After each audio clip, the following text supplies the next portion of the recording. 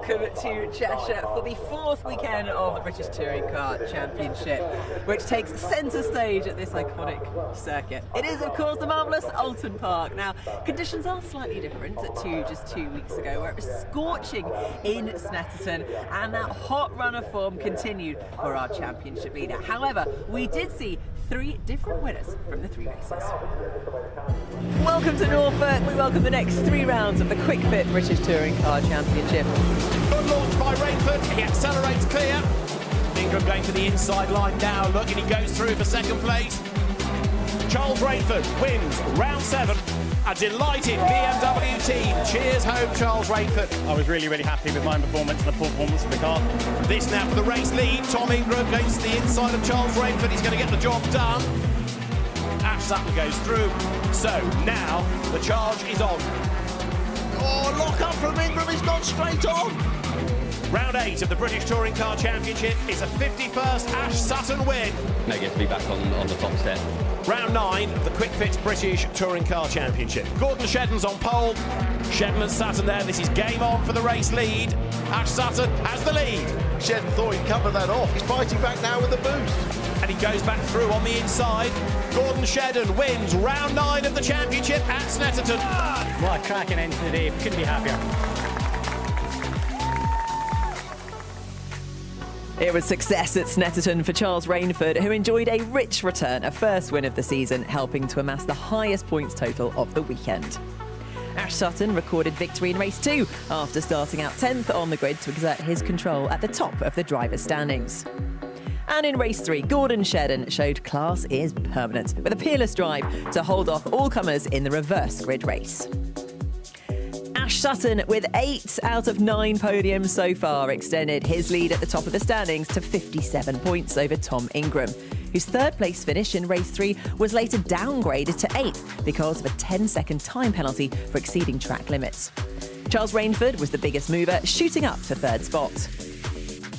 It's as you were at the top of the team's championship for Napa Racing, while WSR moved into 2nd after Rainford and Dow de Leon helped them to their most successful weekend of the year. Alliance Racing Ford are still sitting pretty in the manufacturers. Laser Tools Racing with MB Motorsport and Gordon Shedden occupy 1st spot in the independent drivers and have reduced the gap to Power Max Racing to just 4 points in the team standings. And in the Jack Sears Trophy, there was an emotional and hugely popular first success for Nick Hamilton. And we'll have more on that story as we build up to the first race of the day here. James Dorlin still leads the way at the top. So we have travelled 200 miles northwest from Snetterton to Cheshire for race day 4 of the 10-stop British Touring Car season. The picturesque old-school circuit of Oulton Park has always been one of the cornerstones of the championship and marks the final event before the midsummer break. This 2.25-mile circuit is hugely popular, drawing massive crowds, and could it be to the liking of Mr. Sutton and Ingram, who finished in the top 4 of all 3 races last year? Hello, and I wish I could say a warm welcome, but it's a rather chilly welcome to Oulton Park, but we will go racing all the same with smiles on our faces. Delighted to welcome, as always, Paul O'Neill, Jade Edwards, Tim Harvey. I know we were all looking at Snetterton going, oh, wasn't that weather gorgeous? Didn't it look nice? British summertime, eh? But all we did was complain about how hot it was, so the weather's done this instead. But guys, we are at Oulton Park, and it's a joy to be here because I think it's a rather special place, isn't it?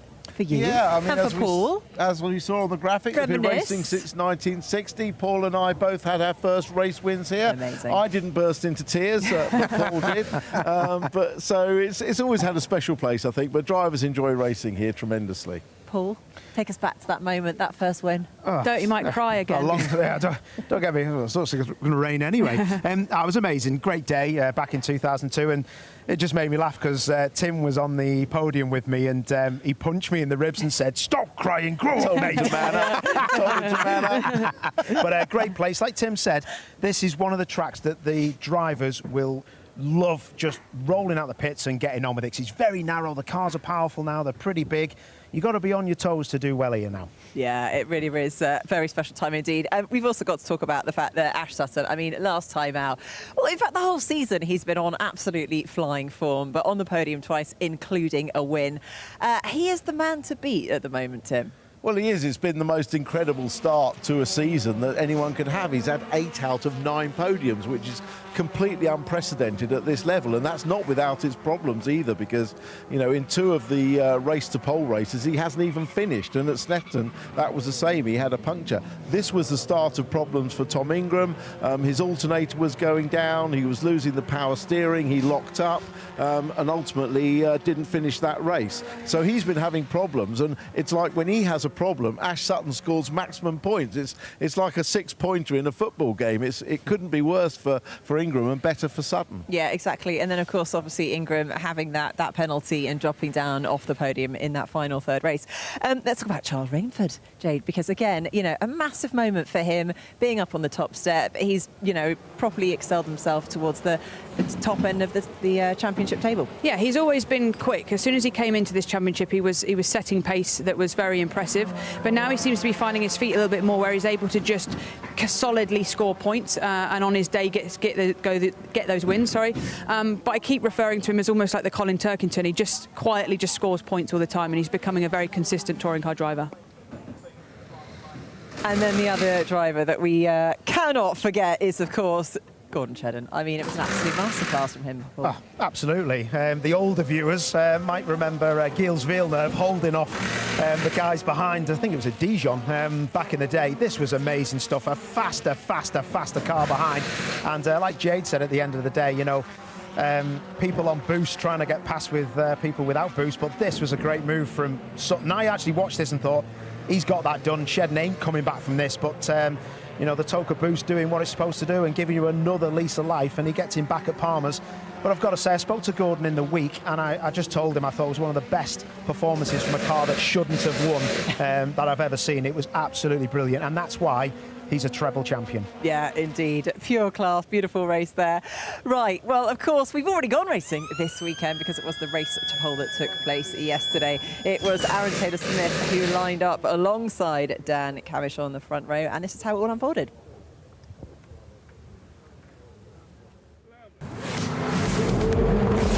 Qualifying race. The race to pole is ready to go. The lights go out now, and a good getaway is made by Aaron Taylor-Smith. A really good start by Ash Sutton as well. Charles Rainford's trying to pick his way through the traffic on the way down towards Oulton corner. It's going to be Aaron Taylor-Smith, the race leader. Second is Camish. Cook round the outside, and Mikey Doble to go third. Oh, off on the back. And that looks like Chilton's car that's gone. And more drama involving Mercedes and Gordon Shedden as well as they pick their way through the chicane. That is Nick Hamilton, who is in the wall, and that, I'm afraid, is going to bring out a safety car. So Aaron Taylor-Smith versus Dan Camish. There is a penalty for Aaron Taylor-Smith, 5-second penalty for the restart procedure. Aaron Taylor-Smith leads on the road, but he's being given a 5-second penalty. Contact between Ingram and Sutton gets fired wide. Ingram is going to go through, Doble is going to go through as well, and Ash Sutton is in danger of tumbling back down the field if he's not careful. And now there's more drama. That's Osborne, isn't it? Tobogganing his way across the grass. Is he going to miss everybody? Yes, he is, somehow.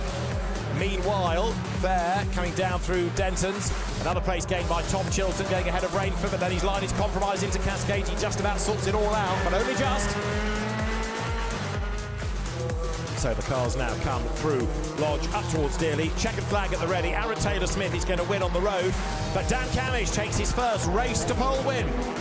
Camish across the line ahead of Josh Cook in second place. Third is Sutton, fourth is Ingram, and Taylor-Smith fifth with the penalty applied. Could have been a lot worse.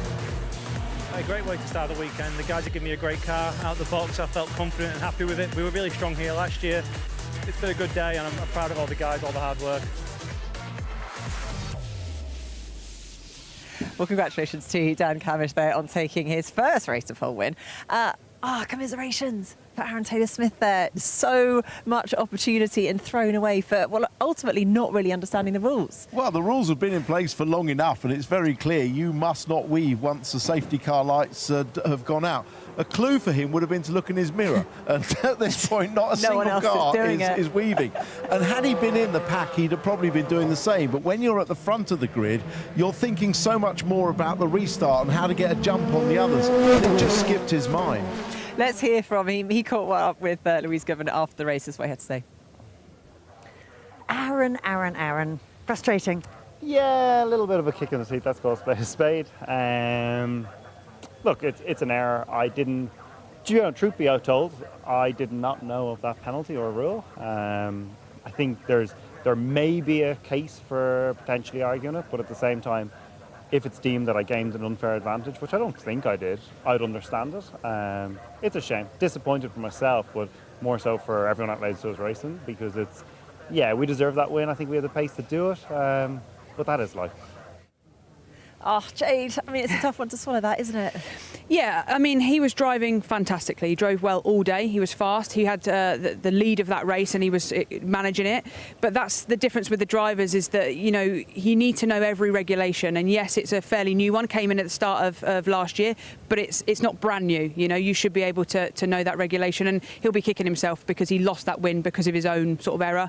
But today we will see that pace still and hopefully fighting forward. Is this a lesson to go home and read the rule book?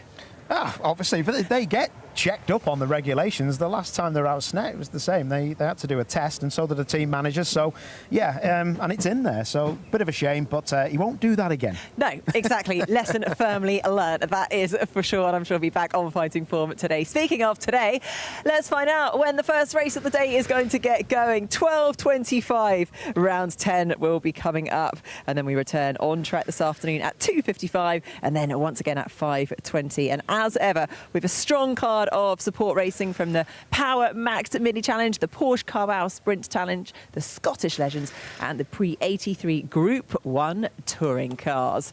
And we do continue our build up to today's opening race. When we return, we'll catch up with the feel-good story of the championship so far, as Nick Hamilton reflects on making his childhood dreams come true at Snetterton just 2 weeks ago.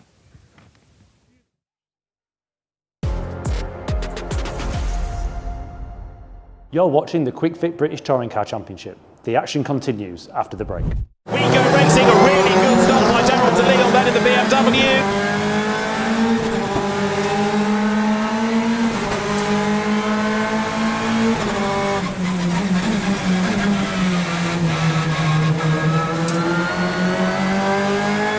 His elbows and around goes Lewis Selby.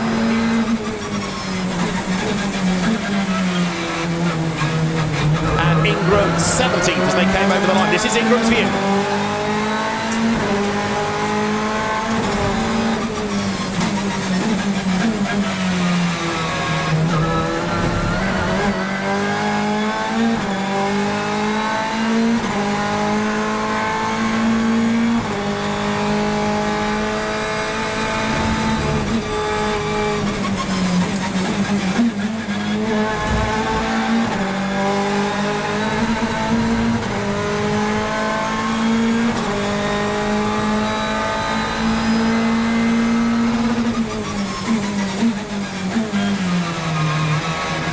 Right now, you've got Tom Ingram up into 13th place, and he's still building on that. Carl's going up towards Coppice then, and there's Ingram having a go to Leon, and Shetton gets up the inside, and there's contact. Ingram avoids it. There's more mayhem breaking out. De Leon gets attacked there by Chilton. Josh Cook, I think, was involved, and Daryl de Leon's BMW looks rather second-hand. He's got damage.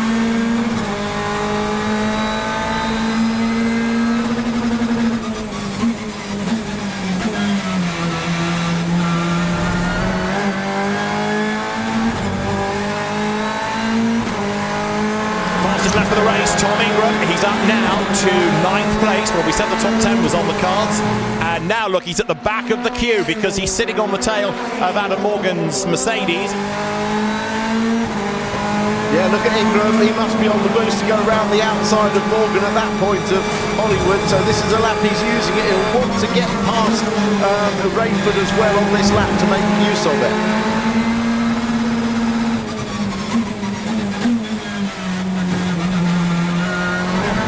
Behind Dexter Patterson is Tom Ingram, and the Team Virtue Hyundai looking strong. He's close enough, not quite close enough to have a go as they drop to the chicane. And Norton Collard have a go at Suttondale on the run into the braking zone. No, the way that Hyundai flicks through the chicane, the change of direction on that car is absolutely fantastic. And Tom Ingram's now done the fastest lap of the race as he tries to catch Aidan Moffat. Look in the background, there they are for fourth. Look at Hyundai if he needs it. This is Ingram lining up to have a go against Moffat, who makes that Audi very very wide, but Ingram keeps on coming. This, remember, for 4th place. Up the inside goes the Hyundai, and for Team Virtue, Tom Ingram goes ahead of the LKQ Power Maxed Audi. Right, up to 4th place goes Ingram. Now he wants But while they're playing, look what's happening behind. Here comes Tom Ingram. He's almost with them. Cavish up the inside, and if they're not careful, he's going to get up the inside and have a go for 2nd place on the way to the chicane. Ingram is 4th. He's nearly 3rd. Here they come. 3 of them for 2nd place. It's Cavish versus Collard. Ricky goes back ahead. Ingram tries to work out which way to go into the braking zone. He doesn't chance his arm around the outside of Cavish there, but it's game on down to Redgate. Ingram on the power, on the boost, level with Cavish, who's stuck behind Collard. Over the line they come. Collard is still 2nd, as now Sutton's got 3 seconds in hand up front. Ingram to the outside line into the corner, tries to go all the way around the outside of Dan Cam, goes a little bit wide. Cavish comes up the inside of Collard. Fantastic racing. Oh, this is brilliant, so close. Cavish is really fighting hard with 0 boost to use, but some great battles and some good placement of the cars by all 3 drivers.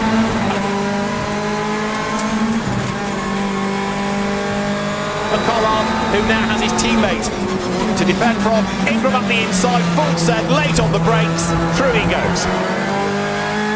Now, Ingram is on his last warning for track limits at turn 1 at Redgate corner. So Tom now needs to wind it back in. He's getting a driving standards flag, he's on a final warning, so Spencer Aldridge needs to be on the radio and saying to Tom, right, okay, you're up to 2nd, now chill. And what a start to the season it has turned out to be for him. Round 3 of the Kwik Fit British Touring Car Championship is another Sutton success. Ash Sutton wins at Donington. Tom Ingram from 21st on the grid to 2nd.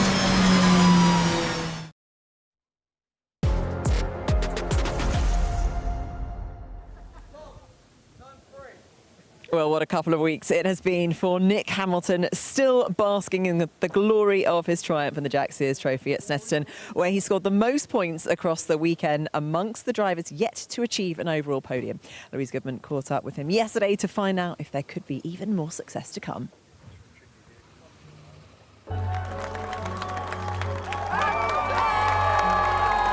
Emotional and relieving was what Snet was. The most amazing day and super proud of it. I've always seen podiums, I've watched my brother get many hundreds of podiums. I've always been sort of dreaming about it, thinking about it.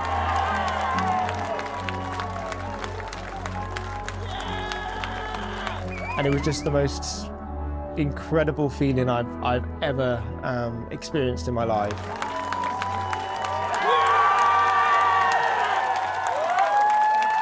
It's more than just racing, it's more than just getting a trophy. It's feeling like you belong, it's feeling like you are accepted, and I've dedicated my life to this championship, and I've gone against a lot of people in terms of them telling me maybe I should do something different, maybe I shouldn't focus on motorsport, and it all came right in that moment, on that day, standing on the top step. I knew nothing about it, to be honest. I wasn't really thinking of the Jack Sears Trophy, just thinking about developing and moving forward and trying to get faster in this new car and team. And I got told on the in-lap when I was on the back straight, and in my head it was like, I get a trophy, is what I said in my helmet. Because I think all I wanted was a trophy from the BTCC to, I don't know, give me a reward for all the hard work that I've put in over the years. Being accepted as a disabled athlete is one you always want to achieve. You want to have respect, but earn respect as well within the community, within drivers and your peers. And it was overwhelming. Honestly, the support was unbelievable.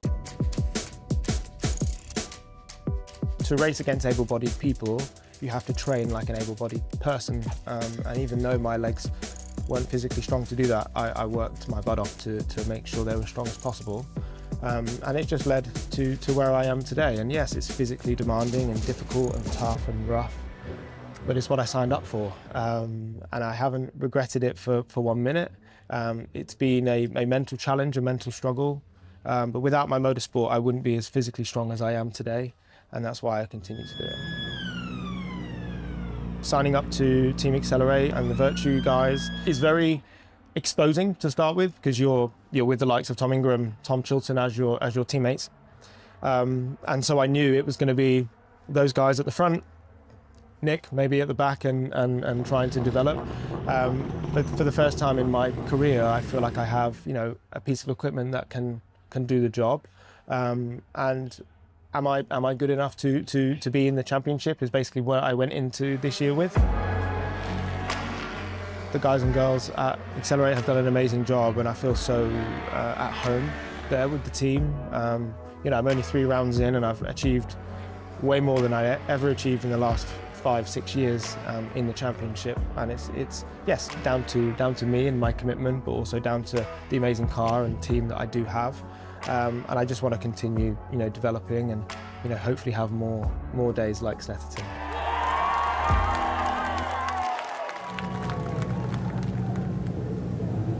I mean, I don't think there was a dry eye in the house watching that podium. Even just re-watching it now makes you well up. I mean, the perseverance, the resilience, the journey that Nick has been through has been remarkable. And to finally get that moment, everything he has worked towards, you can see how much it means to him. And also the whole motorsport community as well. I think it touched everyone. Yeah, You saw on that podium that the 3 other drivers went to the front of the podium to watch him have his moment.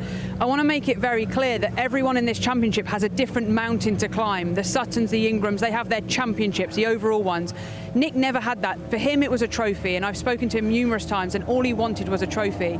And the way in which he gets it is so much more difficult than the average able-bodied driver, and he's got it. And I texted him afterwards, I said, no one can ever take that away from you now, you've got it. And the drivers fully respect him. If you watch that podium ceremony, no one's helping him massively. We all respect him as someone that if he wants help, he'll ask for it. Other than that, he's just a racing driver like the rest of us. So everyone's super proud of Nick, and fair play to him. Yeah, and it was a special one as well. His brother was really vocal. There was Hamilton, who was also on the podium in the F1 in Canada.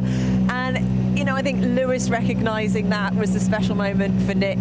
And, they shared their mutual respect for each other and how proud they are of each other. Yeah, exactly. They're both racing drivers. Let's get that clear.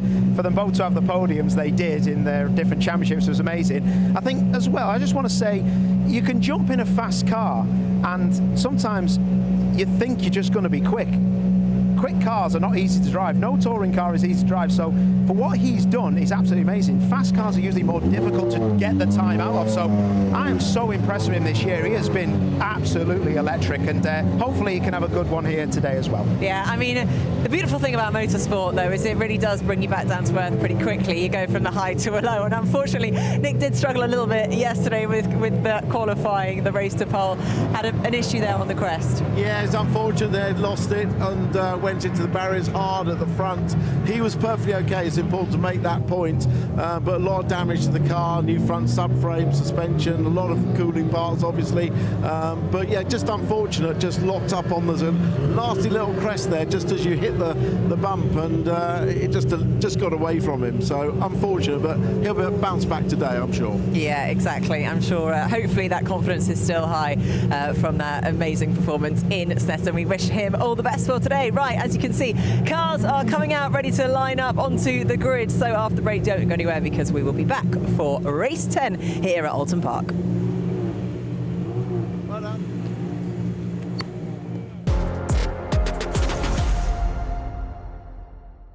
Stay with us, more coming up after the break. 18 laps ahead of us. There will be 5 red lights that go on before they are extinguished to get things underway.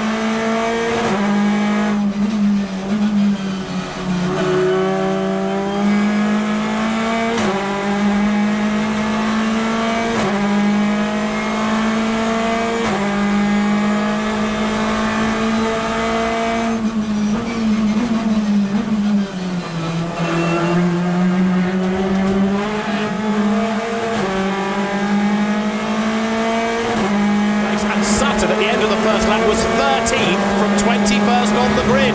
Well, great drive by Sutton. We're not surprised, of course, that on the first lap, you've got the most opportunity to make up places.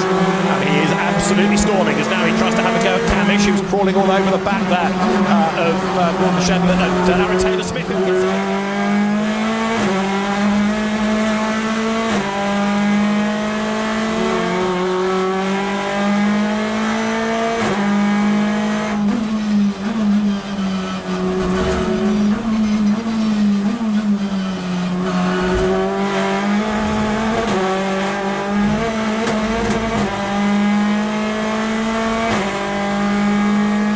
Sutton goes through 9th, and Ash Sutton's having a go for 8th on the outside of Gordon Shedden as they come down towards Redgate. Shedden with a puff of tar smoke claims the place. Sutton tries to tighten the corner. There's a bit of a gap on the inside, but no, you don't, says Gordon Shedden. Yeah, Shedden knew what was going to happen there. The comeback from Sutton, so he just held it a little bit on the apex. Wow, that's taking a lot on the inside. Sutton throws it down the inside into the old hairpin, and they'll come out side by side. If they're level all the way up to McLean's, it should be Sutton that claims it because he'll have the inside.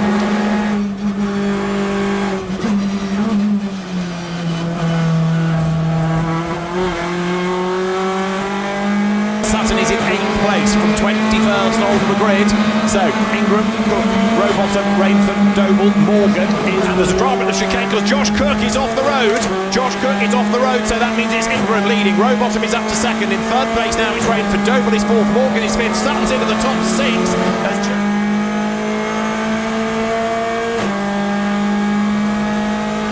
Sutton's about to go 5th around the outside of Morgan at Schwartz Curve, the inside at McLean's, job done.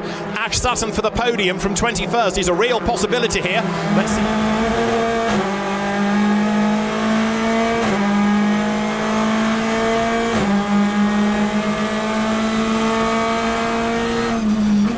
Sutton, if anything, is coming under attack. Rainford is coming back at him for 4th place.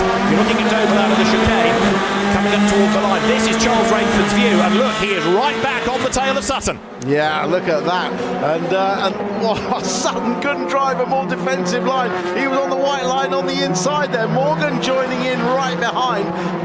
It's such a struggle with the 20 seconds of boost that you have now to use it over a car that doesn't have it.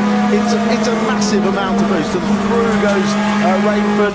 Sutton is unable to defend that with no boost available to him. Yeah, Sutton has got 3 laps left. Rainford has got 3 laps left. Charles Rainford goes back ahead. Morgan 6th in the 2nd of the Caterpillar Plato Racing Mercedes, and he's having a go at that Napa Racing UK Ford of Ash Sutton now.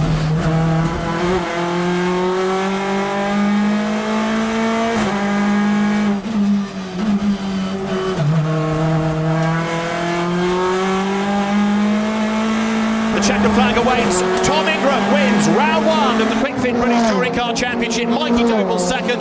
Dan Rowbottom is 3rd across the line, but Ash Sutton will be 3rd. Adam Morgan will be 4th. Charles Rainford 5th. Dan Cowie 6th. And it's Shedden.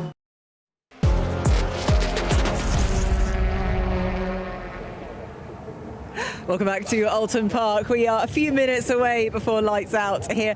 Jade, let's get your thoughts on how this race is going to unfold. So we've got Dan Camish on pole position, but of course he's towards the sharp end of the championship, so he's going to get less boost. And then alongside him, we've got Josh Cook. Yes, so over a race distance, this is going to be really interesting because I'd say Napa's got the faster car overall, but Camish has got less laps of boost. Josh has got the slower car overall, but more laps of boost. So add that in with Ingram and Sutton directly behind them, and then an angry Taylor-Smith. We're going to have what I think is a fantastic race 1, which is normally meant to be the sensible one of the day. Yeah, you're always supposed to look at the first row at the start of this race. I'm going to be looking at the second row. Obviously, the 2 rivals, Ash Sutton and Tom Ingram, side by side. Are they going to be elbows out from the start? There's going to be different mindsets. At the moment, Ingram's probably in the mindset if he hasn't got much to lose. Ash has got such a lead in the championship at the moment. I know we're still early days, but he's definitely going to be looking to move forward. He can't just sit behind Ash and cash in points. No, but talking about sitting behind, we've got Aaron Taylor-Smith right behind those 2 in P5, looking to make amends after yesterday. Yeah, so we've seen that he's quick, been quick all weekend, and he's able to lead a race and be quick enough for that. However, you know, there's going to be battles ahead of him, so he's got to get his elbows out. Right, we're talking about elbows out. Lou, are you ready for a busy grid down there? Over to you. My elbows are firmly out, Nikki, ready to go. Yeah, I'm down with our pole sitter, Dan Camish. We heard from him after after the qualifying when he was telling us that he really was in his happy place yesterday. So how happy is your place today? Yeah, no, I mean, obviously it's a great opportunity to start on pole position. Yeah, I mean, looking at the track, this bit seems damper than what maybe the rest of the track is. So you've got basically through one and all the way almost to sort of Druids where you go under the trees. It's pretty much dry, bone dry. It does get damp though under the trees. That's going to be quite sketchy in the opening laps. You know, I think everyone needs to take a bit of caution down into the final corner on the first lap. Very easy to snag a break and just career into everyone. So I need to mind my own advice and remember that on the opening lap. But yeah, you know, basically let's see if we can get it off the line and let's go racing from there. Yeah, the concept of racing drivers exercising caution on any lap, but particularly on the opening one, I think is, yeah, that's something new. But I mean, you are in some, obviously out front is the best place to be, but when the conditions are like this, a little bit sketchy, in some ways, it would be quite nice to have somebody else ahead of you because you're the first one attacking it all at pace, aren't you? How much of a concern is that? It's not a concern, but it's, you're right, you're absolutely right in you'd rather be in that situation. It's easier to follow. It is because, you know, you can judge off the guy in front what he does well, what he does badly, and you can adjust to suit. I'm the one that's got to explore and basically set the pace. I'm the one that's got to, you know, find the brake marker for the opening laps, and yeah, that's difficult. There's no doubt about that. But yeah, I think I'd rather be leading. We know that this circuit can be difficult to overtake anyway. Obviously, with the way the track is right now, that means the line's probably even narrower. So yeah, let's see. The first job is getting to the first corner first, and after that, we'll see. And I know yesterday you said you felt the car was just in the sweet spot right from the outset. That in itself gives you some confidence, doesn't it? It does, and this is the same car as I drove then. We made a change and we went back because the track's just not in a very good shape. You know, it's been rained on multiple times. It's not getting rubbered in.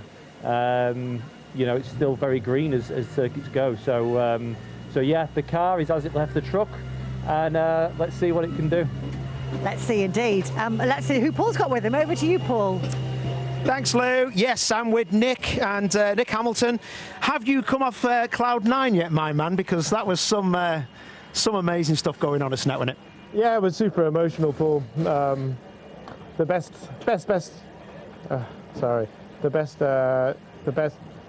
He's getting talked to on the radio, I think. He's just sorting things out. But I'm going to ask Nick a few questions just about his tyres and stuff. He's gone on the hard tyre, and he's on a little bit of a hill as well. He's just trying to get a few things sorted out. It gets really busy. Hey, no worries, mate. But it was great, wasn't it? Yeah, no, it absolutely was. Yeah, it was the best day of my touring car career.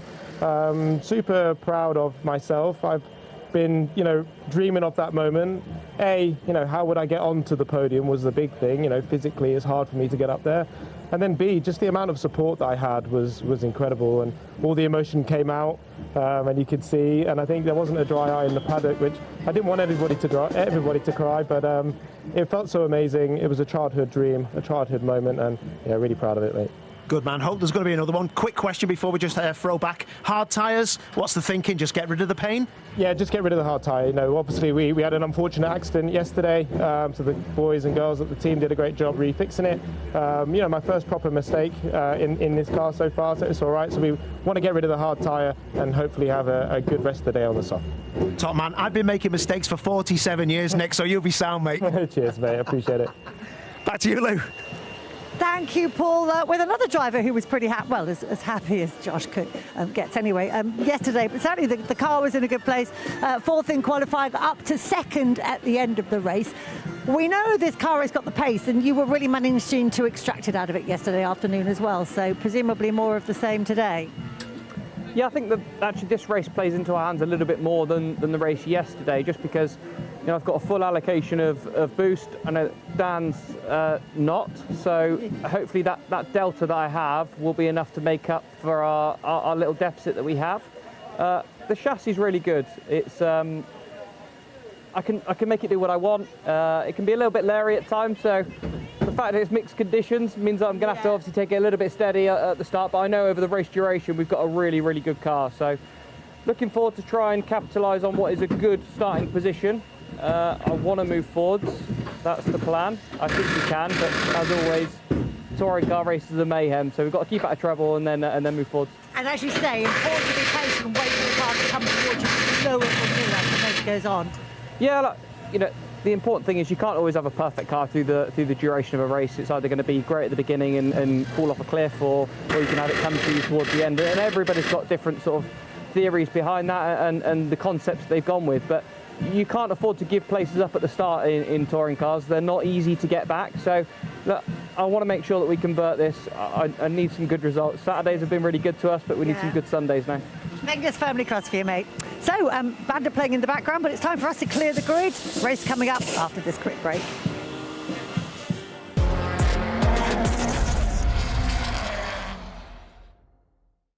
You're watching the Kwik Fit British Touring Car Championship. The action continues after the break. We go racing, a really good start by Darrell de Leon then in the BMW.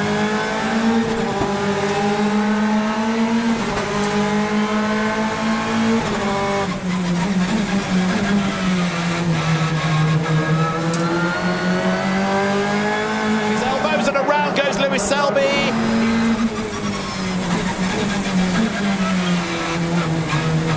And Ingram 17th as they came over the line. This is Ingram's view.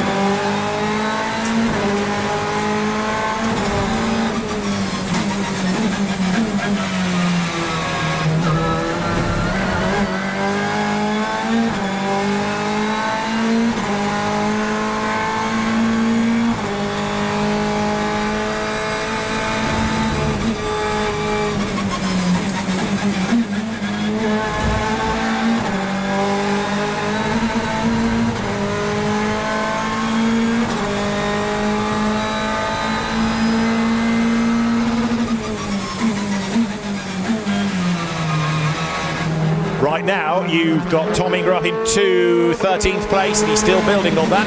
Carl's going up towards Coppice then, and there's Ingram having a go to Leon, and Shen gets up the inside, and there's contact. Ingram avoids it. There's more mayhem breaking out. De Leon gets attacked there by Chilton. Josh Cook, I think, was involved, and Darrell de Leon's BMW looks rather second-hand. He's got damage.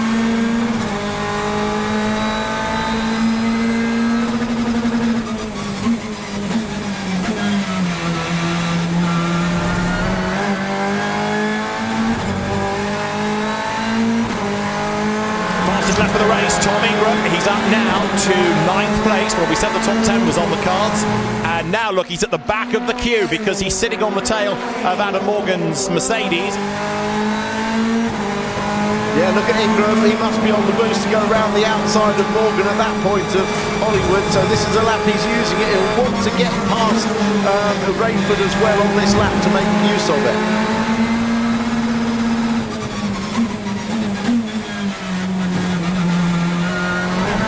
Behind Dexter Patterson is Tom Ingram, and the Team Virtue Hyundai looking strong. He's close enough, not quite close enough to have a go as they drop to the chicane. And Norton Collard have a go at Sutton there on the run into the braking zone.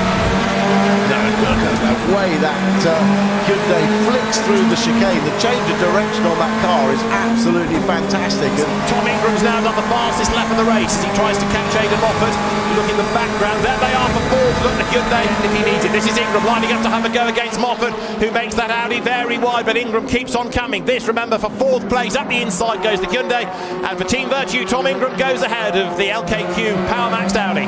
Right, up to 4th place goes Ingram. Now he wants but while they're playing, look what's happening behind. Here comes Tom Ingram. He's almost with them. Camish up the inside, and if they're not careful, he's going to get up the inside and have a go for 2nd place on the way to the chicane. Ingram is 4th. He's nearly 3rd. Here they come. 3 of them for 2nd place. It's Camish versus Collard. Ricky goes back ahead. Ingram tries to work out which way to go into the braking zone. He doesn't chance his arm around the outside of Camish there, but it's game on down to Redgate. Ingram on the power, on the boost, level with Camish, who's stuck behind Collard. Over the line they come. Collard is still 2nd, as now Sutton's got 3 seconds in hand up front. Ingram to the outside line into the corner, tries to go all the way around the outside of Dan Cam, goes into the big wide. Camish comes up the inside of Collard. Fantastic racing. Oh, this is brilliant, so close. Camish is really fighting hard with 0 boost to use, but some great battles and some good placement of the cars by all 3 drivers.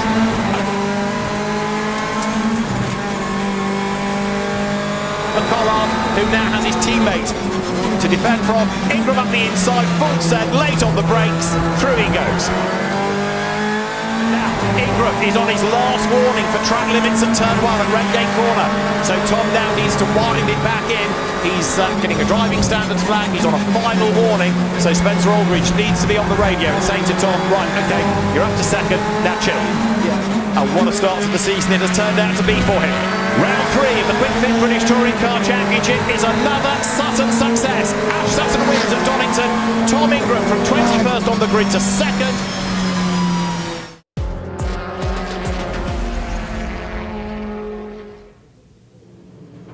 So we're all set for the opening race of the Kwik Fit British Touring Car Championship here at Oulton Park in Cheshire. It's cold, a little damp, a track that's narrow, bumpy and undulating. Let's find out from our commentators, Tim Harvey and David Addison. Guys, how do you think this is going to play out? I think, Nikki, we are in for a really interesting race because it is a cold circuit. Certainly it's a nice jumbled grid, and Josh Cook on the front row, Tim Harvey, is desperate for a win.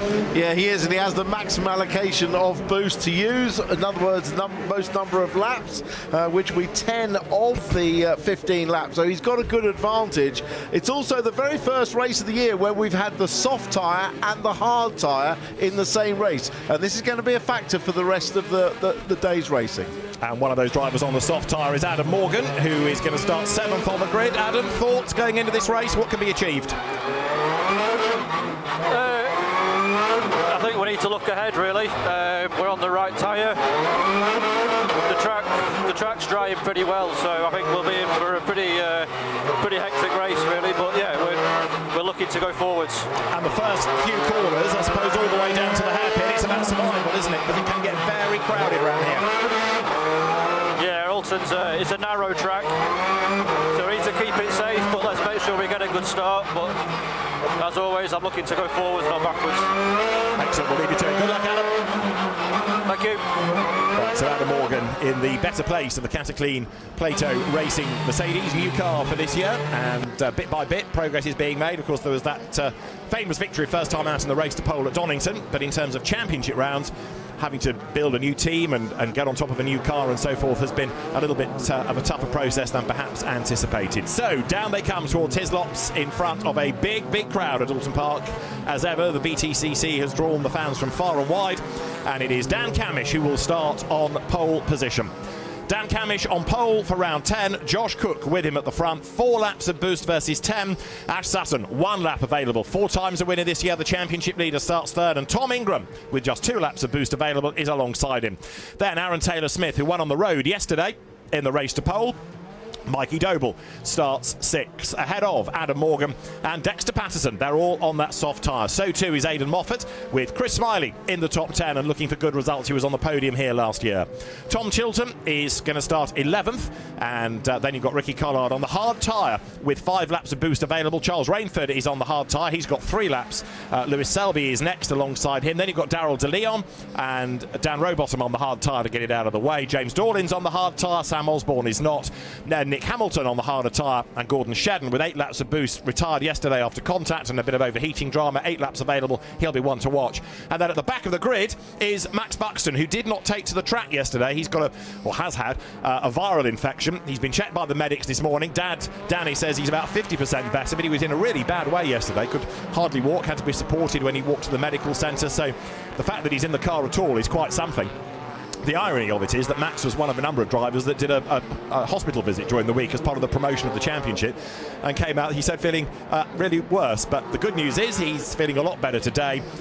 This championship is tough enough without losing practice, qualifying and all of the qualifying race yesterday. We've touched on the boost, there's confirmation of it. Tim, the hard tyre, is that going to be a struggle? It's going to be a real struggle, especially in these cold conditions and damp conditions. So guys are trying to get rid of it who are nearer the back of the field. What will also be fascinating is to see the battle for 4th place, because remember, the first 3 in this race will have to start on the hard tyre for race 2. Remember last year, Ash Sutton deliberately finished 4th so he could start race 2 on the soft, and he subsequently won that race. If you want to bag the most amount of points, you don't really want to be in the first 3. because then you do, as Tim says, have to use that hard tyre. So finish fourth and behind. You can keep the soft for later on. It is the hard that is the option.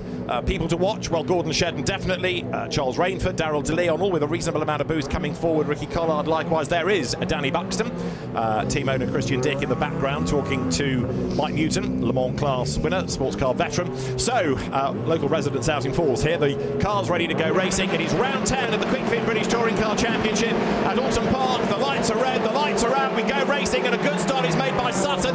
Not really a great start by Josh Cook, I've got to say, but it's going to be Dan Camish that leads down to Old Hall. Sutton gets out his elbows and says to Josh Cook, I'd like some room, please, and he gets it on the inside. Ingram is fourth, Taylor Smith is fifth.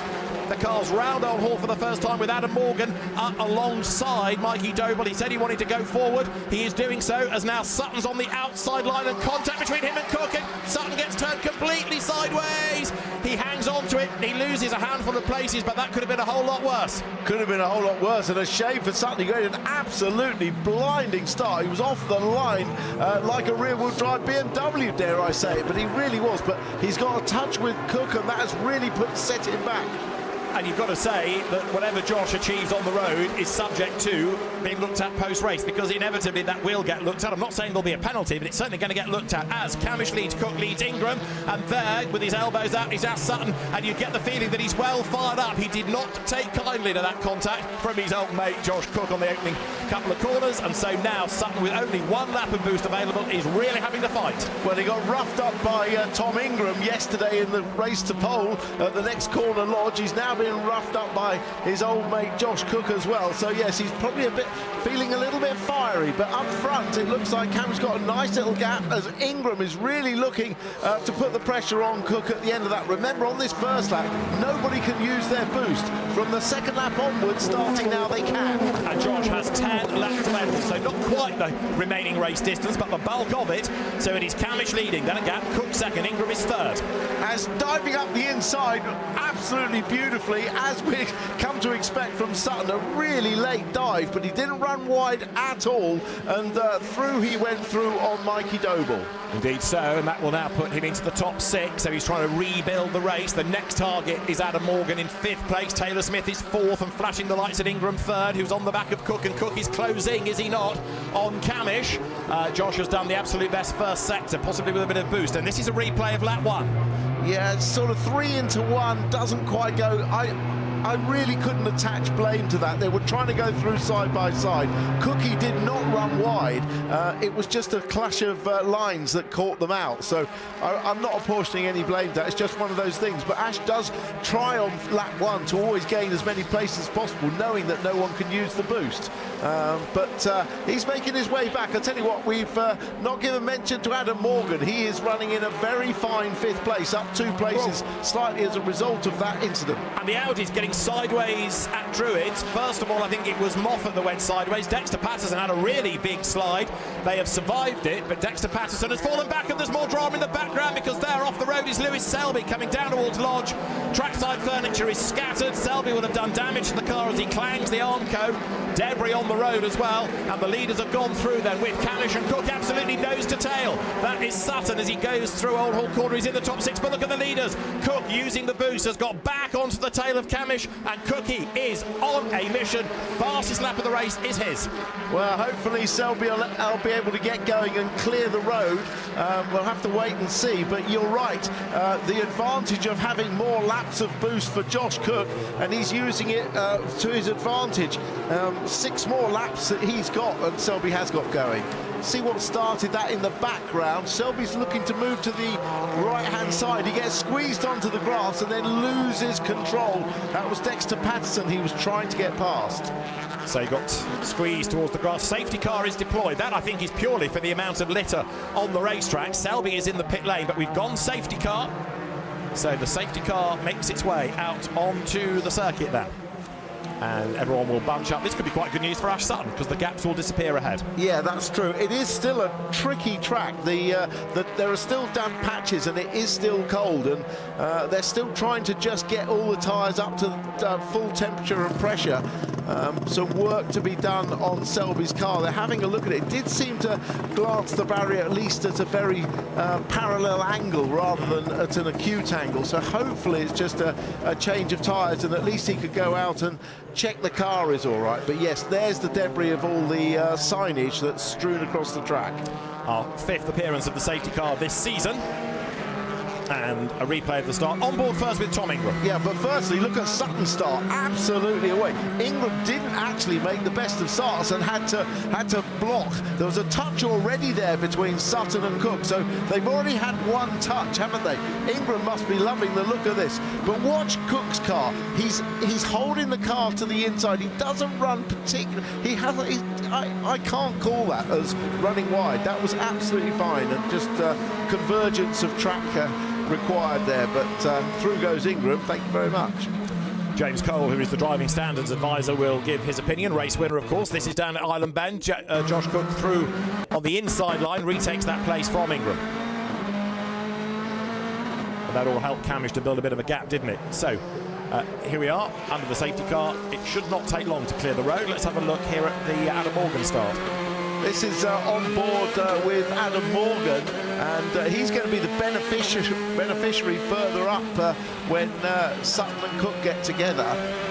Comes through nice and tidy through turn 1. He's got Doble there, and I think Patterson.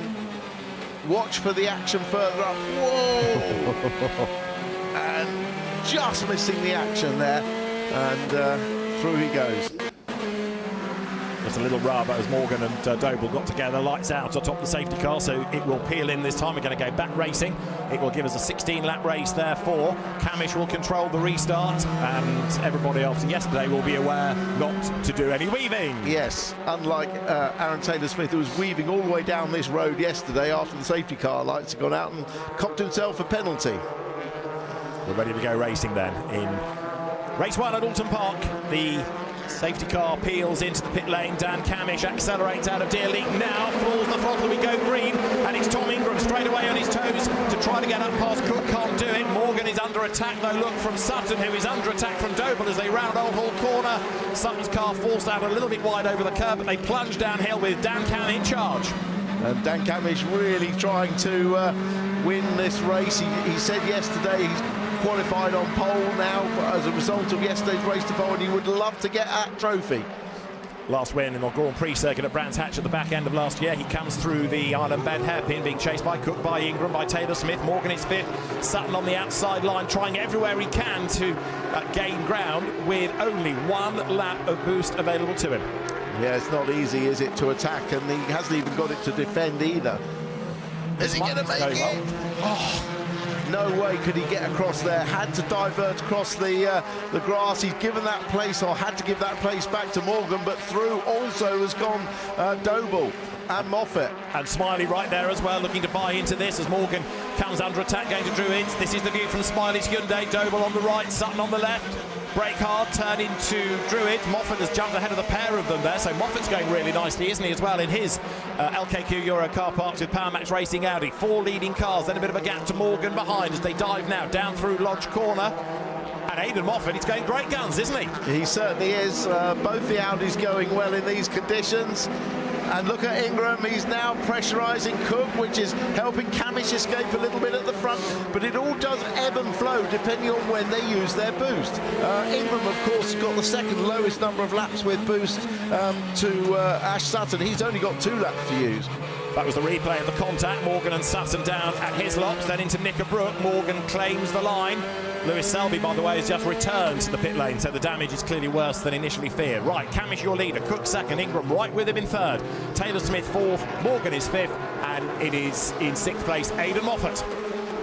Well, this may not be a complete disaster for Ash Sutton, bearing in mind what I said on the grid about the first three having to use the hard tyre for race 2. He's not going to be in that first three, at least on current evidence, but he could be starting race 2 from anywhere from his current position of 8th forward, but he'll have soft tyres and he'll have more laps of boost.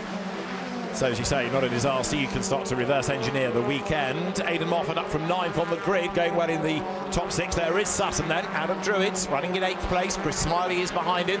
And then to round out the top 10, Tom Chilton. But Moffat is being warned about track limits already, and that's at Old Hall Corner, turn 1. Yeah, there are 4 points on the track where you have to watch out for a little lunge there on the back of Robot, and that was Shedden, who's on the soft tyre and should be able to get through. Yeah, Shedden charging along. Remember, he started 20th on the grid after retirement in the RTP yesterday. This is Camish and Cook then, and the gap is down. Another improved fastest lap of the race by Josh Cook, and he's got 7 laps of boost left. Camish has not yet touched his 4. It just shows, as I was saying, about the gaps ebbing and flowing, because on the last lap, Ingram was all over the back of Cook, and there was a gap from Cook to Camish. Now Cook's used boost. He's caught up a bit to Camish and left a bit of Ingram behind. It really does affect the racing, which is exactly why it's so difficult to Sutton to race with only 1 lap, which he hasn't used, by the way. Indeed. Aaron Taylor-Smith has dropped off the back of that leading group a touch, and Morgan has now got away from Moffat, Doble and Sutton and Smiley, who are all in a big queue. Look, going down towards Knickerbrook. This is Smiley's view. You can see Sutton there looking for every available extra millimetre that might shorten the lap and might give him an opportunity. I mean, obviously, nobody can use boost on every lap, so Sutton is trying to, on the laps that the others that he's raced against aren't using the boost, to really attack. But on the laps that they are, he has absolutely no defence. The leading 3 are becoming very much one bunch, aren't they now? Look, Ingram is virtually staying with Cook, even though he, as you say, is on that second least amount of laps available. And Josh Cook, with his full allocation, can use it a little bit more gregariously. He's right there on the back of Camish as they dive towards Old Hall Corner, but Camish defends, closes the door, locks it, bolts it, chucks away the key. He is not going to give Josh Cook an extra inch.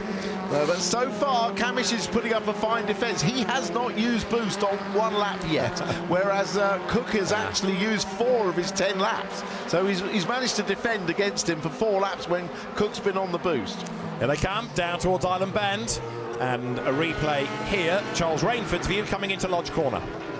Coming to Lodge, and through on the inside comes Gordon Shedden, charging along from the back. On that soft tyre against a hard-shod BMW, that puts Gordon Shedden into 14th place. Every place gained helps the grid position for the next race, of course. As here is a change. You've got the Aidan Moffat Audi up ahead of Adam Morgan, and Mikey Doble is on the defensive because you've got Sutton right there behind him. So that is all starting to kick off as we work lap number 8, climbing the hill now up towards Druids. Ingram falls back just a little bit. Is Taylor-Smith coming into the mix a bit more, maybe? Yeah, could well be. Could well be. And he'll be well fired up after yesterday's error to atone for himself. This is on board with Chris Smiley, though, and that's Sutton ahead of him. So the fighting in front of him is allowing Smiley, in fact, everyone else to catch up as well, because there's Chilton right with him. Taylor-Smith across the line in the blue Laser Tools with MB Motorsport Toyota. He is leading the independence competition, tick. He's also 4th, meaning he's the best place of those that won't need to worry about your hard tyre in race 2. You're looking back there at Tom Chilton, who is sitting on the tail of Chris Smiley as they come down to Cascades. But having just asked the question, is Taylor-Smith getting a bit closer to that leading battle? He might be deciding he doesn't want to be part of it. Yeah, it could well be a good ploy to finish 4th. Of course, it might rain for race 2, and then that all goes out the window. You've got to race on wets. But it is certainly that there's a lot of strategy and tactics in the BTCC now. Yeah, indeed so. As Dexter Patterson tries to fight back there. Look, coming over hilltop. Dexter Patterson versus Tom Chilton. Dexter lost out a little bit earlier on when he had that slide over at Druids. Morgan then having dropped back, look behind Aidan Moffat. This is 5th, 6th, 7th, 8th. Sutton's still there and struggling to make progress. But as Tim rightly says, the lower down he finishes, the more laps of boost he has for race 2, and he'll be on the soft tyre. Yeah, we'll really see his pace, won't it? up front. Cook's used another lap of boost, so he's only got one more lap than Camish. And a big dive coming down towards Lodge Corner as Morgan got a problem because the car has slowed, look, and past him has gone Doble, past him has gone Sutton, past him has gone Smiley. Doble fends off Sutton as they come through Lodge Corner. Morgan on the outside line. If he's trying to get across in the pit lane, he can't do it. Look, he's looking across, he wants to pit. There's so much traffic, he has made it across, he's coming into the pit lane. Adam Morgan's got a problem. What a shame. He was driving a fine race. I can't visibly see anything wrong with the car. Its engine is still running, obviously, but he lost a lot of power, didn't he, for some reason? What a shame. He was driving very well. The bonnet will go up, I should think. Or maybe they know what the problem is. There's no urgency, sad to say. That's never a good sign, is it? That looks like retirement. But look at this group now, because although Sutton has gained a place at the expense of Morgan, he's got Smiley and also now Chilton right up behind him. He has, and he still hasn't used his one lap of boost. But when will he use it? Will he use it to attack, or will he have to use it to defend? They come out of the Hislop chicane into what's left of Knickerbrook and then make the climb uphill. Now Camish, interestingly, has used a lap of boost and he's done the fastest lap of the race, trying to edge away a little bit from Josh Cook. Now this is Adam Morgan in the pit lane in replay saying, come on, what's going on? Why is nobody doing anything? Very frustrated is Adam after a really good run early doors. Yeah, that was a strong start to this race, wasn't it? And he looked like he had good race pace. That'd be really disappointing because it's a double blow. He has to start race 2 now from the back as well. So very disappointing. On board with Smiley once again, coming across the start-finish line. Ash Sutton in front of him. Over the line they go then, on to lap number 11, and there is Josh Cook ahead of Tom Ingram, and the gap between Camish and Cook was 1.2 seconds over the line. And look at the way now that Camish has escaped. I said he'd used a little bit of that boost, he'd used 1 lap's worth, but now that is a discernible gap. Shows how fast that car is when they use it, doesn't it? With, I mean, he set fastest lap, albeit on lap 9. That's unusual, but of course the circuit is still drying in places. So actually the track's getting quicker, even though the tyres are going off a little bit. We haven't talked about our hard-tyred runners. Rob. Ricky Collard is, I've just been speaking to Rob in the paddock actually, congratulating on his GT win here a few weeks ago. But Ricky Collard is leading that challenge in 13th position with Rainford, Rowbottom and Dorlin in 15th, 16th and 17th, also on the hard tyres. And they'll get rid of that. They don't have to use them again, having used them in race 1. That's why the drivers do it. Get them out of the way, and then they can start to focus on making progress in races 2 and 3 as Dan Camish leads the way down towards Lodge Corner. Dan after a 17th career win. And it's, as I say, a very good gap. And if anything, it's going out now because Ingram is on the attack against Cook, so Josh having to defend a bit more. Yeah, it's definitely helped. I think Camish really established that gap. I mean, his next lap is a 25.4. His lap before was a 24.5. So nearly a second difference between using the boost and not using it. Down towards Cascades they go. So through the approach to Cascades go Moffat, Doble, Sutton, absolutely nose to tail. And on the run along Lakeside Straight now, Chris Smiley is almost on the back of Sutton, but he's not quite close enough to make a move. No, not yet. Still disappointment for poor old Adam Morgan in the pits. So I haven't heard any news on what the problem is. No, the team saying we're trying to find out, basically. We're still looking, so we'll get news as soon as we can. This is Smiley's view then. Chris in 8th place now in that Restart Racing Hyundai. His teammate James Dorlin on the harder tyre, 17th, a bit miffed to get a 5-second penalty for contact with Gordon Shedden yesterday. But again, James looking to try and reverse engineer the weekend and improve from here on in. We're on lap number 12 of 16 at Oulton Park. It's race 1, and there, look, is Smiley coming under attack now from Chilton, 8th and 9th. Yeah, Chilton, who was another one who was off yesterday in the race to pole. Not with such devastating effects as poor Nick Hamilton, though, but he's still having to make a charge. Dan Camish, the race leader, has just gone over the timing line with a margin of 11/10 of a second, so the gap's down a fraction, but he's still got enough in hand as you look at Moffat and Doble going through.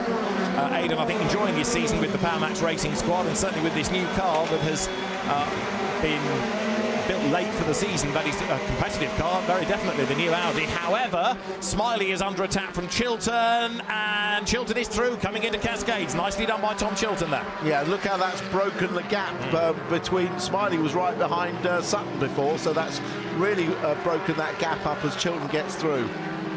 They come down towards the braking zone. Daryl De Leon is the other man here on a mission. He's got 6 laps of boost, so he's having to use his sparingly. He goes around the outside of Smiley, and he gains the place. Very good move by Daryl De Leon all the way around the outside there.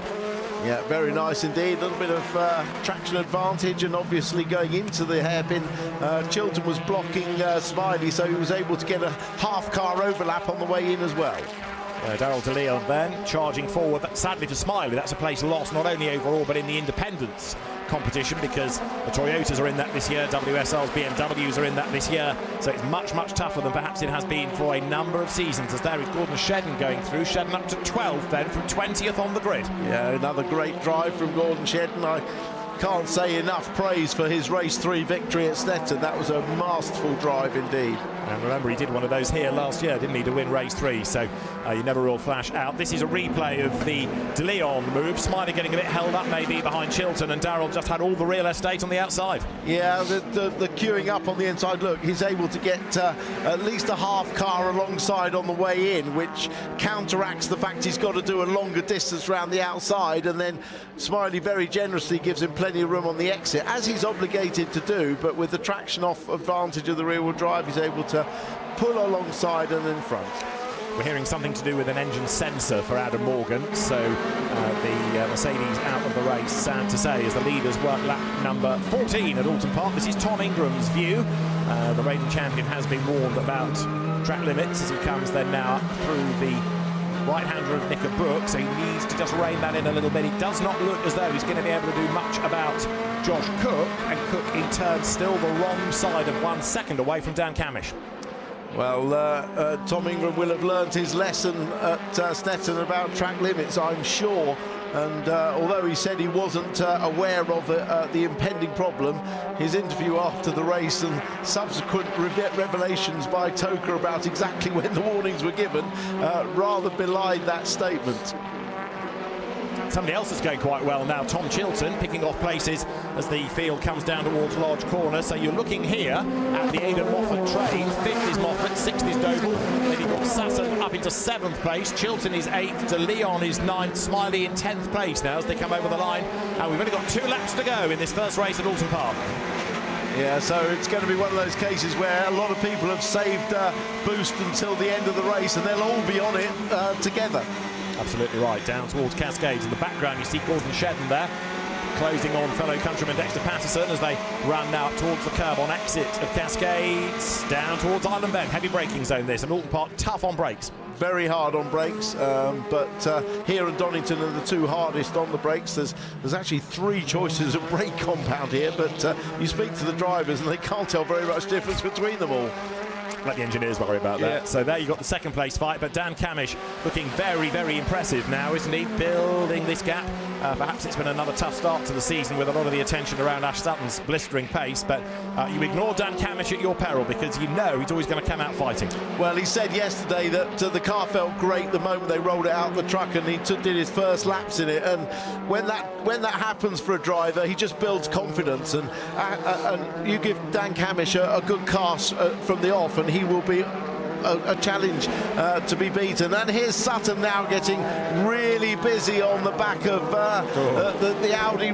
There's a gap between the 2 Audis now, so Moffat and Doble have split up a little bit, and it's Doble that's facing the oncoming Sutton and Ingram. It's Chilton, isn't it, behind Sutton, in fact, because remember Ingram is further up the road. This is Chilton, who's been picking his way forward from 11th on the grid, and down at Hislop's a lap ago. This was Sutton and Doble. Remember, Ash doing this without trying to touch the boost, so it's on pure pace and his heavy right foot. Last lap, Island Bend, the gap is down, isn't it, between the top 2? It's down 2nd to 3rd, but I think Camish can hang on. Yeah, they can. They'll all be using the boost on this lap if they've got it left, which they have. But yes, that's Chilton in the 3rd place. So these 3 are going to have to start the 2nd race on the hard tyre. that'll be a challenge, and then it'll be the fourth and onwards runners: Taylor Smith, Moffat, Doble, Sutton on the softs with more boost. Yeah, Sutton's looking as though he's a candidate for a race 2 win, isn't he, at this rate, because he'll be with the boost and he'll be rapid, that is for certain, on pure pace alone. Right then, Dan Camish comes out of Druids for the last time. A 17th British Touring Car Championship round win beckons for him as he goes under the vehicle bridge. Josh Cook, I think, will be frustrated with this, because with more boost than Camish and on a circuit that should lend itself to the Toyota, I think he was expecting more. Second is good, but a win would have been even better. Ingram is outscoring Sutton. That's crucial for the championship. Dan Camish breaks his 2026 duck by winning race 1 at Oulton Park. Dan Camish wins. This is Aaron Taylor-Smith, 4th, and therefore the first home that does not have to use the hard tyre. And that was maybe the whole game plan. With Craig Corley, his engineer. The rest come streaming over the line with Aidan Moffat, Mikey Doble, Sutton 7th, Chilton 8th, Smiley ahead of De Leon. He got back ahead to be 9th as they come across the line.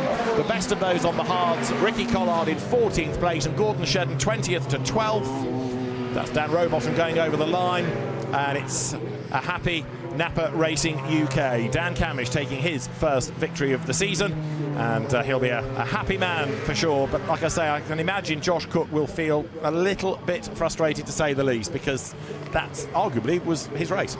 Yeah, but a fine drive by Camish, it really was. He didn't do anything wrong. He defended well in the early laps when Cook was using more boost, and was able to make a little bit of a gap and retain that fastest lap that he set on lap 9. So maximum points for Camish, a win, race leading laps and fastest lap. Yeah, he had his first pole position for that race since Snetterton of 2025. That's a long break, and his first victory of this season there. Dan Camish wins round 10 of the Kwik Fit British Touring Car Championship from Josh Cook and Tom Ingram 3rd. Aaron Taylor-Smith comes home 4th ahead of Aidan Moffat and Mikey Doble. Ash Sutton 7th after his dramas on lap 1 with Tom Chilton and Chris Smiley, and then Darrell De Leon rounding out the top 10. Aaron Taylor-Smith, also your winning independent. 11th, Dexter Patterson. The last point scorers were Gordon Shedden, Sam Osborne, Ricky Collard and Charles Rainford, with Dan Rowbottom next from James Dorlin. Max Buxton up to 18th from the very back of the grid ahead of Nick Hamilton, but we lost Adam Morgan with his dramas, and we lost Lewis Selby as well with the damage sustained after that clang into the Armco over at the approach to Lodge Corner. So, as far as the championship is concerned, 52 points between Ash Sutton and Tom Ingram. The gap's come down a bit. Dan Camish is now fighting 3rd from Charles Rainford and Darrell De Leon. Ricky Collard is 6th from Mikey Doble. And then the Toyota trio of Josh Cook, Gordon Shedden and Aaron Taylor-Smith round out the top 10. So Dan Camish it is, after a very, very impressive drive and using a little bit of boost late race just to rebuild that gap and preserve it to the end. Yeah, worked well, and I'm sorry for all of those of you that sort of say we go on about boost too much, but it's such a big, powerful effect on the racing nowadays, both in attacking and defending, that you have to be aware of it and mention it when it's being used. But Ingram has outscored Sutton in this race, and he'll be pleased about that. Maybe less pleased about potentially starting race 2. Well, he'll have to start race 2 on the hards, but we'll see. He's been very good on the hards in the past at maintaining good position. We'll see how well he can do. Absolutely right. So the cars now make their way down the pit lane, ready for the cars required for the top 3 in the winning independent to go to the technical checks. Your winning independent is going to be Aaron Taylor-Smith. The car of Josh Cook runs as a manufacturer entry, the Speedworks Corolla Racing, but the Laser Tools MB Motorsport cars are independents, and ATS is joining the queue just below us here, ready for those technical checks. So Dan Camish goes through the ride height test, will go through the weight check. That last lap, incidentally, of Tom Ingram's gave him an absolute best in the first sector as he tried to make a last lap effort against Josh Cook. But 3rd, and the points, as we were saying, crucially outscoring Ash Sutton, are all important. So Dan Camish will go through that technical check. The scrutineers are happy, then the car can be released, but then of course he will have the minimum allocation of laps of boost for race 2, and he'll have the hard tyre. It's all going to be a very different story. Yes, you can expect a lot of action in race 2 as the faster cars with more boost come through, and the poor first 3 on the hard with no boost are really going to struggle. So Dan Camish makes his way to the winner's stop board. Nicky Butler from Goodyear is there to just get the information off the tyres, and Dan Camish goes through the process of unplugging everything and unbuckling everything and clambering out of the car, and out he will get. Dan Camish is the race 1 winner at Oulton Park, and we'll hear from very happy Dan Cam right after the break.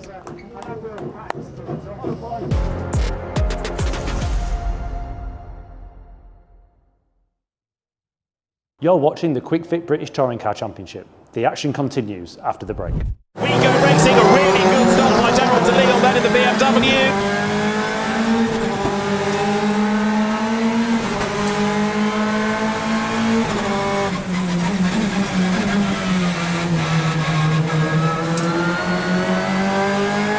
His elbows and around goes Lewis Selby.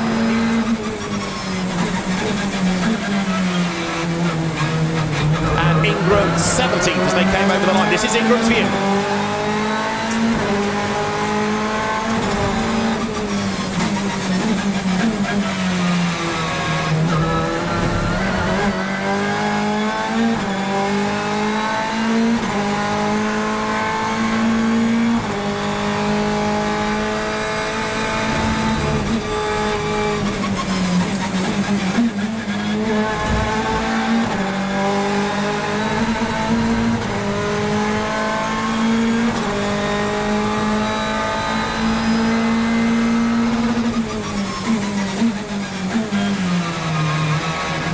Right now, you've got Tom Ingram up into 13th place, and he's still building on that.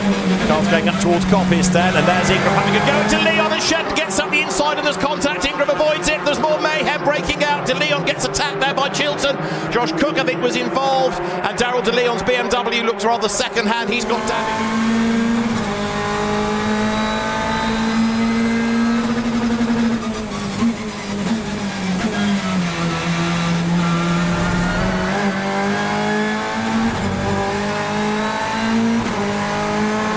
Left for the race, Tom Ingram, he's up now to 9th place. Well, we said the top 10 was on the cards, and now look, he's at the back of the queue because he's sitting on the tail of Adam Morgan's Mercedes. Yeah, look at Ingram, he must be on the boost to go around the outside of Morgan at that point of Hollywood, so this is a lap he's using it. He'll want to get past Rainford as well on this lap to make use of it.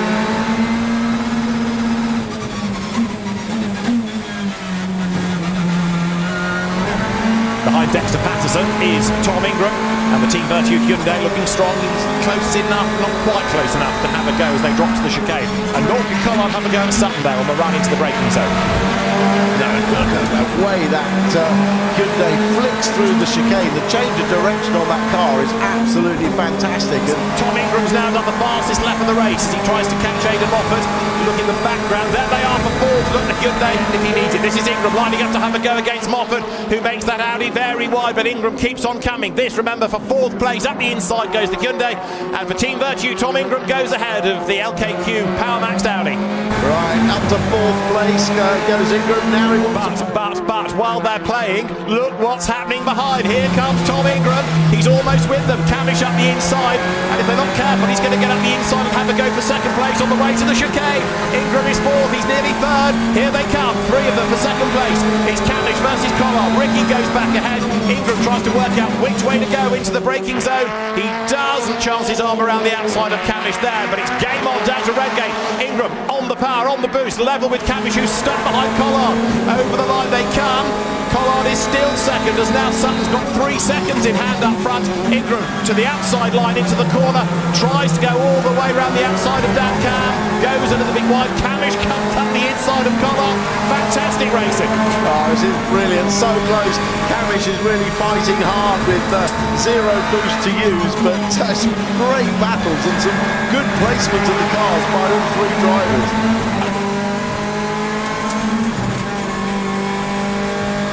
Collard, who now has his teammate to defend from. Ingram up the inside, full set, late on the brakes, through he goes. Now, Ingram is on his last warning for track limits at turn 1 at Redgate Corner. So Tom now needs to wind it back in. He's getting a driving standards flag. He's on a final warning. So Spencer Aldridge needs to be on the radio and saying to Tom, right, OK, you're up to second, now chill. And what a start to the season it has turned out to be for him. Round 3 of the Kwik Fit British Touring Car Championship is another Sutton success. Ash Sutton wins at Donington. Tom Ingram from 21st on the grid to 2nd.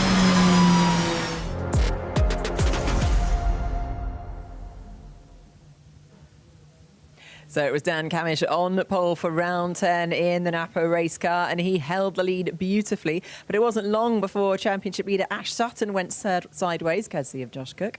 But it was Dan Camish who had a lights to flag finish, his first race win of the season. Perfect way to continue a strong start here at Oulton Park. Yeah, as you say, Nikki, first win of the season for Dan Camish. Your happy place just got an upgrade. It has indeed, yeah. Oulton Park is becoming a happy hunting ground. A good race, you know, I think we learnt a lot yesterday.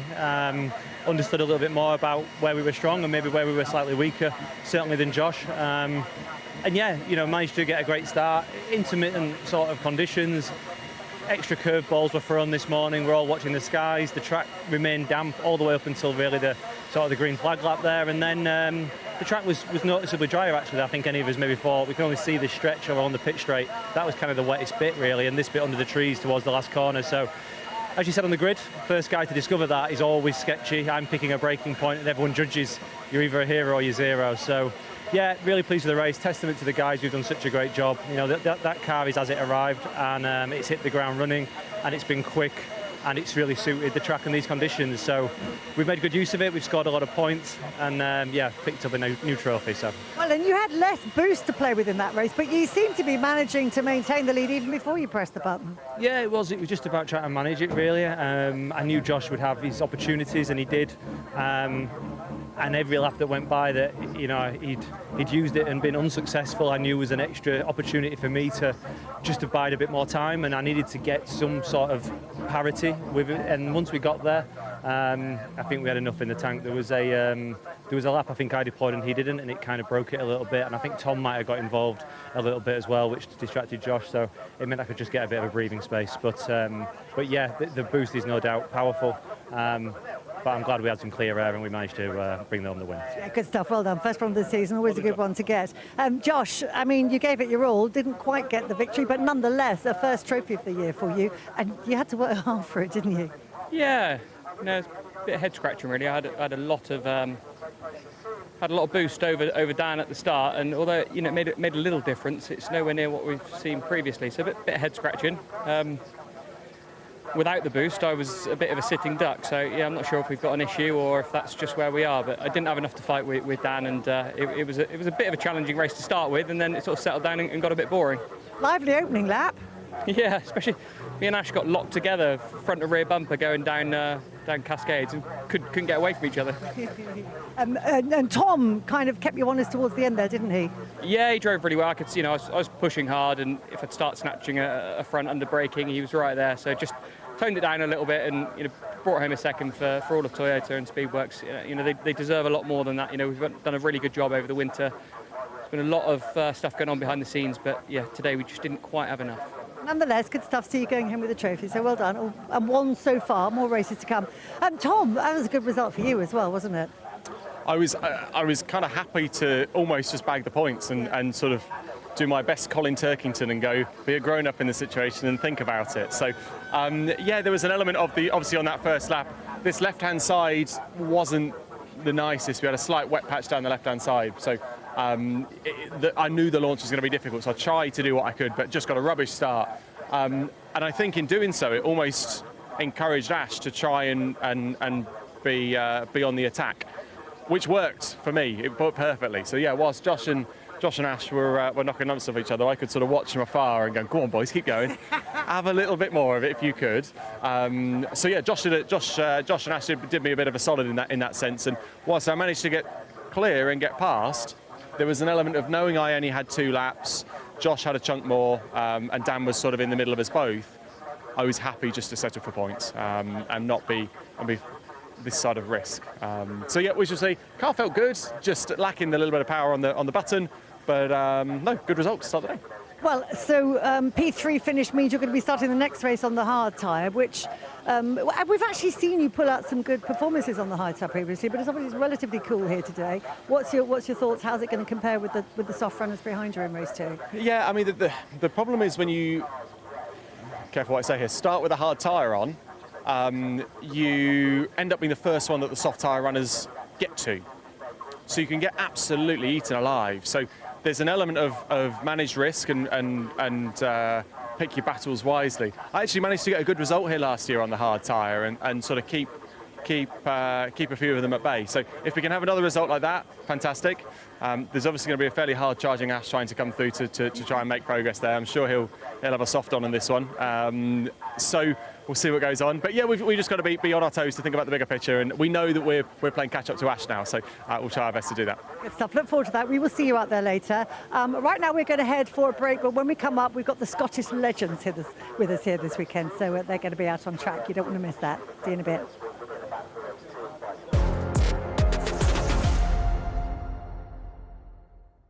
Stay with us, more coming up after the break. 18 laps ahead of us. There will be 5 red lights that go on before they are extinguished to get things underway.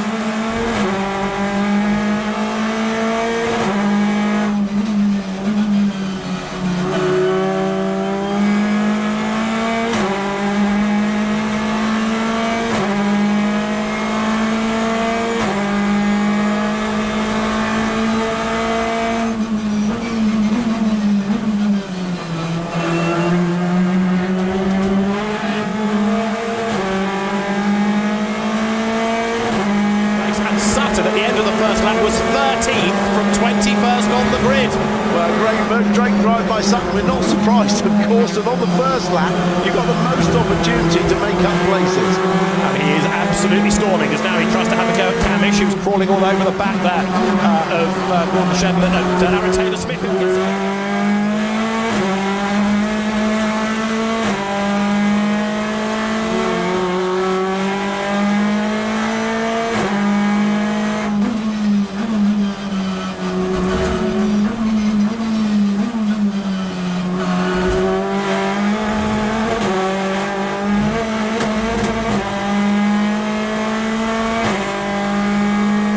Ash Sutton goes through 9th, and Ash Sutton's having a go for 8th on the outside of Gordon Shedden as they come down towards Redgate. Shedden with a puff of tar smoke claims the place. Sutton tries to tighten the corner. There's a bit of a gap on the inside, but no, you don't, says Gordon Shedden. Yeah, Shedden knew what was going to happen there. The comeback from Sutton, so he just held it a little bit on the apex. Wow, that's taking a lot on the inside. Sutton throws it down the inside into the old hairpin, and they'll come out side by side. If they're level all the way up to McLean's, it should be Sutton that claims it, because he'll have the inside.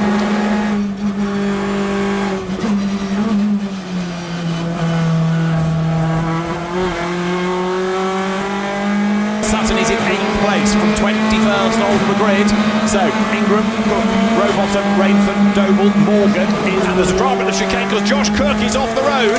Josh Cook is off the road, so that means it's Ingram leading. Rowbottom is up to 2nd. In 3rd place now it's Rainford. Doble is 4th. Morgan is 5th. Sutton's into the top 6.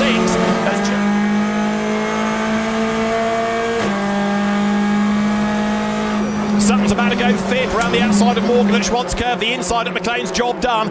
Ash Sutton for the podium from 21st is a real possibility here. Let's see.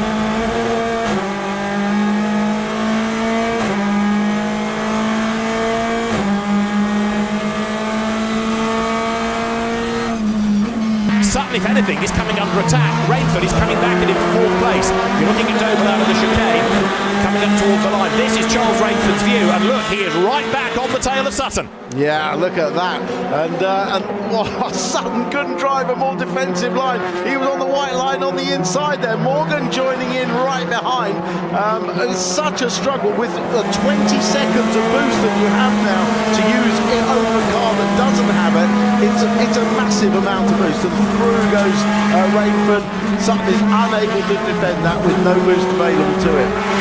Yeah, Sutton has got 3 laps left. Rainford has got 3 laps left. Charles Rainford goes back ahead.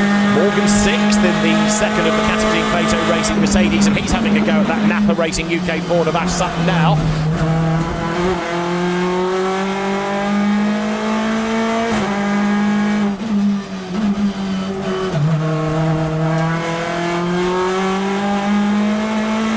The checker flag awaits. Tom Ingram wins round 1 of the Kwik British Touring Car Championship. Mikey Doble's second. Dan Rowbottom is third across the line, but Ash Sutton will be third. Adam Morgan will be fourth. Charles Rainford fifth. Dan Cowie sixth. And Shedden.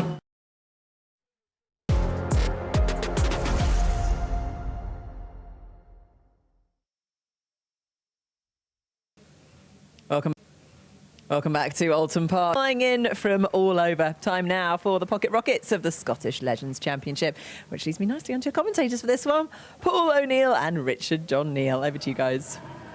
Thank you very much, Nikki. Things heating up, about to heat up on track as well. With the Scottish Legends, we give them a very warm welcome to the BTCC paddock. Yeah, great stuff. I thought when I seen Scottish Legends, I thought it was going to be John Cleland and Daryl Franakitty, but these guys are proper. You're going to see some mega racing now, and look at them. They are up for it. Can't wait for this, Richie.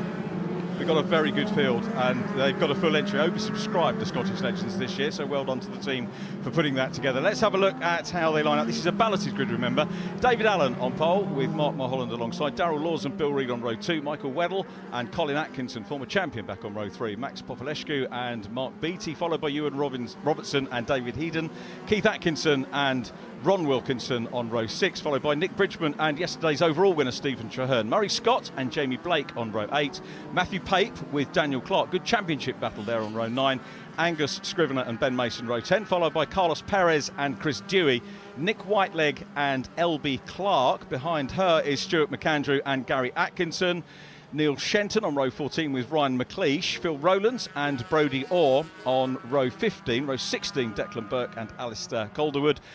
Phew, and completing the grid is John Critchlow. Big entry. Big entry, and so good to see that these guys have come all the way down to Oulton Park and get fully involved. Can't wait for this. Tell you what, this was one of the best races I ever seen when we were up at Knockhill one year. Me, Jason Placer, and a few other drivers were over the top of the pit lane just watching this, and we got called to get in our touring car because we were watching these guys. So yeah, can't wait for this.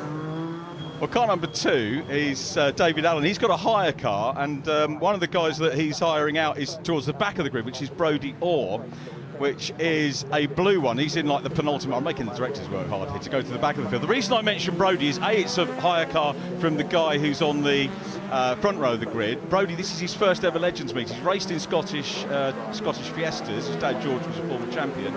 And Brodie, he's barely sat in a Legends car before yesterday. As a newcomer, you have to start 12 races in Scottish Legends from the back of the grid. He got into the top half of the field in all 3 races yesterday. That was good for a newcomer. Bit special that, and he's a good kid, him as well. I've watched him a little bit in the ST150s. He's a peddler, and this is what we're trying to see as well. Is the new kids coming in and doing really well in this, and I think it's a great rule that you start at the back of the grid, you get that experience, because listen, you could be quick over one lap, but if you get put at the front, usually you're going to find out the hard way about what this race series is all about. So it's good to learn your trade from the back. Bit of an apprenticeship, mate. It is, you know, and it's good, even as you say, if you're experienced, just to get a proper handle on what Legends Cars racing is about, and you get to see that with the guys in front, and you can get up in the mix, you can come through. And we saw Angus Scrivener yesterday, his first time in the main part of the draw. We got 5 drivers running off the back, but the main balloted grid, Angus got his first podium yesterday. He's a youngster at uni, and he's a very quick karter who has seen Legends racing as a cost-effective alternative to going karting, and he's gunning for this year's Newcomers Championship. It is a separate class, separate trophy, because obviously if you're doing 12 races off the back of the grid, you're not really going to have a realistic chance of getting into the overall championship. But it's David Allen and Mark Mulholland, who was on the Jim Clark Rally last week, getting ready to get underway. He's in the white car. Keep your eyes open for Bill Reid in the orange 333. We've seen him before in the National Legends cars, but we are away. This is a mega big field heading down into Oulton for the first time. Hold on to your hats. This is the first time many of these drivers have raced on live national television and in front of a huge crowd. Yeah, massive crowd. Look at that as they go down the avenue. Keep it tight, guys. Keep it tight. But fantastic start by David Allen. Gets the job done. 2x2, 3x3, 4x4. They're still coming into the apex of Cascades. This is great stuff. And the doctor's car at the very back has got all the right viewing angles from this. And you said the doctor. I thought we'd got a nickname going on there. A couple of the drivers have got nicknames in this. We've got Jet Set Stephen Traherne, very nearly a change for the lead. Yeah. David Allen started well. There's Michael Weddle, who's taken the challenge to him, though, in the 77, the former Scottish Mini champion, who's moved across this year, one of the front runners in this year's championship. And Weddle here will want to get in front and get the points. Yeah, Weddle looks quick, doesn't he, in that 77? He's really working the leader hard, and Allen's really having to look and defend, and great stuff up to now. Please get through these laps without any contact and we'll be golden. This is really good stuff. I'm just wet. There we go. I knew it was going to happen. Car on the grass. Well, apparently that's Weddle's nickname. Duncan Vincent, who's been really helpful getting us all the information, who helps run the championship with Andrew Donald from the Knockhill Racing Club, told us his nickname's Flymo. We don't want to see Weddle fly mowing. No, we don't, but Weddle's took the lead. He has, yeah. We'll expect him to do that. One of many race winners in this championship so far. This is there and away. But coming up is Colin Atkinson, the 2010 champion, goes through after winning the championship. Had a few years away, but come back. Lovely move by Atkinson there. Yeah, got it stopped, didn't he? But someone who nearly didn't get it stopped was that 21 of Mark Mulholland. Yeah, that was hard work. That was. Everyone queuing up to watch these cars racing, and this is really, really an impressive first lap. 3 abreast into Old Oul now. Colin Atkinson is, he'll be very capable of taking the battle. 43, there is Stephen Traherne. Again, we've seen him when we've watched the National Legends Cars Championship, and he won yesterday overall. That 43 car is a team car, so it's shared by various drivers over the course of the season, and he took 2 wins out of 3 yesterday. And the 24 car behind him is Matthew Pate. We've got a spin. That's Mulholland that takes the spin. Thankfully not collected, but we had 2 of the sort of main protagonists on the day, if I could call them that. Matthew Pate in 24 is the championship leader, and Stephen Traherne was the winner yesterday. The team car a little bit further down the overall standings, though. Now Mark Beattie's come. Beat him on. He's coming into it. You've heard me say that before in the Nationals. Here he comes, side by side. Now dives down the inside of Aki. It's Atkinson in the green and white car under pressure from Mark Beattie. The Park Lane Cars machine really trying to put the pressure on. David Allen back behind him. So really good race for podium positions at the moment. Yeah, good stuff. Really starting to spice up now, isn't it? Everyone's finding out where they really should be and coming through the ranks, and people dropping back. It's really good stuff. So what actually happened to Mulholland? Oh, he lobbed it off on his own. Yeah. Wow. You wouldn't expect that, would you?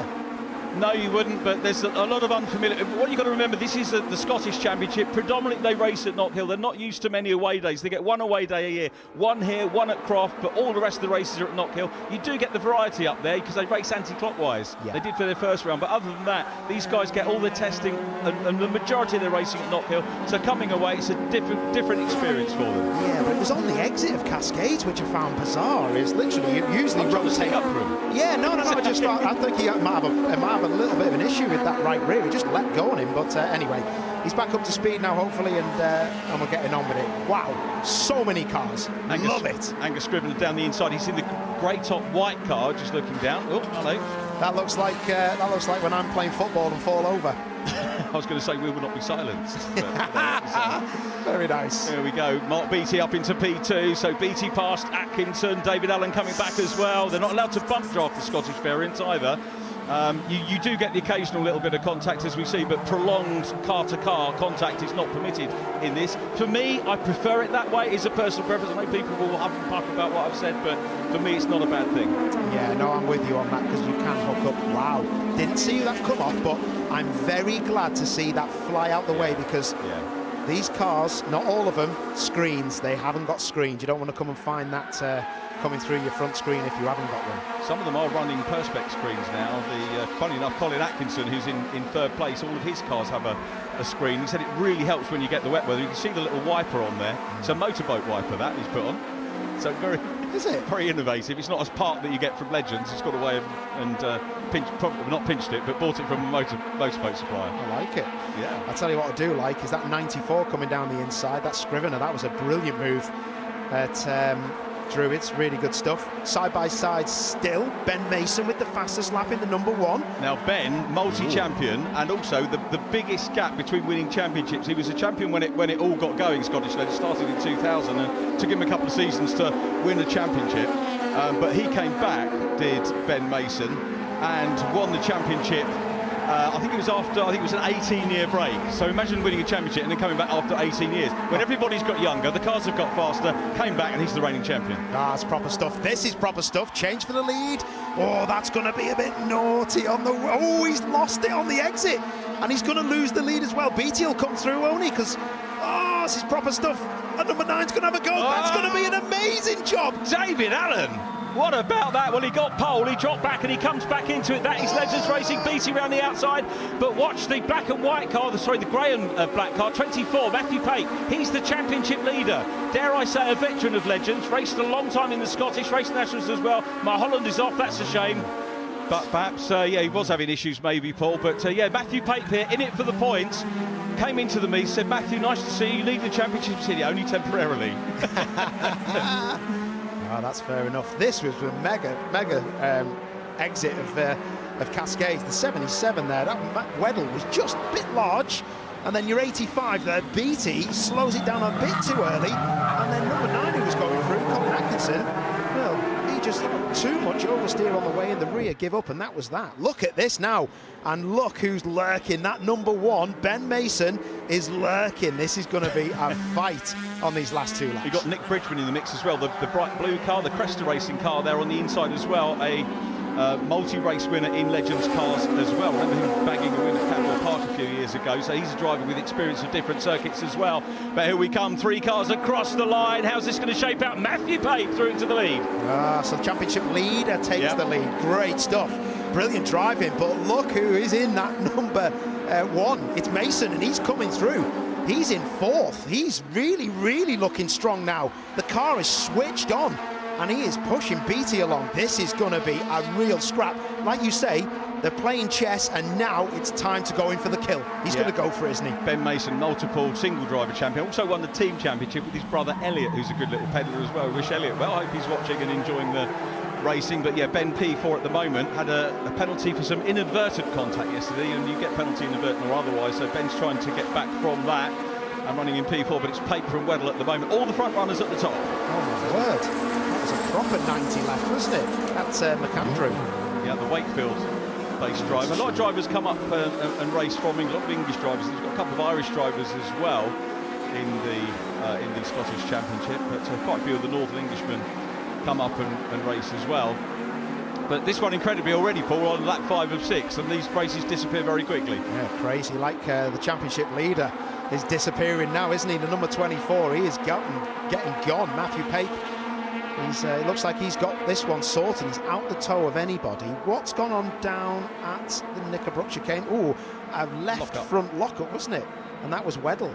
Yeah, Scrivener bangs the curbs. That's not done him any favours, is it? No, that'll knock your tracking out, knock your geo out, your geometry. Oh, 2 cars off in the background. Will they get going? Looks like they will. Final lap though, and I think this one's all sorted. Championship-wise yesterday, by my maths, I reckon Matthew Pape still stayed. There was only one change, I think, in the top 5. Mark Beattie went up into, I think, 4th position in the championship. He told me that wasn't my maths.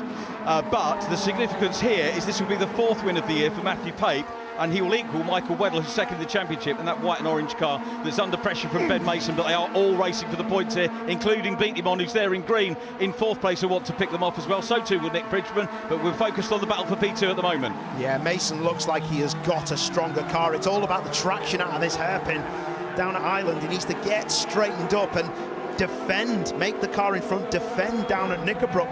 He's got the right line, he's in the toe, but I'll tell you, the green car is the one that this could be BT's chance to get involved. Round the outside, if he gets that done, I'll be well impressed. Oh, he's going to take grass. No, he's not. That was brilliant. Oh, fair play. They have really impressed me with the driver standards. Exceptional, really good.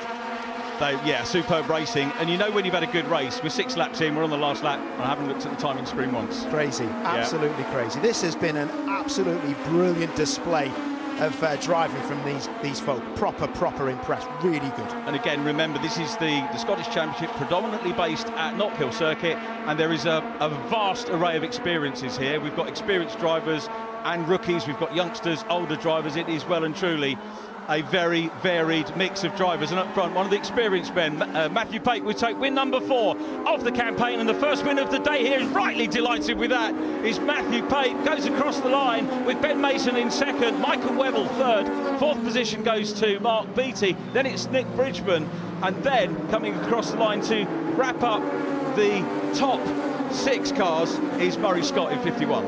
Absolutely brilliant, that was. Really good. Really impressed with the driving standards there. What's gone on here then? So this is into Druids. Oh, a little bit of oversteer there. That's Mrs. Clark. That's LB Clark, Daniel's missus. Oh, lucky there. Just did the right thing, actually. Rotated. Oh.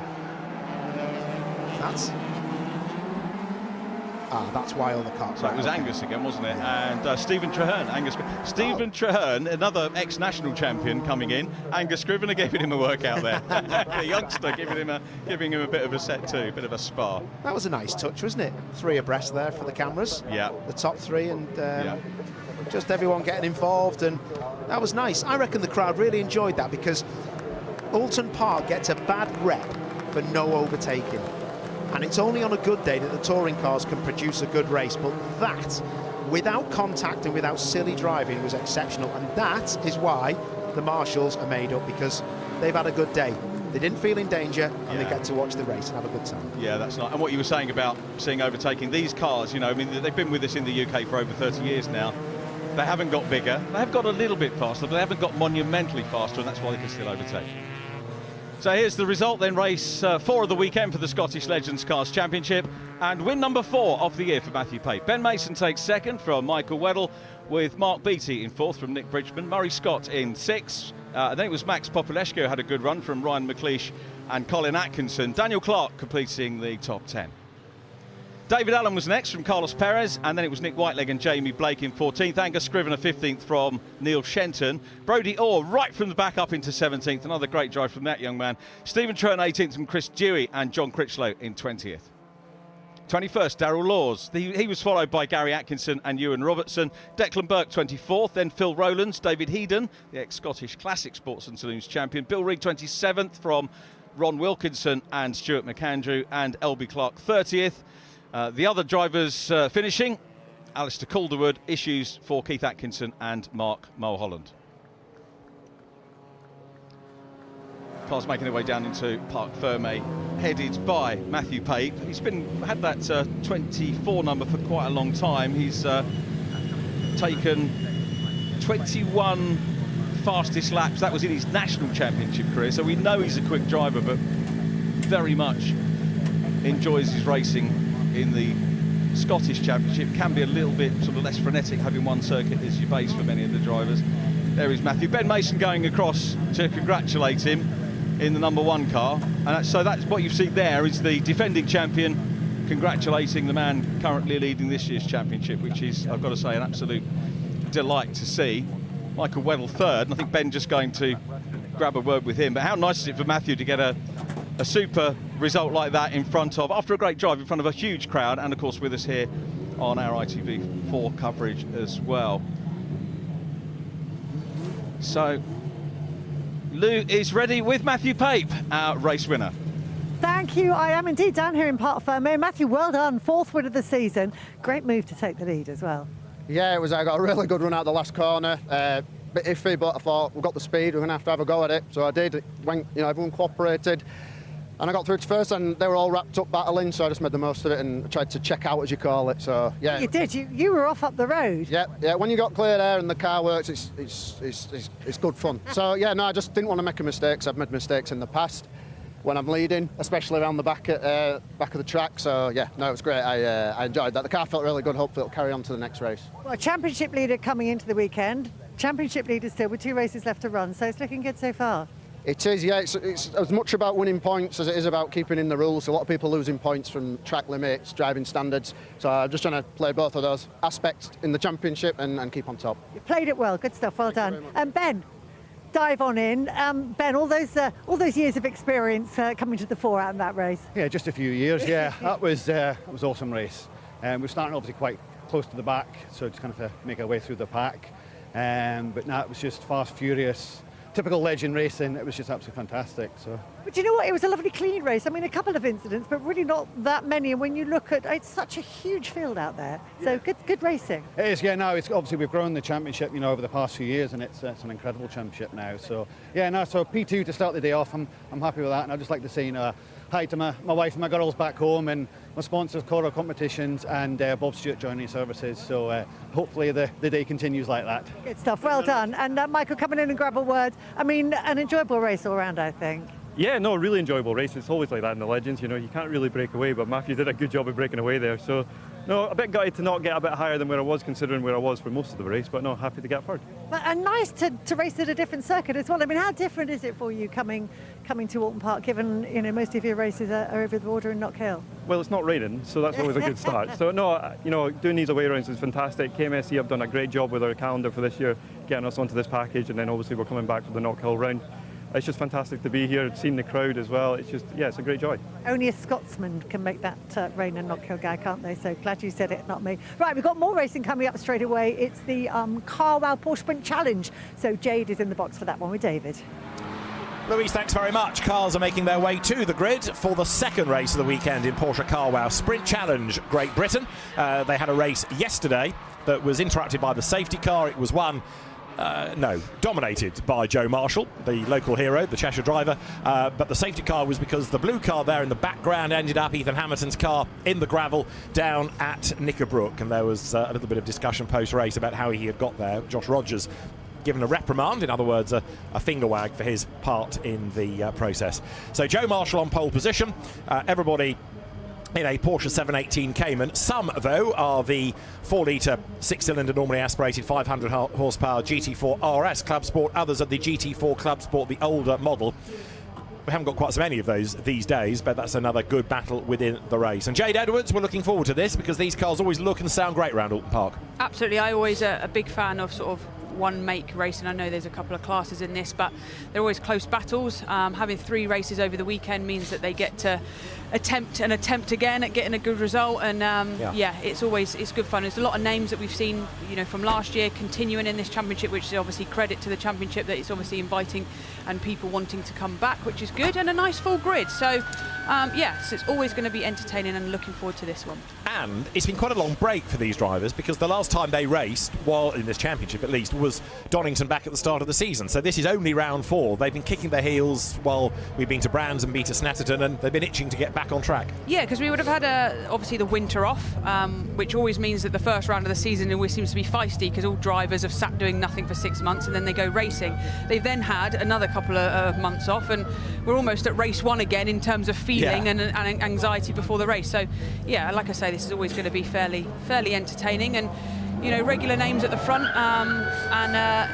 looking to be a good couple of races to entertain us throughout the day. Well, Joe Marshall yesterday made him a 10 times winner, which equals the record set by last year's champion Tom Bradshaw. He could therefore, of course, put himself in the record books in this race as the most winning driver. But Ethan Hamilton, who is always there or thereabouts, if that's not a damning phrase, but perennially unlucky. He's not been a race winner, but he sort of deserves to be because he's, like I say, he's always in that leading group. He could be a real threat here. Absolutely. Everything that Ethan's done, he's been competitive in, but he's always sort of the bridesmaid, never quite the bride, and and hopefully now in this next season that he's in these cars, he knows the cars well.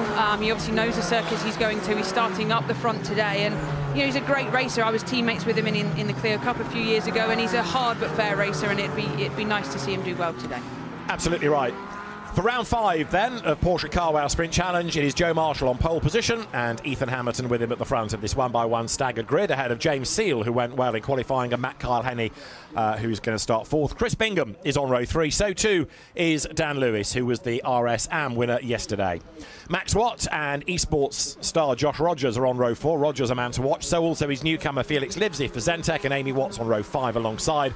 Then Lydia Walmsley and Dan Zelos a long way back, only 12th on the grid. Then it's Sam Harvey and Dean Burden ahead of Rhys Summerfield and Richard Hosking. Matthew Bryers is on row 9 alongside Gracie Mitchell. Gabe Fairbrother has been the man to beat normally in the club sport class, 3 times a winner at Donington. Alistair Weston is alongside him, and then Giancarlo Romano and Mark McKenzie, new to the championship this year, round out the grid. So there, Alistair Weston, who had an off here last year in testing, but it's good that he is on the grid this season, going well in the Lizard livery. It's rather intimidating, that, doesn't it? Yes, he he likes that sort of livery. It's very different. It stands out, and it's obviously working because we're talking about it on the TV. So yeah, it's something a little bit different that we don't often see on a race car livery. But yeah, he's getting his sponsors some extra airtime because he's got something a little bit different to everyone else on this grid. Now, 3 races, as you say, over the weekend. This is race 2. Looking after tyres, knowing when to use a semi-used set or a new set is pretty important in this. Absolutely, it will make all the difference. Yes, all the cars are fairly the same, but tyres do make a difference. So some will be cashing in maybe a better set for this one, and some will be using a rollover set and maybe won't have quite the initial pace. Right, Joe Marshall onto pole position. Ethan Hamilton, there you can see, edging a bit further forward. He does not want to go over the white line that is his grid marker, but he's still quite a long way back, actually, if you can just see him out of our window, and he's about a good foot or so behind it. This is Ethan's view, but nobody these days wanting to go too far forward and risk creeping over the white line that marks their grid box and getting a penalty. The last few cars into position then, coming up Deer Leap. Oulton Park, always a hard circuit on brakes as well. You've got that heavy stop down at the Island Bend hairpin. Mark McKenzie stops at Deer Leap then on the hold, ready for 20 minutes on the clock. It is round 5 of Porsche Carwow Sprint Challenge GB here at Oulton Park.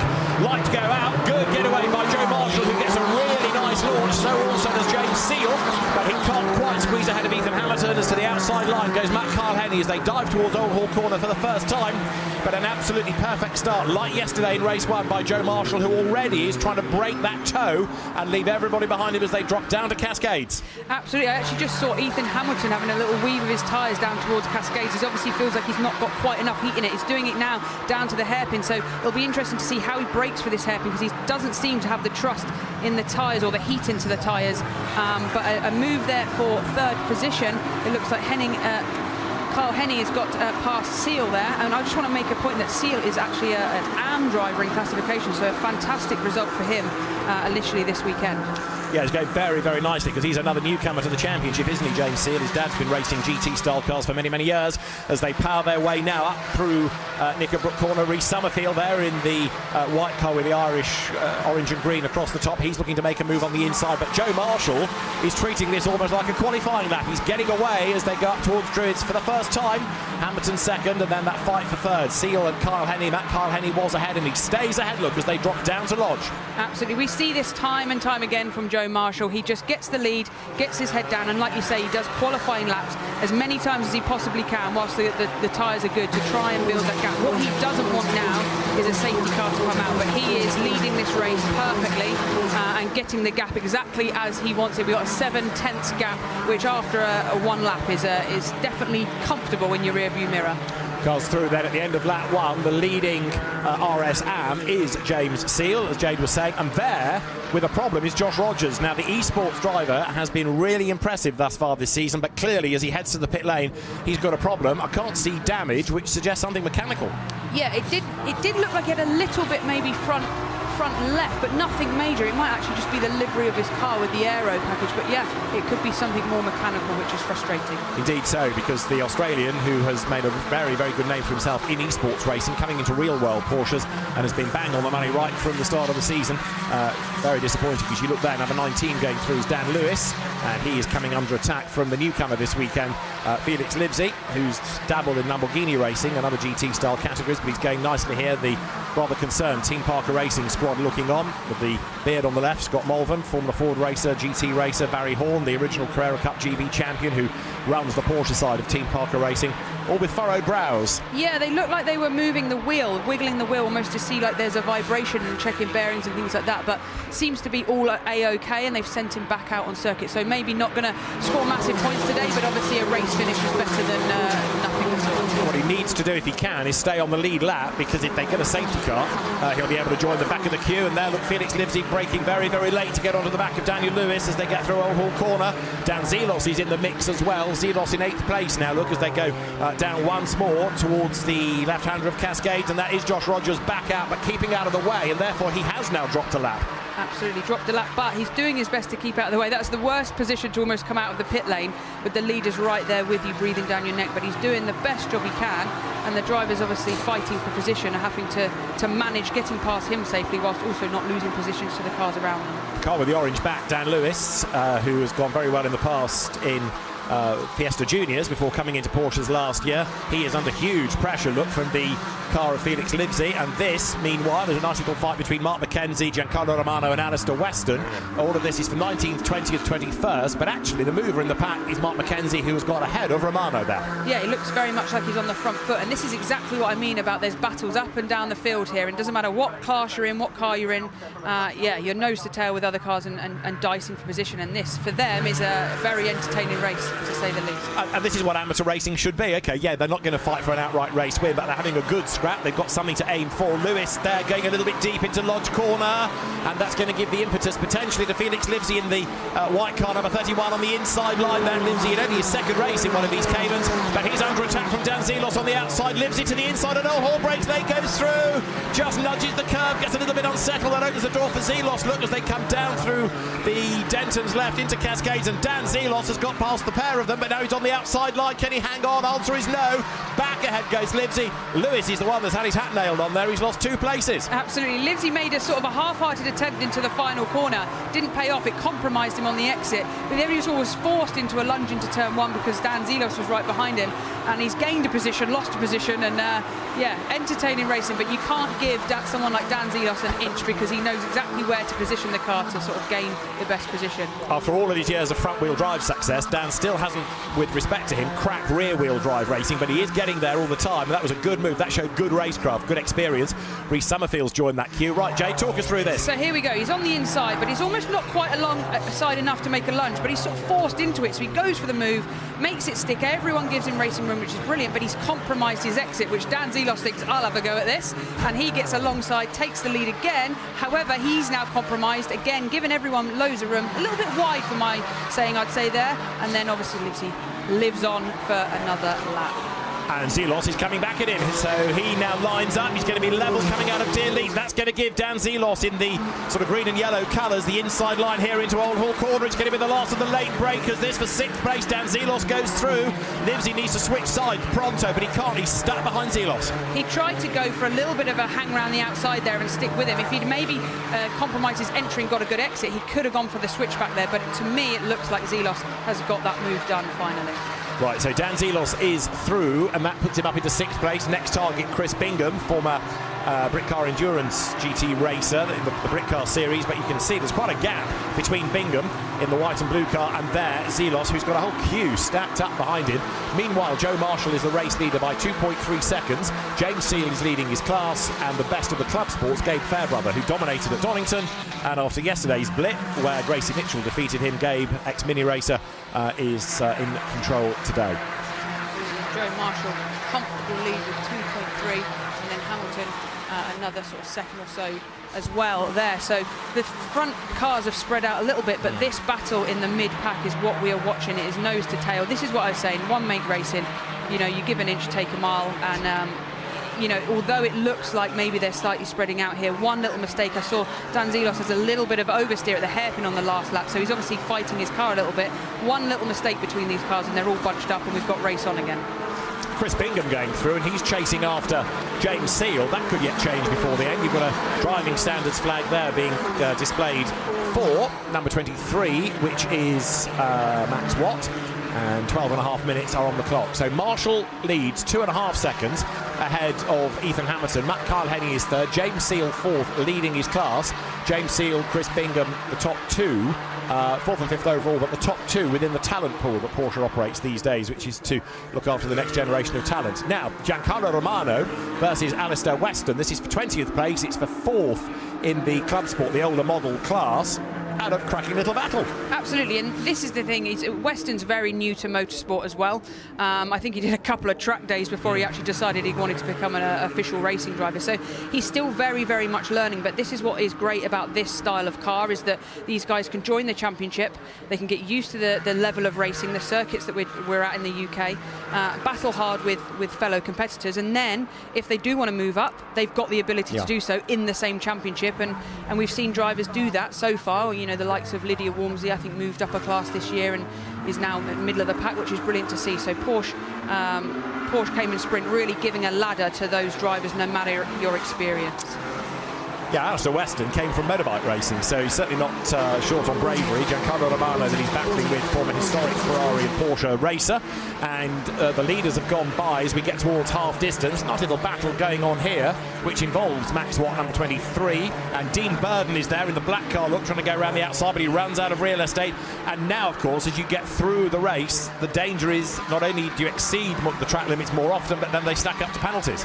Absolutely, you get given a little joker. You're allowed to do it once or twice, and then you start getting warnings. If you continue to do it, you then get the dreaded track limits penalty. But so far, so good.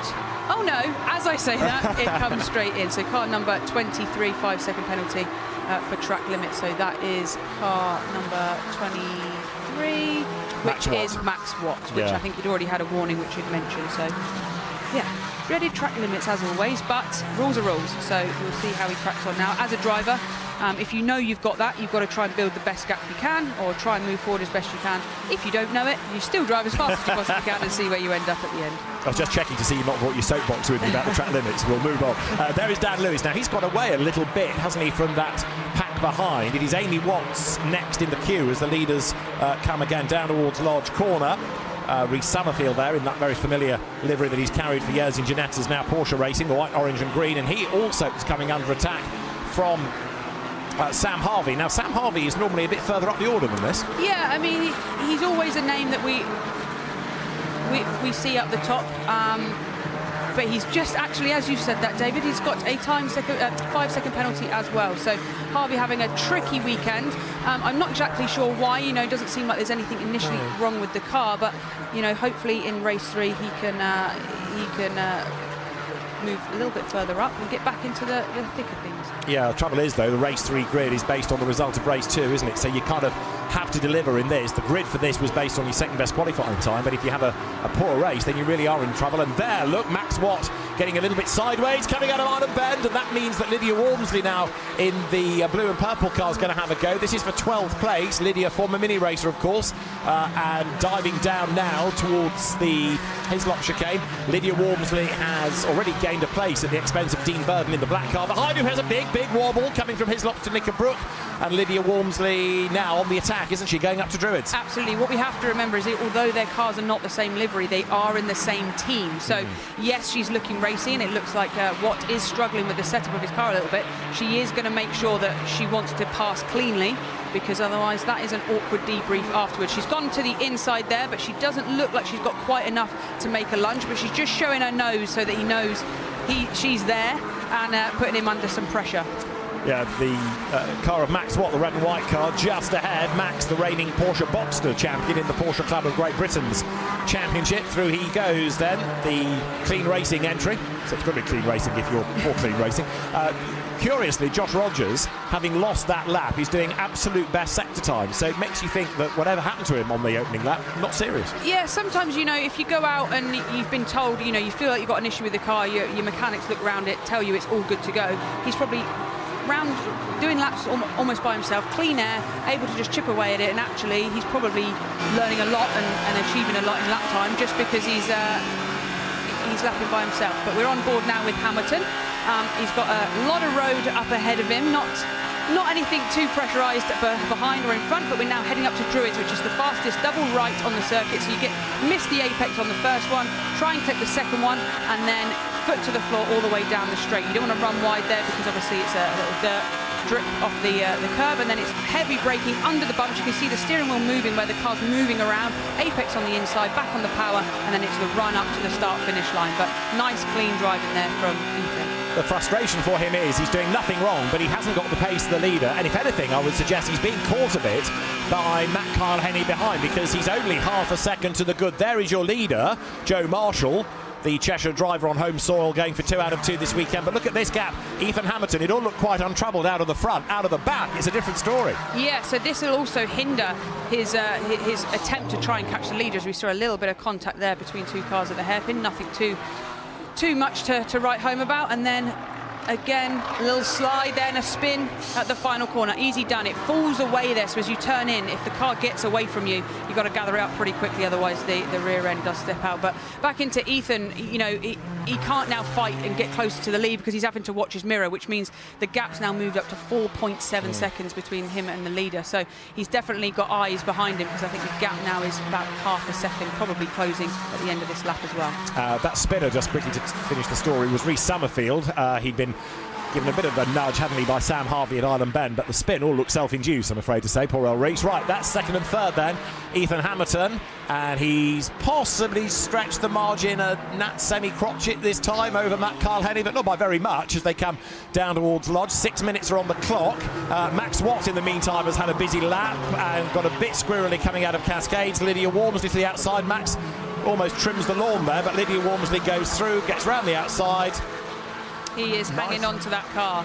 You've seen a few times, it's oversteer, moving around. He did a good few metres on the grass there. If I was Lydia, I'd be expecting a bit of a lock-up from him into that hairpin with the grass is still wet. But she's got the move done, and she was seemingly much quicker, so I'd expect to see her break away a little bit here now.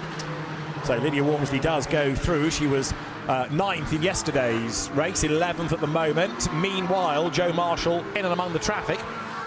Yesterday's race had a safety car, so there wasn't much of a gap really by the end of it, and he was under a huge amount of pressure from Josh Rogers, who set the fastest lap yesterday. Today, Josh is going to be last and a lap down. Very different story. Now, this gap for second and third, it's come down a bit, has it not? Ethan Hamilton is going to have to look to his laurels here. 5 minutes to go, but he's got Matt Kyle-Henny almost with him. Yeah, it's such a long lap that you sort of work out strengths and weaknesses over the lap. So what Ethan will be doing now is working out where he sort of builds a gap and where he loses it, and then manage that. I'd imagine his mindset's completely switched off to the lead now, and it's more focused on keeping Kyle-Henny behind him, and I'd imagine he'll do a good job of just managing that, because there's not much pressure around them. But just quickly to say, Lydia Walmsley has got a 5-second penalty for track limit offences. So Sam Harvey, Lydia Walmsley, Max Watt, Dean Burden, Richard Hosking, they are all now being shown as having time penalties for the track limit abuses that they have served. Ethan Hamilton, I think he's going to use that traffic to his advantage, because he's cleared both and he's built quite a gap, hasn't he, now over Matt Kyle-Henny? Absolutely, he played that perfectly. He got in front of the 2 back markers as he went through turn 1, and now look at that gap. Yeah. You'll look in your rear view mirror down this next straight and breathe a sigh of relief, because you've played that absolutely beautifully with the traffic. Frustrating for Kyle-Henny, you know, but unfortunately that is the nature of this style racing every now and again. But yeah, Ethan comes out on top for that one this time round. And while they were getting past the traffic having its own private battle still, there you've got Chris Bingham, who is 5th. Look, and he's been caught, hasn't he, by Dan Zelos, and Zelos is taking Felix Livesey with him. Fair play this for Felix, former Ginetta racer, because he's going very nicely. There you've got Alistair Weston coming into Knickerbrook. Thought for a moment he was going to go a little bit deep towards the triangle of grass, but I think he has survived it. He has, as the cars turn through. That's Bingham, that's Zelos, that's your battle for 5th and 6th places. Absolutely. Now, I have to say, Romano and Weston are doing a great job at still continuing their battle whilst managing the traffic. They've lost absolutely no time to each other at all. Yeah. And fair play to them. They're getting out the way when they need to, but they're equally racing each other just as hard as they ever have been. So we now see the next few cars coming through. So that will be Zelos and Bingham coming through here. They're going to split the 2 cars up, just as I say. They're racing closely. They get split up there, but yeah, nature of sort of GT racing as such. And if Romano is savvy about this, he'll try and latch onto the back of the quicker cars, won't he? Alistair Weston there, look, gets out of the way. Bingham goes through, Zelos goes through. You've got Felix Livesey not that far behind either as they round Old Hall Corner. But yeah, good use of the traffic again by Chris Bingham, hanging on to 5th place. So we've got 2 3/4 minutes to go.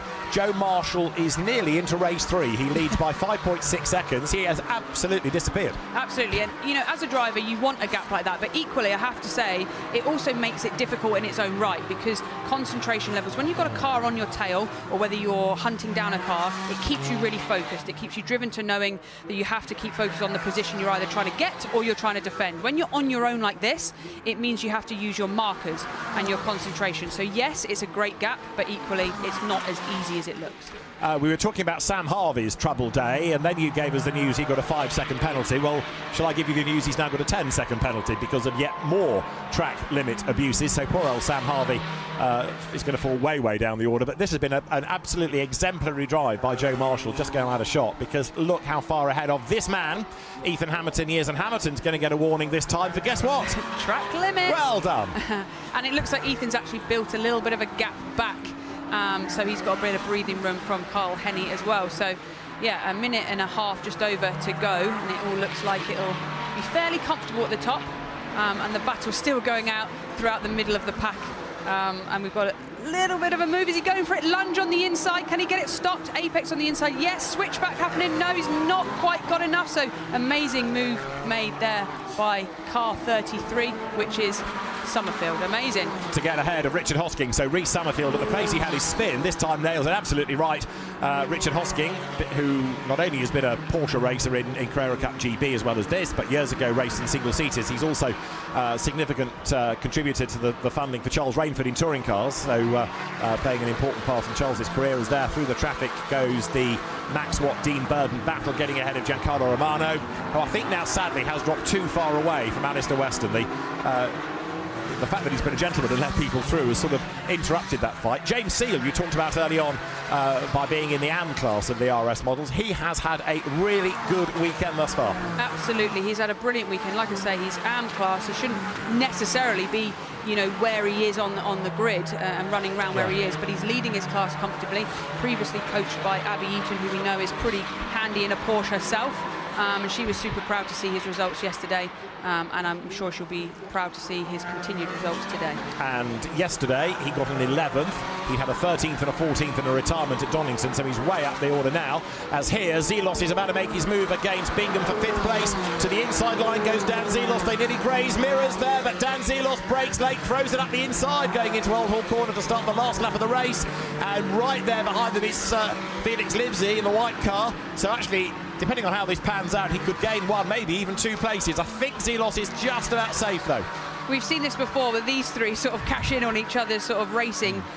So I wouldn't write Livesey off. He's sort of going to the outside there. He's hoping maybe that a little bit of contact or close racing happens behind, in front, and he can just nip through. But yeah, exciting couple of corners. And now for 2nd place, Matt Kyle Henney is right on the back of Ethan Hamilton. So that gap was coming down, then it went up in the traffic. Fair play to MKH, to Matt Kyle Henney, because he's chipped away. I don't think he's got enough corners left, but he's certainly much, much closer to Ethan Hamilton.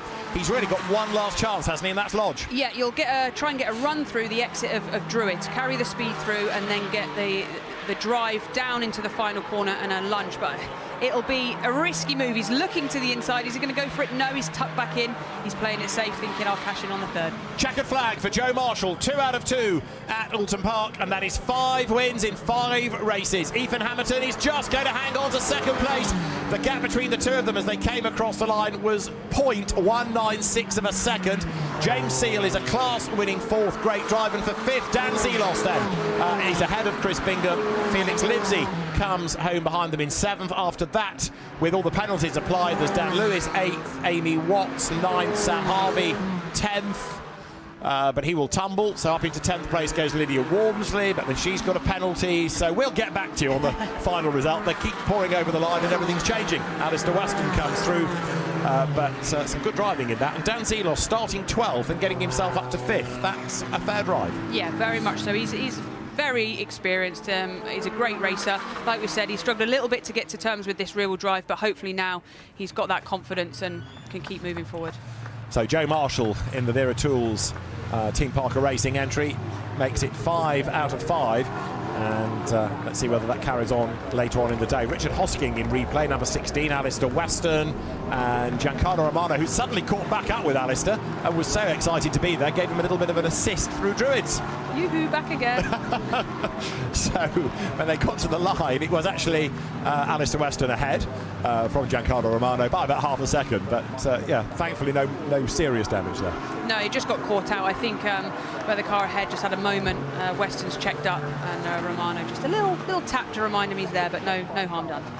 Good stuff. Joe Marshall, it is then the race winner, and of course, the more these wins go on, the more the confidence builds. Absolutely. Now, he'll be so relaxed before each race because, once you win your first race, it opens up another door. But now when you're in this sort of rhythm, it's so much, I say, easier. Nothing's easy in motorsport, but, he's got this confidence in himself, as you say, that he's got the pace pretty much everywhere we're going at the moment, and consistently winning. So as a driver, it's exactly what you're after.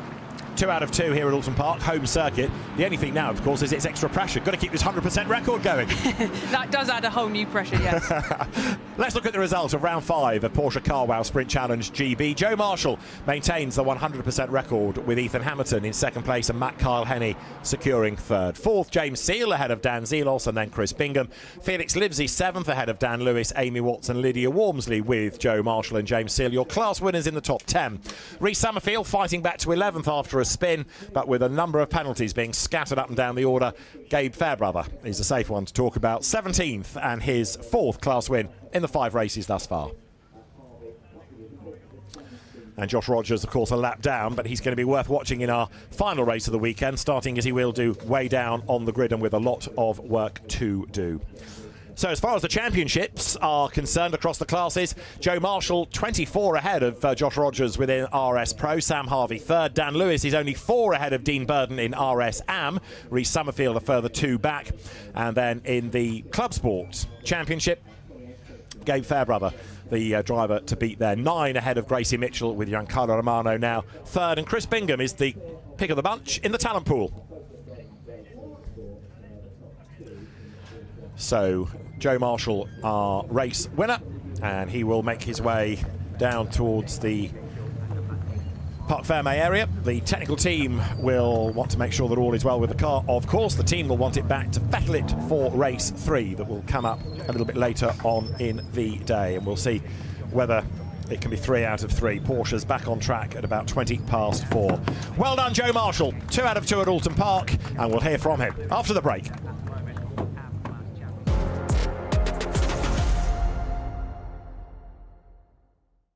Stay with us, more coming up after the break. 18 laps ahead of us. There will be 5 red lights that go on before they are extinguished to get things underway.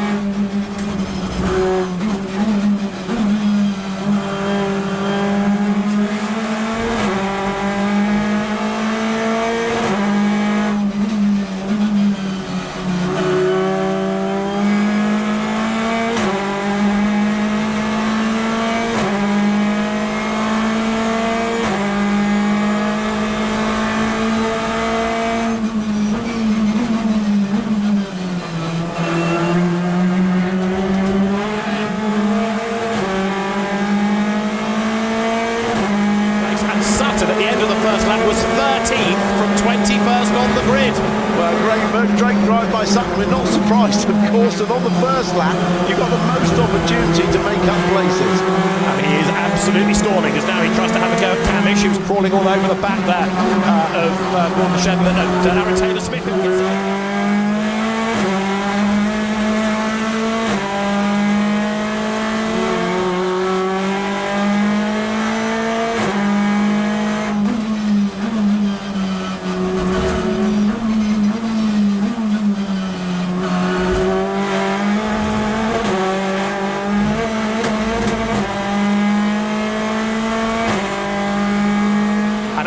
goes through 9th, and Ash Sutton's having a go for 8th on the outside of Gordon Shedden as they come down towards Redgate. Shedden with a puff of tar smoke claims the place.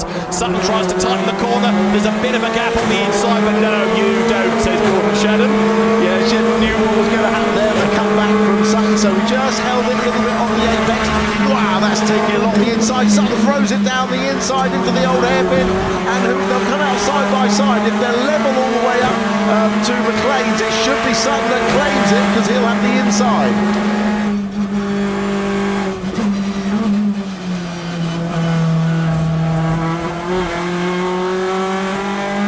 Sutton is in 8th place from 21st on the grid. So Ingram, Cook, Rowbottom, Rainford, Doble, Morgan is, and there's a drama at the chicane because Josh Cook is off the road. Josh Cook is off the road, so that means it's Ingram leading. Rowbottom is up to 2nd. In 3rd place now it's Rainford. Doble is 4th. Morgan is 5th. Sutton's into the top 6.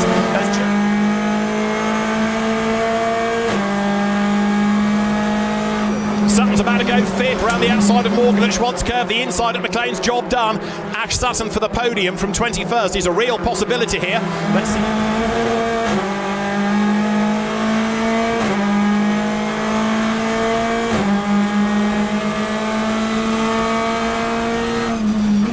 Sutton, if anything, is coming under attack. Rainford is coming back and in 4th place. You're looking at Doble out of the chicane, coming up towards the line. This is Charles Rainford's view, and look, he is right back on the tail of Sutton. Yeah, look at that. And Sutton couldn't drive a more defensive line. He was on the white line on the inside there. Morgan joining in right behind. It's such a struggle with 20 seconds of boost that you have now to use it over a car that doesn't have it. It's a massive amount of boost. And through goes Rainford. Sutton is unable to defend that with no boost available to him. Well, Sutton has got 3 laps left. Rainford has got 3 laps left. Charles Rainford goes back ahead. Morgan 6th in the 2nd of the Catalina Pato Racing Mercedes, and he's having a go at that Napa Racing UK Ford of Ash Sutton now.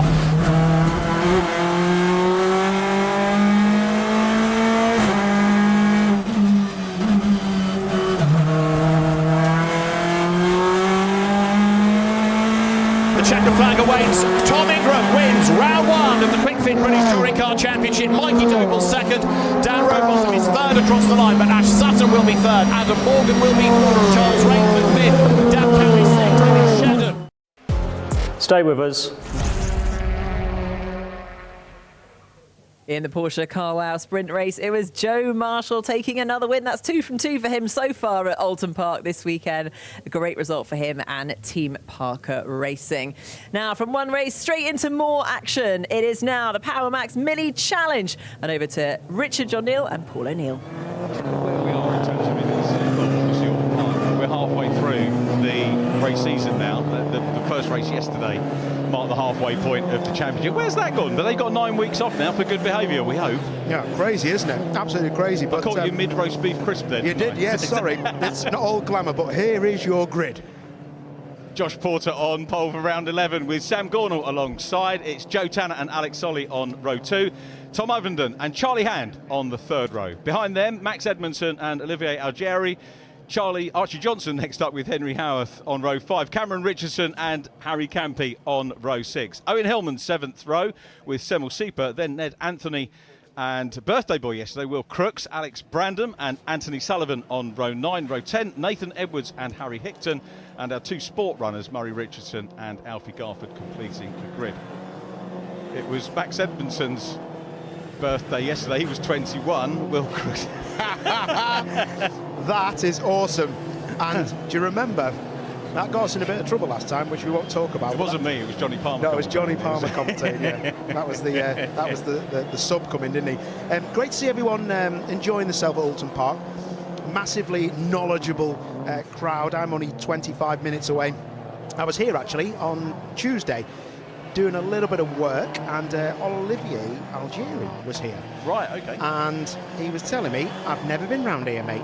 And what I love about drivers like him, and there'll be some of the drivers who've not been round here this weekend, but the brilliant thing was, he come down off his own back and got himself in someone else's car and just sat as a passenger and just had a look around. That's good. That's what you have to do when you're competing at this level. I think he lines up 8th for this one, doesn't he? Yeah, it's difficult, isn't it, when you come in at this level championship? We've said how competitive this is. But if you haven't been somewhere before, you've then got to try and get some seat time either in simulator or preferably at the track to do that. It's so difficult, yeah, really difficult. A bit like that tyre warming process there that was going on with Charlie. And do you want to tell everybody about the conversation we've just had offline about Charlie? About Charlie Hand, yeah. So he's the youngster, had his first race win, didn't he, last time out, which was great. And he's a youngster from Crawley. And I said, what did you do what did you do on your week off, Charlie? Trying to get a bit of perspective. He said, I went out and got absolutely bladdered, or words to that effect. And because he's from Crawley, I said, where'd you go? He went down to Brighton. We'll talk more about that a little bit later, because I know it's a little bit of colour for the viewers. We're getting ready to race already here with Josh Porter and Sam Gornall on the front row of the grid. Gornall taking his first JCW win yesterday as we look for lights out. And everybody is away. Joe Tanner's made a good start, I think, from third on the grid. Lovely to see Joe Tanner back up onto podium pace. And Tanner's looking down the inside of yesterday's race winner to go into P2, but Porter away like a rocket ship into the lead. Tanner into second, and he's immediately under pressure from Sam Gornall. Wow, well, everyone looks like he got through turn one. I have never seen a lead like that, but Tanner's lost out, hasn't he? So now he's back into P3, and Gornall is back ahead of him. But this fighting in the pack, Porter will not believe his luck. That is a very wet curb on the exit of Cascades on that green. There'll be left rears locking and right rears locking as they come down here. Let's make sure that they all get round well. Charlie Hand with a load of understeer, the lock of the steering wheel getting turned all the way over. The tyres are cold, there's still damp pits on the track. So it's all going well for our lead man, Josh Porter. It's very busy pack, isn't it, at the moment, down behind Joe Tanner. It is great to see Joe back on the podium. He's found something for sure. But I know he was struggling. He's definitely worth it. Front row Joe is the nickname, and we've missed him off the front row as we get a pair of the Pro Alloys runners dicing there mid-order. But yeah, Josh Porter, similar to yesterday. So this is his, barring the disqualification for the tyre sheet, which had a Brands Hatch, 6 poles on the bounce. Crazy. Yeah. Absolutely crazy, isn't it? But, you know, proper drivers in this, and they're getting the job done, I've got to say. But this is a fantastic effort. Now, what an opening lap by Porter. Really impressive as we got 2x2 into... Oh, that's a wide car. That's going to be a splitter, getting a real punishment across the curb, but back on track, and away we go. Yeah, a few splitters broken in yesterday's. This is the only 2 race meetings that we get for the JCWs over the course of the year. Let's have a look back. Yeah, so there was a bit of side-by-side. There was a little bit of a rear lock-up, wasn't there, for Johnson? And then, yeah, he's had oversteer, so the left rear gave up as he turned in. He had to correct the slide, and then that ran him out wide, and he bounced across the grass, and looked like he got away with it with that front splitter. They build them strong, but Porter is now getting caught up. The pack is now catching him. When you have such a lead like that, the one thing you don't want to do is lose that lead by locking up or making a stupid mistake on cold tyres. But sometimes you can overcompensate and just go too slow, and I think he's just found a happy medium now. Keep his head down and be fine. I guess this is where the sim lads can come in if you can get the budget to move up from sim practice. Oh, okay. Oh, Max Edmondson. Max Edmondson, yeah, 21 yesterday was Max. There is so much laughter in that camp, and they really take the mickey out of each other, Max Edmondson and the other boys. Really, really good take. I've got to give a shout out to Owen Hillman. He's back in 12th place at the moment. Owen has now shaved. I sort of forgot that he's the team manager. Owen Hillman. He races. He's done away with his mullet. He looks the part now as team boss as well. I'm disappointed, but I'm not disappointed about this on board though. Charlie Hand, this is great insight. Look at this early turning. The rears on that car are really sliding around. Look at that. So you'll be now coming across the strike up to 5th. In Joe Tanner's toe, flat out, keeping it going. Oh, he's up to 6th there, down 1, into Old Hall, flat out again, the car dancing around. Charlie Hand's car looks absolutely beautiful. He's got a bit of a right hand down, as in the steering isn't straight, so he's hit a curb early doors, and the tracking, which is just like your normal tracking in a road car, you can see, watch when he straightens up. Now, the car is turning right, or the steering is turning right when he's actually going in a straight line. That is the curbs down at Knickerbrook, so he's already knocked the Geo out. Shouldn't do any harm, and that is a great move. Algeri, great stuff down the side of Ovenden. Yeah, Tom Ovenden, defending champion, still championship leader. He's going to be, at the moment, looking over his shoulder at Max Edmondson. That's his nearest challenger points-wise, but Algeri is third in the championship, and of course there'll come a point when Algeri is challenging Ovenden for the championship lead, and that might be a key move a little bit later on. Yeah, got that job done, didn't he? And Ovenden just kind of backed out of it. It's the right thing to do. But they've already had a little bit of contact, haven't they, with the front left of Algeri's car, so that can just be a little bit of side to side. We've seen that a lot, actually, in these new cars, and that's never a move, that at Druids. Oh. That is a good effort. Tanner is wanting some of this, isn't he? He really is. So Gornall's in the lead, isn't he? Porter's away. He's in the lead of this battle for second. But he's not. But Porter's not on the timing sheet. Okay, oh, he's not. Has he gone? Where's Porter? Where's our leader? It's that. Here we come across the line then. So it is Gornall maybe looking. The story yesterday was that Porter went away in the front and then I think clouted a curb or clouted something and broke the car and went into. So Porter not having the best weekend. Let's have a look. This is where we lose him. So there's Porter in front. Has he been turned around by Gornall? They've had contact and we've missed it. Oh, it's 19. Nearly rolled coming out of Knickerbrook. So the leader has gone. Gornall can't see it properly, don't want to commentate on it, as in don't want to speculate. Oh wow, so that is not good. It's always busy at the clerk's office, isn't it, Minnie? And it will be again, which is a shame. But they get stuck in. I mean, you're going to get that happen from time to time. Any contact is not right, but when you've got such very evenly matched, fast, talented drivers, that sort of thing is going to happen. Yeah, it is, and it's, you know, the cars are powerful, they've got a lot of grip, and sometimes a gap is just misjudged, and it's always a pinch point at the exit now where you're looking here, this right-hander, the little bit of a brake flashlight, you do get that pinch point. So again, we got a little bit of contact. Wow, you're lucky to get away with that, Johnson. Hillman just into his right rear as they went into Old Hall. So look at this again, look at the car in front. Gornall has a look, Gornall brakes, but there's no room there. Bang, I think the wheels interlocked. He is lucky that car did not roll. That was a massive 90 left. That was a really horrible thing to happen. Yeah, shame for Porter. I mean, going back to what I was saying, 6 pole positions. He then got spanked for the paperwork at Brands Hatch, so 2 off the back. And now he's had 2 DNFs for 2 poles again. So I said to him yesterday, you've had a lot of rotten luck this year, and that's compounded today, which is a shame. Yeah, there's the car. Wow, hang on a minute. Right, that car is, look, it's got a right front puncher. That car, look, it's got a smashed rear window. Has that had a roll? Have we not seen that car roll, or is it just the gravel that's broken the window? They would have safety carred this if there was a big accident with the barriers. So yeah, anyway, the leader's gone. We don't know really what's happened from only the one angle that we've seen, but it looked like to me wheels interlocked, and that would say something about that right front picture. Yeah, agree with that one. Now, what have we got? We did have Algeri fastest lap. That has now changed the race leader in some clear air. Sam Gornall, having got 1 win, wants to bag another one for Pro Alloys Racing. Charlie Handy's up into P2. We're looking at Tom Ovenden at the moment in 5th place, and Max Edmondson right behind him. So we've got the top 3 championship protagonists all together on track. This is the situation I always want to see in the racing, the top guys all together. This is what we need to see, isn't it? And Gornall, fastest lap, getting the job done.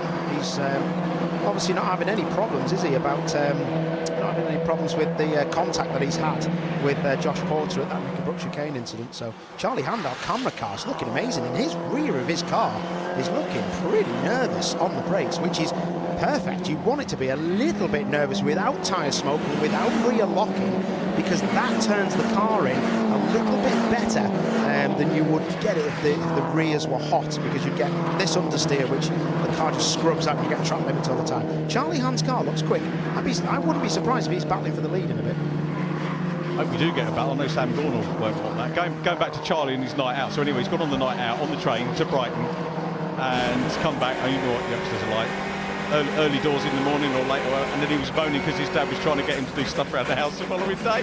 Oh yeah, that doesn't go down so well. I used to be a bit like that. My mum and dad are here today, actually, loving life. Oh, nice. Yeah, so they're loving life. But Charlie Hand is a proper lad, and what we're getting to is the fact that we've got a real mix of personalities. You've got some very serious young racers as well, and you've got Charlie who basically doesn't care what he says. He's a great lad. I love that, and he can still put it up front. That car of Charlie Hand's that just went through your shot, our on-board car, when you watch it coming towards you, it does look like it's crabbing. And when I say crabbing, I reckon he's clipped one of those tyre barriers, because the steering wheel is a little bit to the right, and his car looks like it isn't straight, and it isn't true. When it comes out of Druids, you'll see, as it comes down to Lodge, for me, it looks like it's just crabbing.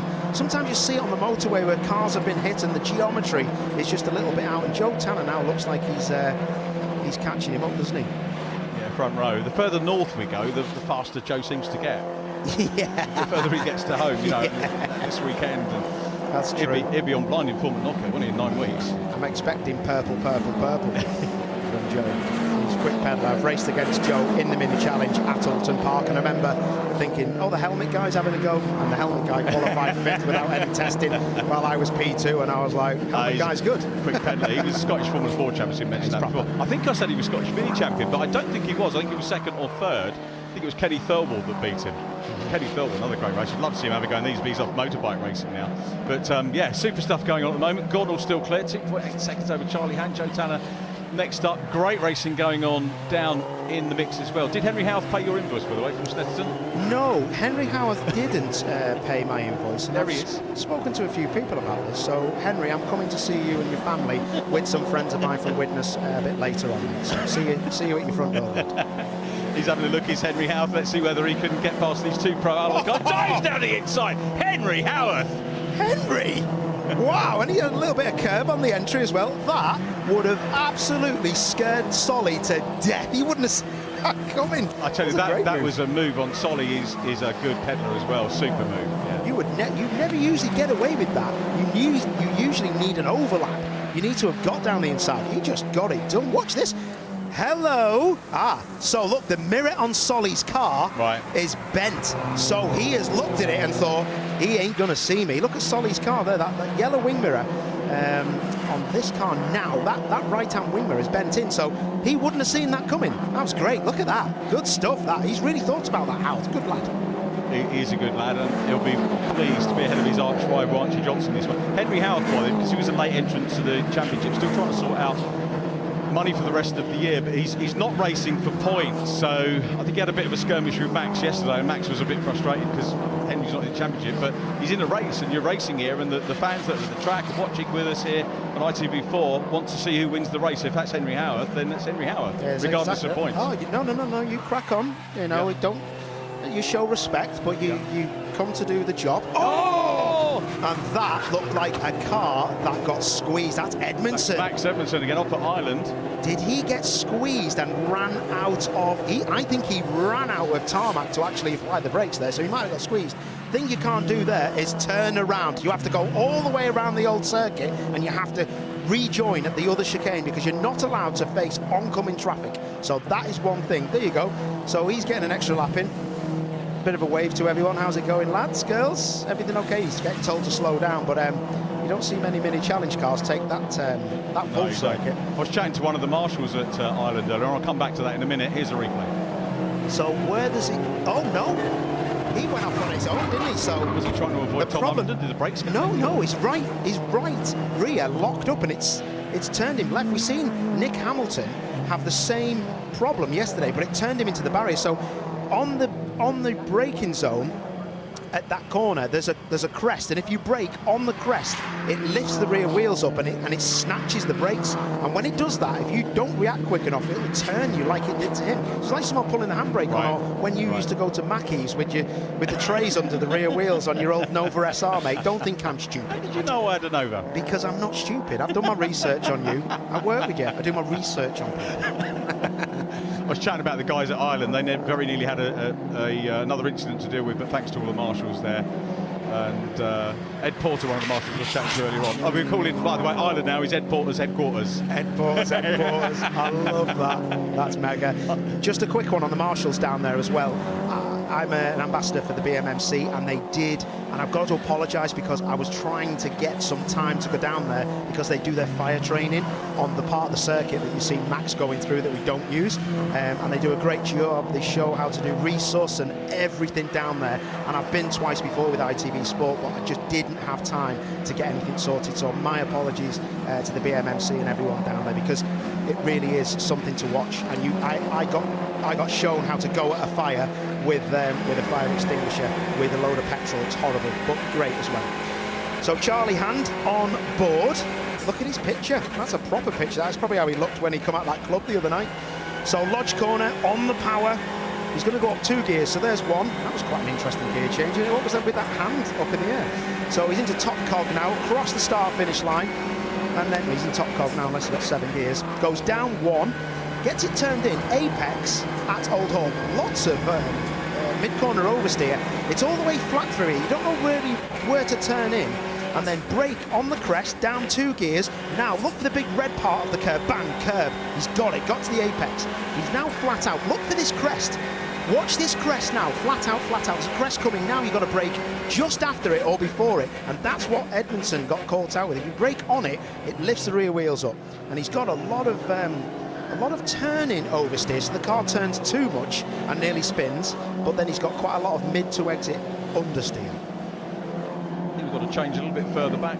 10th position. This is Harry Campy. Harry's had a good steady year as well, and a super move there on the inside of Ned Anthony.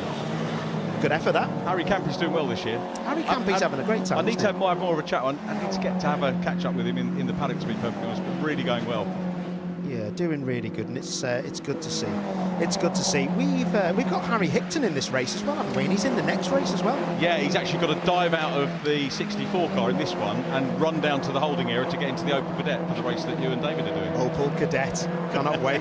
It's going to be like Widnes circa 1982, is it? Yeah, that's going to be great. Mate. Can't Lovely wait. car. I think they're trying to sell it, so if he does well, got a podium yesterday. Should we go halves? Sorry? Should we go halves? Yeah, let's do it.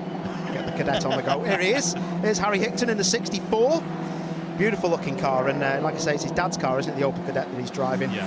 So he's getting a bit of practice here, isn't he? I don't agree with this. I'd be protesting him in this extra testing, isn't it? Yeah, extra testing. And this will be a good move from Edwards if he gets around the outside. Not seen too much of him in this race, have we? Hey, he's going to do this. What a move! Fair play to Nathan. Both of these guys had issues in qualifying. Nathan Edwards went off. He's admitted it was his own mistake. I think the first time he's taken himself off, I think his dad was saying, for more than 10 years. But, I said, well, he was probably due it, which is a hard thing to say, but probably true. You're going to get that every now. But 2 top runners who had issues in qualifying, having a cracking old workout here. But Edwards has got the inside run into Ireland. Job done, passing Harry Hickton. Oh, I'm really sad about that. I wanted him to be side by side up the grass as well. No, that was good effort, that. Great racing from two proper drivers. Everywhere you look, there's proper drivers. Everyone's had a good race in a Mini somewhere along the line in their career in this championship, and that's why it's so competitive. Good stuff. Harry Campy now having applied pressure and made passes. He's having to deal with Owen Hillman in the 70 car. Owen running well. Then it is Ned Anthony. You're pointing at something. Is that, Oh, time penalties, track limits for those two, potentially. Okay, there'll be 2 more people in the queue then for the clerk's office at the end of it. Looking to talk to Luke Cordell, who always does such a great job. But Ned Anthony trying to close down. Ned's weekend was different to Charlie Hands. He went off and drove his Land Rover into Europe, around Europe. Do you know what I love about motorsport? Yeah. Is that there is so many different people, the thing. the That is characters. That is exactly it. Yeah. And that's what, it's never a day at work, is it? Everyone's just so different. Algieri doing a decent job. He probably won't be massively happy with not being on the podium, but like you say, this is points, and he's never been round it. And I couldn't. He lives in Chester. Did you coach him? No, I didn't. No, he's too handsome. Does he owe you an invoice as well? No, he's too handsome, mate. I can't coach people who are better looking than me, so there's not many of them, obviously. That's why you offered me, wasn't it? Yes. Exactly. The key thing for Algieri here is he's ahead of Tom Overland championship-wise. That's massively important. He's taking points away from championship leader. Yeah, exactly. That's what it is all about. What have we got here? So this is into Druids, right? Nobody overtakes into Druids, so... Oh, it's on a sport car. Thank goodness for that. I was about to say, Garford. I forgot he was in... Well, I didn't forget he was in sport class. When I seen it was a sport car, I thought, well, that's fair play. You never usually get past someone at Druids, but yeah, Max trying to just get back in the points, isn't he? Yeah, he is. Nice to see a little bit more form here from Alfie Garford. We had Max Richardson taking the winning spots yesterday, so well done to Max on that. That will buoy him up for the remainder of the season as well. So he's running well as we watch the cracking on here. Gornall, though, home ground for him, comes from Preston, so I think this is near to a home race as Sam Gornall gets, and to make it a double is going to be mega for him. First win of the JCW campaign and career for him yesterday, and he's going to back it up with the double here, so he's going to be well chuffed. I tell you what, he's backed it up, hasn't he? Yeah. I've got to say, I'm well impressed. Well impressed. Takes a lot to win in these championships, and to do the job he's done is proper. And this is a proper driver's circuit as well. Did you see that little lock up then from Howarth? Remember we were saying at Snetterton how his rears lock up in that purple fronted car. The rears were locking up heavily at Snetterton, and now I've just seen a little puff of tyre smoke as he come out of Cascade. So they really rear-limited that car, but he still pedals it well, and he's pushing around some proper people, isn't he? Yeah. He was cheeky yesterday. He was saying because he's not scoring points this year, he can come back as a rookie next year, believe it or not, and play the regs on. So they might adjust that. Well, it's fine margins in racing, and you have to exploit everything you can, and sometimes people don't agree with it, but hey, listen, you play to the whistle, mate. You do. We'll see what he does. Gornall goes through. There is Charlie Hand in second place. Joe Tanner still on the podium. I'm with Joe Tanner in the Scottish Motor Racing Club commentary days that I did, saying that podiums are great, but once you've had several, they get old. He's still waiting for a win in JCWs. He will get it, but we'll see whether he can manage it at another round, maybe at Knockhill. That would be a great homecoming for him. But the homecoming this weekend is all about Sam Gornall, who comes up to the checkered flag and makes it 2 out of 2 here at Oulton Park. Gornall takes it. Charlie Hand, that was an inspired pick for an onboard. I don't know who did that, but Charlie Hand, P2, best onboard result of the year for us. Joe Tanner in third, Olivier Algieri, super result in fourth, championship leader Tom Ovenden behind him in fifth, and Henry Howarth completes our top 6. Yeah, absolutely brilliant stuff. Still want to know what happened with Josh Porter, but we'll have a look at that one after this. Yeah, all the results. I'll be penciling in the results tonight, pending the amended result. But to a certain extent, we enjoy the entertainment as it unfolds us on screen, and that's what we'll go to. Charlie Hand, though, there we go. That's a good choice, wasn't it, for the onboard? He's given us some good stuff. Yeah, good stuff. I want to see if his geometry was straight, because I think he could have battled for the win there. I think that car was a little bit hobbled. The steering was definitely not straight, and it looked like it was crabbing to me. A lot of lights flashing on that thing, aren't there? But Sam Gornall, here's your winner.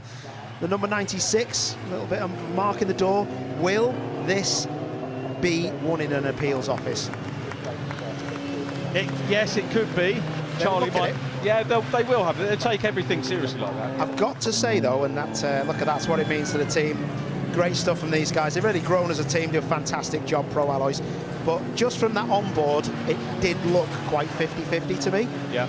And I've got to say, it was the exit that looked like the wheels kind of got stuck together. There might be a different angle that shows something else, but let's just hope we get the right result in the end. Yeah, I hope so. We'll let you know next time we see them. I think we might get a chance to have a look and see. Yeah, it's a place that you don't usually overtake. That's the thing, but there was a gap there, if you ask me, because watch now. So Charlie Hannonbot, look ahead, first 2 cars.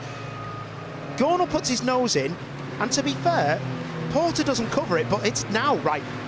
It's as if they've, by accident, gone into each other because the wheels have kind of got together, and then he's fired Porter off left. I don't know if that car's rolled or it's had just gravel through the windscreen. Here's the result then. Round 11 of the Power Max Mini Challenge here at Oulton Park. Sam Gornall is our winner. Charlie Hand second, Joe Tanner in third from Olivier Algieri, Tom Ovenden fifth from Henry Howarth and Alex Solly. Cam Richardson in 8th, Archie Johnson 9th from Nathan Edwards. Good drive from the back from Nathan. Harry Hickton 11th, following Nathan through, and they had a good battle. Ned Anthony 13th, 12th from Samuel Sieper in 13th, then Will Crooks and Harry Campy. Max Edmondson, after his excursion, was 16th from Alex Brandon, then Anthony Sullivan, and the sport category won by Alfie Garford from yesterday's winner, Murray Richardson. Owen Hillman and Josh Porter complete our lineup, and we look forward to catching up with the minis at Oulton Park. There is Josh Porter, who will be off for a medical check, of course, just to make sure that all is okay. I think we might have a look at the championship point. 9-week break now for all of these guys. Sam Gornall and the team absolutely delighted with that. Well, here's how they stand just after the halfway point of the championship. Tom Ovenden still got a good gap, to be fair, 38 points over Max Edmondson. Algieri 95 down still in third place from Sam Gornall. and Charlie Hand in 5th. The Rookie Championship is headed by Gornal himself from Algieri. Will Crooks is in 3rd from Semel Sieper, and Archie Johnson completing the top 5. JCW, Alfie Garford, 154 points clear of Murray Richardson, and in the Sport Rookies, same again, Garford from Richardson. So there we are, cars down in Parc Fermé. We'll be catching up with the winners in just a moment. Time for tea and bickies, but please stay with us.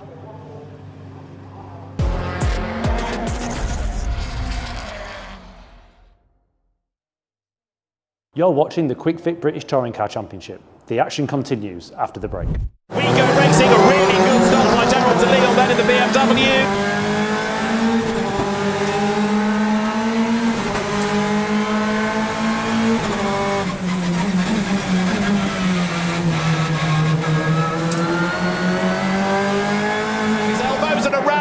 Selby.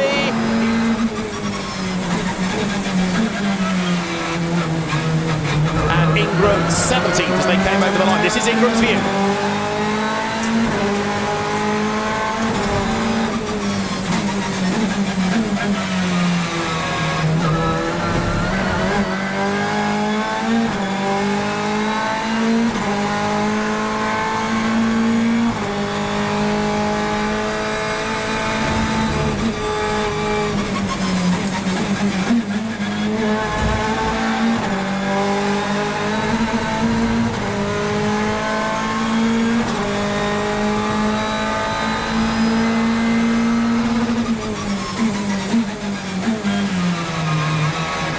Right now, you've got Tom Ingram into 13th place, and he's still building on that. Carl's going up towards Coppice then, and there's Ingram having a go to Leon, and Shen gets up the inside, and there's contact. Ingram avoids it. There's more mayhem breaking out. De Leon gets attacked there by Chilton. Josh Cook, I think, was involved, and Darryl De Leon's BMW looks rather second-hand. He's got damage.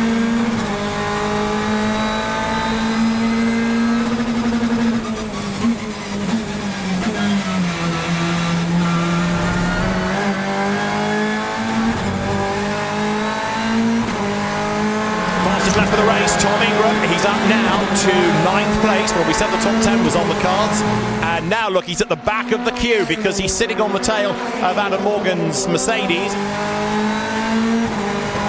Yeah, look at Ingram, he must be on the boost to go around the outside of Morgan at that point of Hollywood, so this is a lap he's using it. He'll want to get past Rainford as well on this lap to make use of it.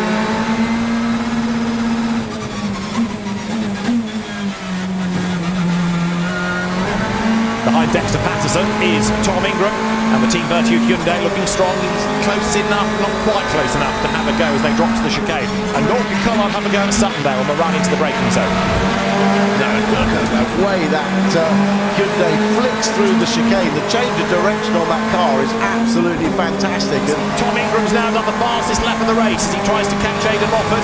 Look in the background, there they are for 4th. Look at Hyundai if he needs it. This is Ingram lining up to have a go against Moffat, who makes that Audi very wide, but Ingram keeps on coming. This, remember, for 4th place. Up the inside goes the Hyundai, and for Team Virtue, Tom Ingram goes ahead of the LKQ Power Maxed Audi. Right, up to 4th place goes Ingram. Now he wants but while they're playing, look what's happening behind. Here comes Tom Ingram. He's almost with them. Cavish up the inside, and if they're not careful, he's going to get up the inside and have a go for 2nd place on the way to the chicane. Ingram is 4th. He's nearly 3rd. Here they come. 3 of them for 2nd place. It's Cavish versus Collard. Ricky goes back ahead. Ingram tries to work out which way to go into the braking zone. He doesn't chance his arm around the outside of Cavish there, but it's game on down to Redgate. Ingram on the power, on the boost, level with Cavish, who's stuck behind Collard. Over the line they come. Collard is still 2nd, as now Sutton's got 3 seconds in hand up front. Ingram to the outside line into the corner, tries to go all the way around the outside of Dan Cam, goes into the big wide. Cavish comes up the inside of Collard. Fantastic racing. Oh, this is brilliant, so close. Cavish is really fighting hard with 0 boost to use, but some great battles and some good placement of the cars by all 3 drivers.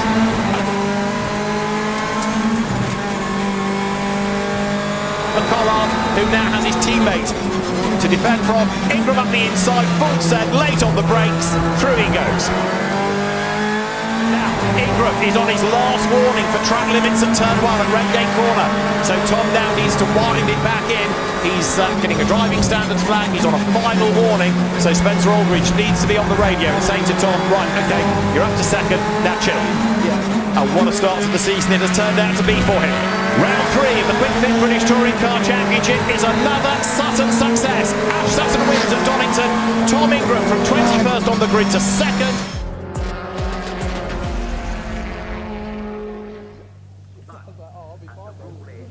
In the Power Max Mini Challenge race, it was Josh Porter who was on pole position with Sam Gonal alongside him. But Josh Porter wasn't out in front for long, and a big moment between him and Sam saw him retire into the grass. That left Sam Gonal to continue his race and take his 2nd win of the season for Pro Alloys Racing. And I'm delighted to say that Sam is here with me now. Congratulations. We got to talk about that opening incident though.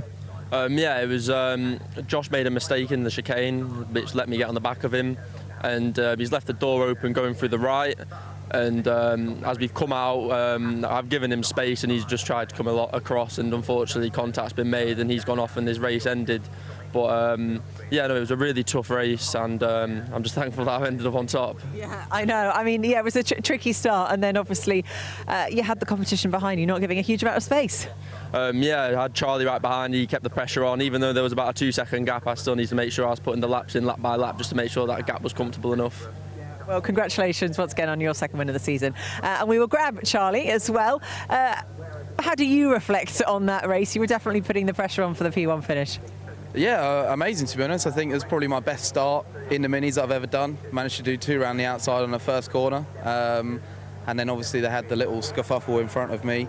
Obviously brought Sam back into me and Tanner. Tanner's centre move, and I've just capitalised, and that was it. I was in P2. Managed to stay out of trouble. Congratulations, well done. Let's bring Joe Tanner in as well. So you saw everything going on ahead of you, and you just stayed out of the way. Well, I tried to get involved, and it was a pretty naive thing for me to try to go around the outside of Sam at the last corner, but I thought I was going to clear him on the brake, and then he released the brake, and he didn't have much respect for his elders, and I wouldn't have either, and he held me wide, and I paid the price for it. But happy overall. We've made really big steps this weekend, so a massive thank you to the team, everybody at Napa Racing for all the hard work, and Not Kill is next. I know. What are you going to do in, what is it, 9 weeks off or something? I've got a lot of helmets to paint between now and then, so yeah, I'll be busy. Brilliant stuff. Well, we'll see you then. Congratulations. Right, well, don't go anywhere, because after the break, we will be bringing you some more touring car action. It is round 11 that will be getting underway, and we will be live on the grid.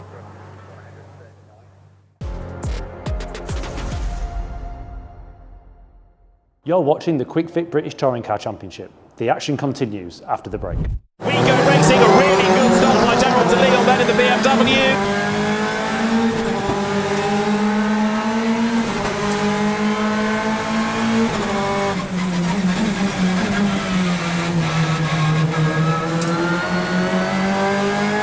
His elbows, and around goes Lewis Selby.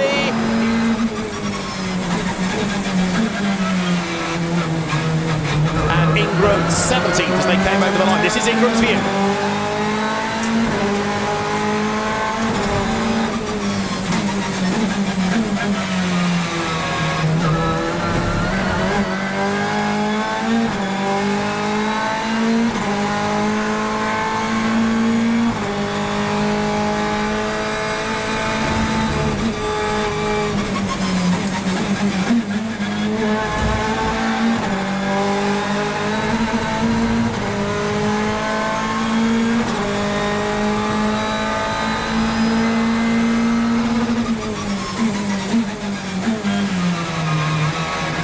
Right now, you've got Tom Ingram up into 13th place, and he's still building on that. Carl's going up towards Coppice then, and there's Ingram having a go to Leon, and Shed gets up the inside, and there's contact. Ingram avoids it. There's more mayhem breaking out. De Leon gets attacked there by Chilton. Josh Cook, I think, was involved, and Daryl De Leon's BMW looks rather second-hand. He's got damage.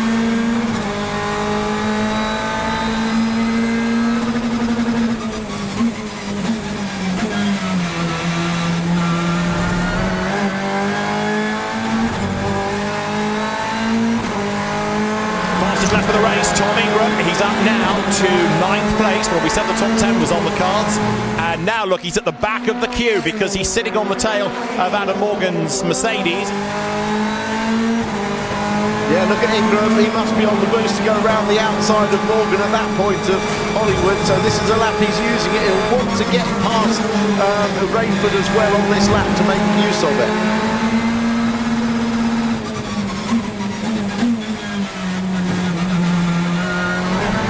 Behind Dexter Patterson is Tom Ingram, and the Team Virtue Hyundai looking strong. He's close enough, not quite close enough to have a go as they drop to the chicane. And Norton Collard have a go at Suttondale on the run into the braking zone.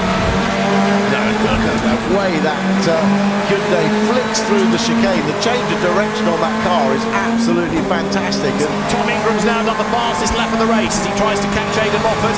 You look in the background, there they are for 4th. Look at Hyundai if he needs it. This is Ingram lining up to have a go against Moffat, who makes that Audi very wide, but Ingram keeps on coming. This, remember, for 4th place. Up the inside goes the Hyundai, and for Team Virtue, Tom Ingram goes ahead of the LKQ Power Maxed Audi. Right, up to 4th place goes Ingram. Now he wants but while they're playing, look what's happening behind. Here comes Tom Ingram. He's almost with them. Camish up the inside, and if they're not careful, he's going to get up the inside and have a go for 2nd place on the way to the chicane.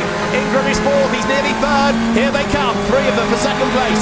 It's Camish versus Collard. Ricky goes back ahead. Ingram tries to work out which way to go into the braking zone. He doesn't chance his arm around the outside of Camish there, but it's game on down to Redgate. Ingram on the power, on the boost, level with Camish, who's stuck behind Collard. Over the line they come. Collard is still 2nd, as now Sutton's got 3 seconds in hand up front. Ingram to the outside line into the corner, tries to go all the way around the outside of Dan Cam, goes a little bit wide. Camish comes up the inside of Collard. Fantastic racing. Oh, this is brilliant, so close. Camish is really fighting hard with 0 boost to use, but some great battles and some good placement of the cars by all 3 drivers.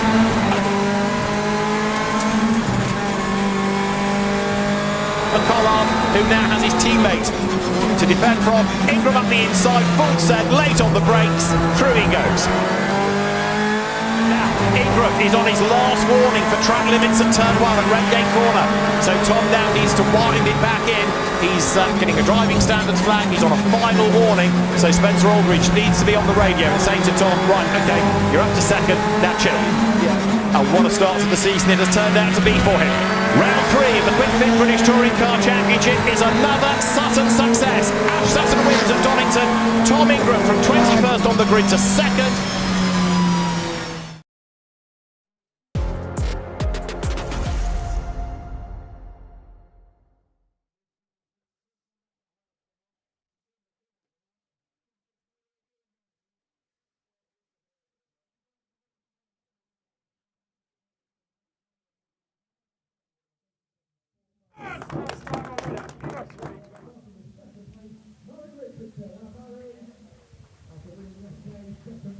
So this is how the grid is lining up for round 11 here at Oulton Park. Dan Camish, after the win this morning, will be on pole position with Josh Cook alongside him, who was scratching his head earlier, looking for a bit of extra boost from the race earlier. Tom Ingram in 3rd, Aaron Taylor-Smith down there in 4th, Aidan Moffat 5th, Mikey Doble 6th, just behind in 7th, Ash Sutton, followed by Tom Chilton, Chris Smiley and Daryl de Leon starting from 10th.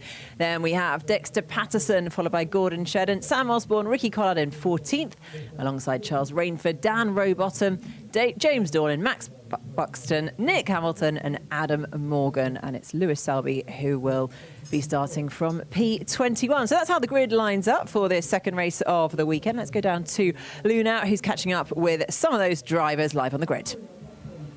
Thank you, Nikki. Well, I'm catching up with Aaron Taylor-Smith, first of all, who will be glad that the summer holidays are coming up, because his homework after yesterday is going to be reading the rule book thoroughly from cover to cover. But, I mean, in the meantime, the good news is you still got a good result out of that first race, P5 up to P4. Yeah, exactly. No, don't get me wrong. I'm going to study pretty hard in the summer break. Bit of an oversight on my part after a reg change last year, but that's life. Like, I feel to come away with a 4th and an independent win in race 1 is something I'm really proud of. And I think we're sitting really pretty for this particular race, considering we have the softs.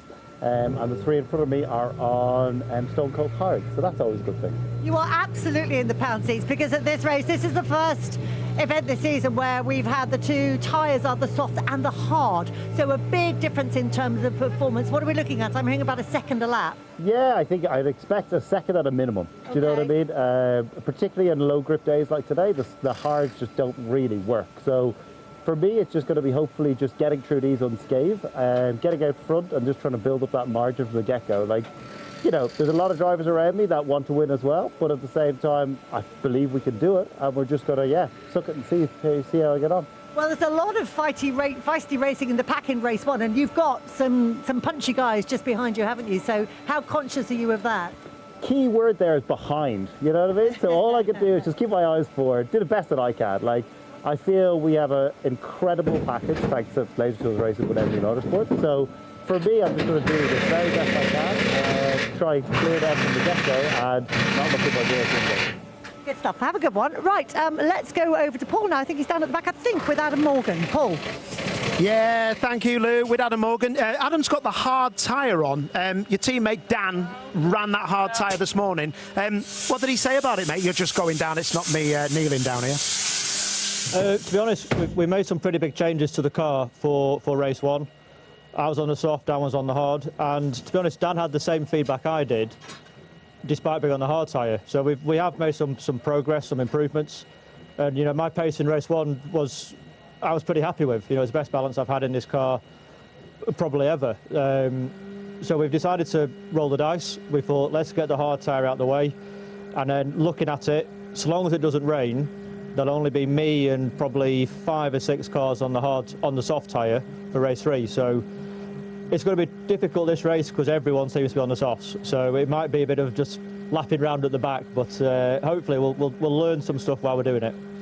Kind of damned if you do and damned if you don't, but I've never seen you so frustrated as we've seen on the onboard camera, mate.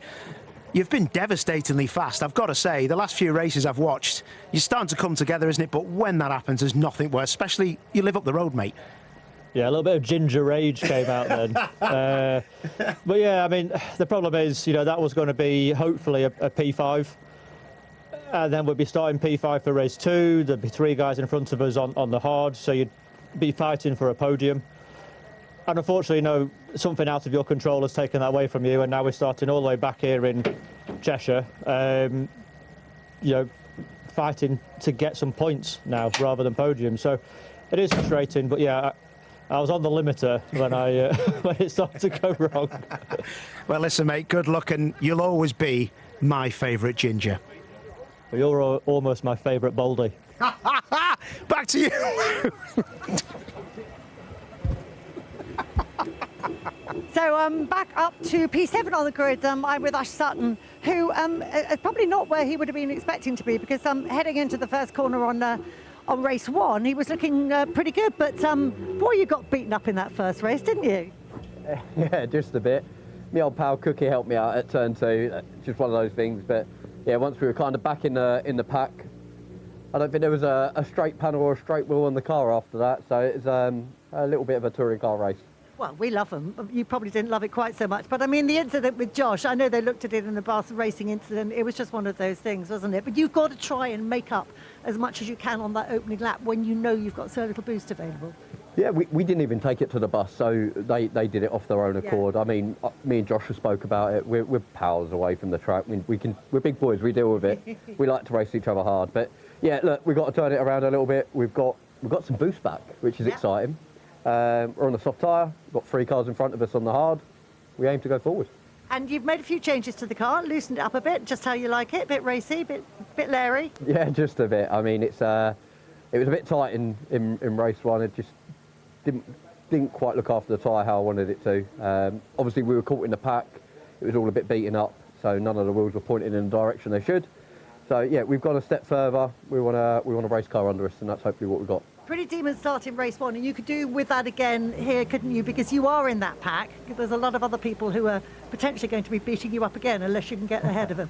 Yeah, I feel like I've got a target today. No, I'm joking. And look, the aim's to go forward, get a good start. If we can pick a few off in the first few laps like we have done in the past, then great, and then we'll settle in and use the boost from there. God, you almost had me in the car with you for the start there. Good stuff. Right, let's go over to Tim and to David in the commentary box. Louise, thanks very much. The grid is being cleared here at Oulton Park as we get set for our second race of the day. And you've just been hearing from Ash Sutton, but he still, I think, remains a possibility for a win here. If you take the top 3 cars out of the equation for this discussion because of the harder tyre, he's got to get past a Doble, a Moffat, a Taylor Smith. It is possible. He could be a winner here. Oh, very definitely, especially if he makes another good start. And remember, those 3 cars at the front, not only are they on the harder tyre, which is slower, they're really hard to switch on at the start of the race. So you're going to have a situation where inevitably you've got a bit of a roadblock situation. Then you get cars piling into each other in the congestion and anxious to get through. And it could, you know, although he's going to have a fast car, Sutton, it could all conspire against him with a little bit of contact or something else as everybody trips over each other.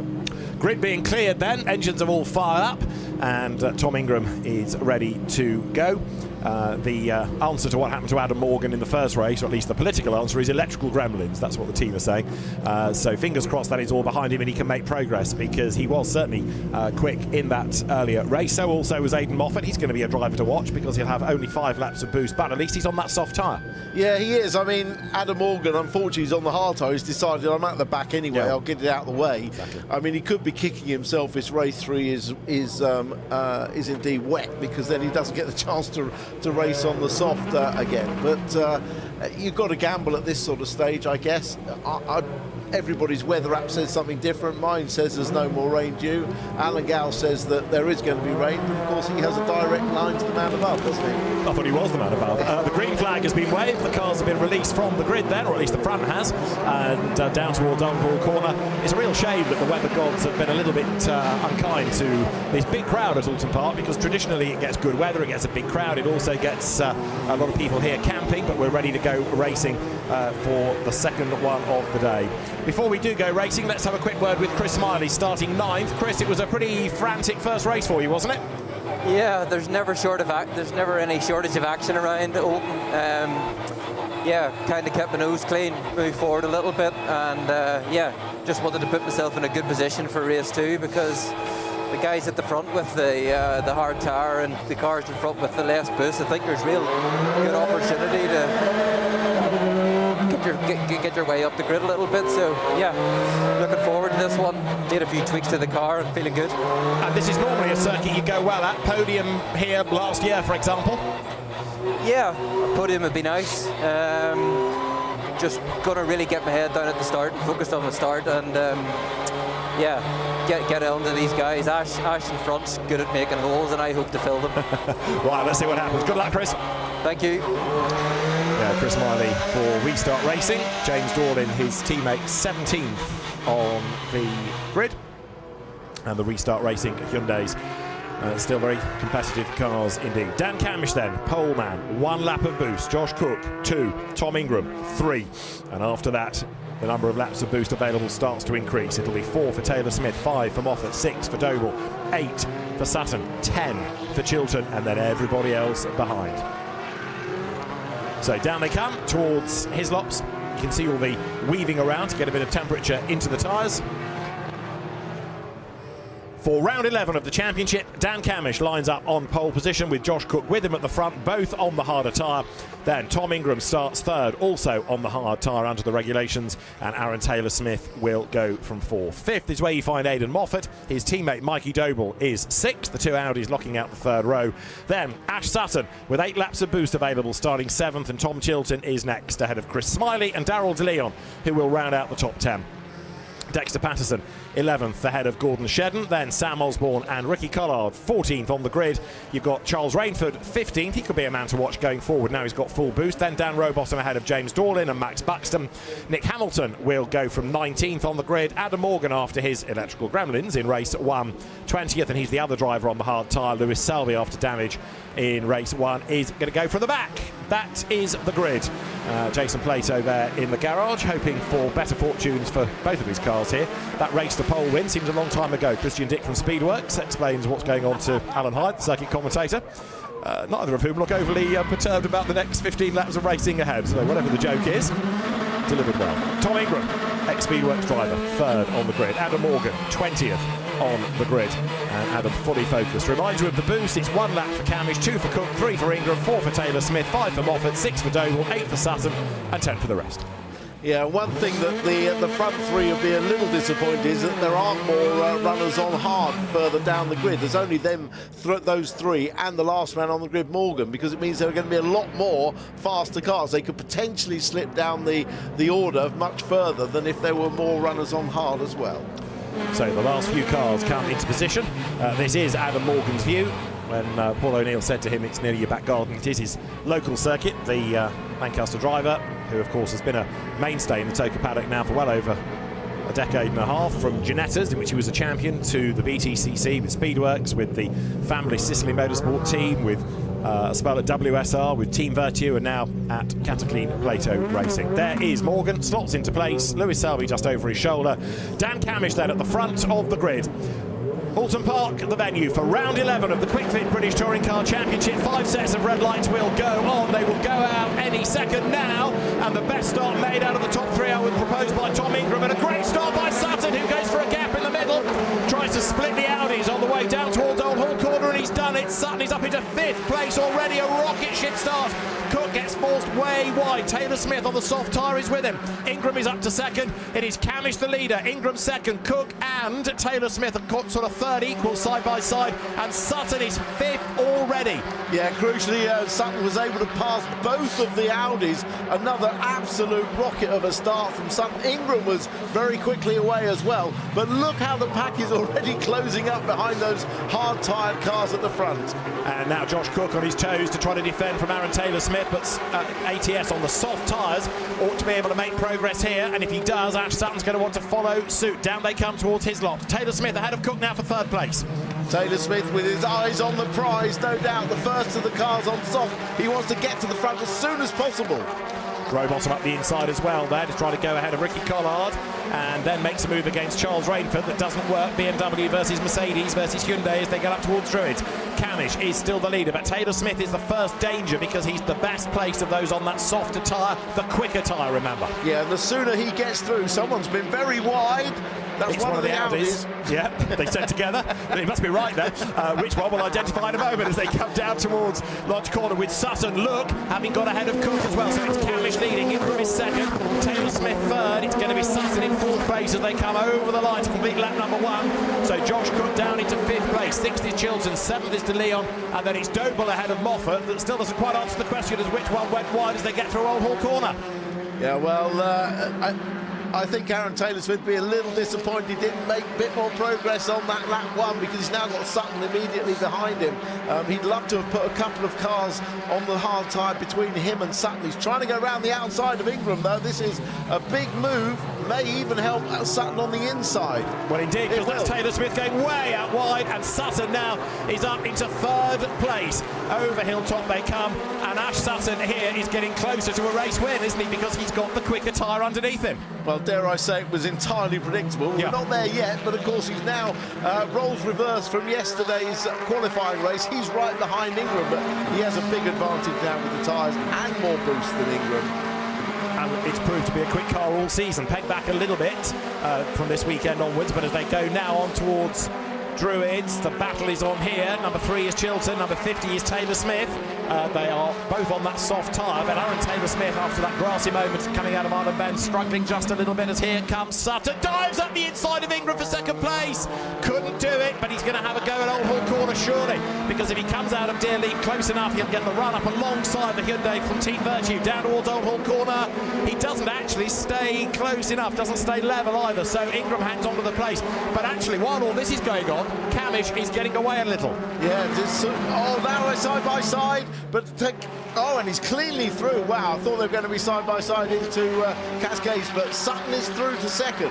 And Moffat is in the pit lane, and I suspect that answers the question which Audi went wide at Druids, because he'll have brought some grass with him. So Moffat is in the pits as Ingram brakes hard going down towards Island Bend. And look, Sutton now released. You know that sentence about half a minute ago about Camish and a small lead? Well, forget it, because Sutton now is just storming up to the back of him. Yeah, and here we go with the move. Sutton comes in wide, he's going to cut inside. He's obviously using some boost. Is the light flashing? Couldn't see. But clearly goes through before they get to Cascades. And Camish is not going to put up much of a fight. He's going to let his teammate through. Because he knows it is a fruitless battle. He's on a slower tyre with fewer laps of extra boost available to him. Taylor Smith, in the meantime, still defending well from Chilton. And closing up behind them is Darrell De Leon, look, in 6th place. Cook's Toyota on the hard tyre really is fading away. There's the lead switch. Camish just gets out of his way. As Tim said, puts up no resistance because there's no point. He knows Sutton's quicker. What Camish now needs to do is bank as many points as he can. And Ash Sutton is away and gone and now looking for another win. Yeah, it'll be interesting now to see what happens to Camish and Ingram. So far, Camish has driven very well. The first 3 laps in the bag, or 2 laps, they're on lap 3 now. Sorry, they're on lap 4. So 3 laps in. Oh no, on the grass! That's Chilton having a big moment. The barrier beckons for him. He's missed it by inches. He's missed it. And just stopped short. Wow. That was quite a moment for the brown-trousered Tom Chilton, but he's going to be able to get back into the race. Yeah, that was a really anxious moment. He would have really been worried there because we've seen some big accidents in the past at that point on the circuit. Let's just see what... Oh, they have contact at the first part of the kick to the right. And fortunately doesn't get collected as he comes back across the road or into the barriers. Oh, that could have been a whole lot worse, couldn't it, for Tom Chilton? But he has survived it and tumbles down the order. We've got Josh Cook being given a driving standards flag for track limit abuses. Dan Rowbottom there on the back of Charles Rainford. This is Charles' view, and he in turn is on the tail of Ricky Collard. 12th place, Charles Rainford, going up the hill now towards Druids. Collard ahead, and they're sitting on the back now of Josh Cook. So out of Druids corner, we're on, as Tim says, lap number 4. The leaders come down towards Lodge. Aidan Moffat back into the race, so I suspect it was a case of clearing out grass, but he's nearly a lap down, not quite, but nearly. The race leader, Ash Sutton, is away and gone. He's already 2 seconds clear. Oh yeah, and he's done the fastest lap of the race as well. Well, that lap was nearly 2 seconds quicker than Camish. It was 1.8 seconds quicker than Camish. And Sutton still has 6 laps of his 8 of boost. There he is, that's the race leader, and win number 5 beckons, as does the point for the fastest lap and the lap leading point. So Sutton here doing what he has to do to think championships, be ahead of Ingram. And Ingram, in fairness, still third. Camish still second on that hard time. They are doing an exceptional job. They are doing a good though. On the last lap, they both did 25.9, and in fact, the rest behind were on the 26s, all bar Shedden, who was on the 25.7. So their lap times are actually very competitive relative to the other soft cars behind them. Replay here of Collard going ahead of Cook, soft tyre versus hard. And Charles Rainford getting a little bit closer as well, as there the pack comes out of his lots. Aaron Taylor-Smith is ahead of Darrell De Leon, and then Mikey Doble in 6th place. 7th is Gordon Shedden, who, remember, started race 1 20th on the grid. Race 3 win could certainly be on the cards for Flash here, the way that he's going in the second of those later Tools MB Motorsport Toyotas, but he's still got places to gain in this race, and he's got Smiley 8th behind him. So through they come into the right-hand from Lodge corner. Taylor-Smith then just hangs on to the place, but Mikey Doble's about to have a go at Darrell De Leon. Not quite, but here comes Shedden on the other side of the road. Yeah, Shedden be one of those ones hoping it rains for race 3 because he's used softs in the first 2 races. This is a great battle, side-by-side action. Oh no, don't touch there. And Darrell De Leon is just ahead. Shedden stands his ground. Here comes Smiley on the inside line. Gordon Shedden with the car absolutely on the edge, round the outside. He's up the curb. Smiley might get a run at him in a straight line, but then it's all going to change potentially under braking. To the inside line, faints De Leon. Actually, in the end, nobody brave enough to really make a move there. Dexter Patterson closes up, and he in turn brings Ricky Collard with him. So this battle pack is now 4th, all the way down to 10th. Yeah, nobody sent it there. They're all on the soft tyre, this group. Led, of course, by Aaron Taylor-Smith in that ATS. Yeah, that Laser Tools Toyota at the head of the queue as Ash Sutton goes through, and He selects a new podcast to listen to. He's out on his own for a nice easy drive now. Camish is next, then Ingram. It's not easy for Dan Cam because Tom Ingram is right there behind him. Dan Camish started this race with only 1 lap of boost. Ingram with 3, and they haven't used either of their allocation. That's right. Now, ATS Aaron Taylor-Smith is doing a great job here in actually helping Ingram and Camish, because by battling and defending from everyone else, he's allowing them on their hard tyres to keep up a good pace. And Taylor-Smith on soft, so in a sense it's a bit of a mystery as to where the pace has gone, because he can't shake them off. Right into the back of him is Mikey Doble, and Doble gets past De Leon, of course, in so doing. So as they came across the line, the change had happened, and Mikey Doble now is looking very racy indeed, isn't he? Winner already this year. There's not quite a gap on the inside though at Cascades. Aaron Taylor-Smith's car is absolutely all over the place. I don't know if he's picked up a little bit of damage or something, as Ingram is now starting to inch up towards Camish and maybe make an attempt for second. Ash Sutton's over the horizon and gone. Yeah, he's nearly in race 3, isn't he? Over the brow then goes Ingram. Camish hanging on to second place, but to have these cars still second and third is quite something. Adam Morgan, by the way, is up into 18th, and Josh Cook has dropped back to 13th, and he's the other one from that leading group on the hard tyres. So that shows you partly how well Camish and Ingram are going, and how much this battle and the delayed tactics, if you like, and people being stuck in the traffic, that's all hanging on the results of Camish and Ingram ahead. So up the brow they go, over Clay Hill towards Druids. Shedden ahead of Patterson, ahead of Smiley there for 7th, 8th, 9th. Well, yeah, great observation there, David, because Josh Cook is no fool at all, and for him to have fallen back, is Ingram going? No, he's not. For him to have fallen back as far as 13th is what you'd expect on the hard tyre. It really does show how well Ingram and Camish are going on the hard tyre, up in 2nd and 3rd. And look at the gap they've still got. If anybody does finally breach the dam and get past Taylor-Smith, then it could all change before the end. But the world's widest Toyota Corolla is still there in 4th place as they come out of Old Hall Corner. Actually, Taylor-Smith's shaken off Mikey Doble this time by a couple of lengths. Well, when you've got a whole pack of cars behind you, no one of them can concentrate on attacking you because they've got to defend from everyone else. So sometimes it can work in your advantage. But Taylor-Smith's certainly doing a great defensive job. And as you say, a little bit of a gap now to the pack. Well, that closes up straight away under braking. Does indeed. And further back there, you've got Chris Smiley up the curb, and he is in a big battle with Ricky Collard, and Collard is bringing Charles Rainford with him as they come up towards Hilltop. So through they go, down now towards the Hislop chicane, and as they do so, Smiley loses out, doesn't he? That's Collard through. So Team Virtue ahead of Restart Racing. Hyundai's both. Great on board here as they come through Knickerbrook and start up the hill towards Druids. This great part of the circuit, fast sweeping, changing in elevation. Lovely part to drive. Josh Cook is on his final warning for track limits at Old Hall and Cascades, turns 1 and 3. So this is not a happy race for Josh. He's dropped another place to 14th. And there, Taylor-Smith and Doble arrive absolutely side by side. Doble is the one that gets run out wide. De Leon is the other one up alongside him. It looks to be a mover as they come over the timing line as Ingram fades to the inside against Camish. He can't go through, and behind them there could be a change between De Leon and Doble again. Well, if Camish keeps defending hard like this, they're going to slow their lap times down. They need to be working together to stay as far ahead of this group as they can. But if they start fighting, they will slow themselves down. Josh Cook down to 16th now as the hard tyre really kicks in for him with all the soft shod cars around him. And now side by side to the outside line goes Daryl De Leon, but he's gone so wide he can't get past Taylor-Smith. He's on the grass. Just stays ahead of Doble though. Well, he caught that puddle of water, didn't he? That was very wide on the corner, then couldn't make the corner tighten up, but lucky to hold on to that position, actually. Ricky Collard's making progress as well. Look, he's ahead of Chris Smiley. He's on the back of Dexter Patterson, so Ricky is up into 9th from 14th on the grid as this ever-increasing line of cars heads up Clay Hill. This is lap 9 out of 15. Well, if anyone's going to make some moves, it'll be Ricky Collard, won't it? So watch this space as this train of cars behind the 4th place. It's all the way down 4th to 9th all together.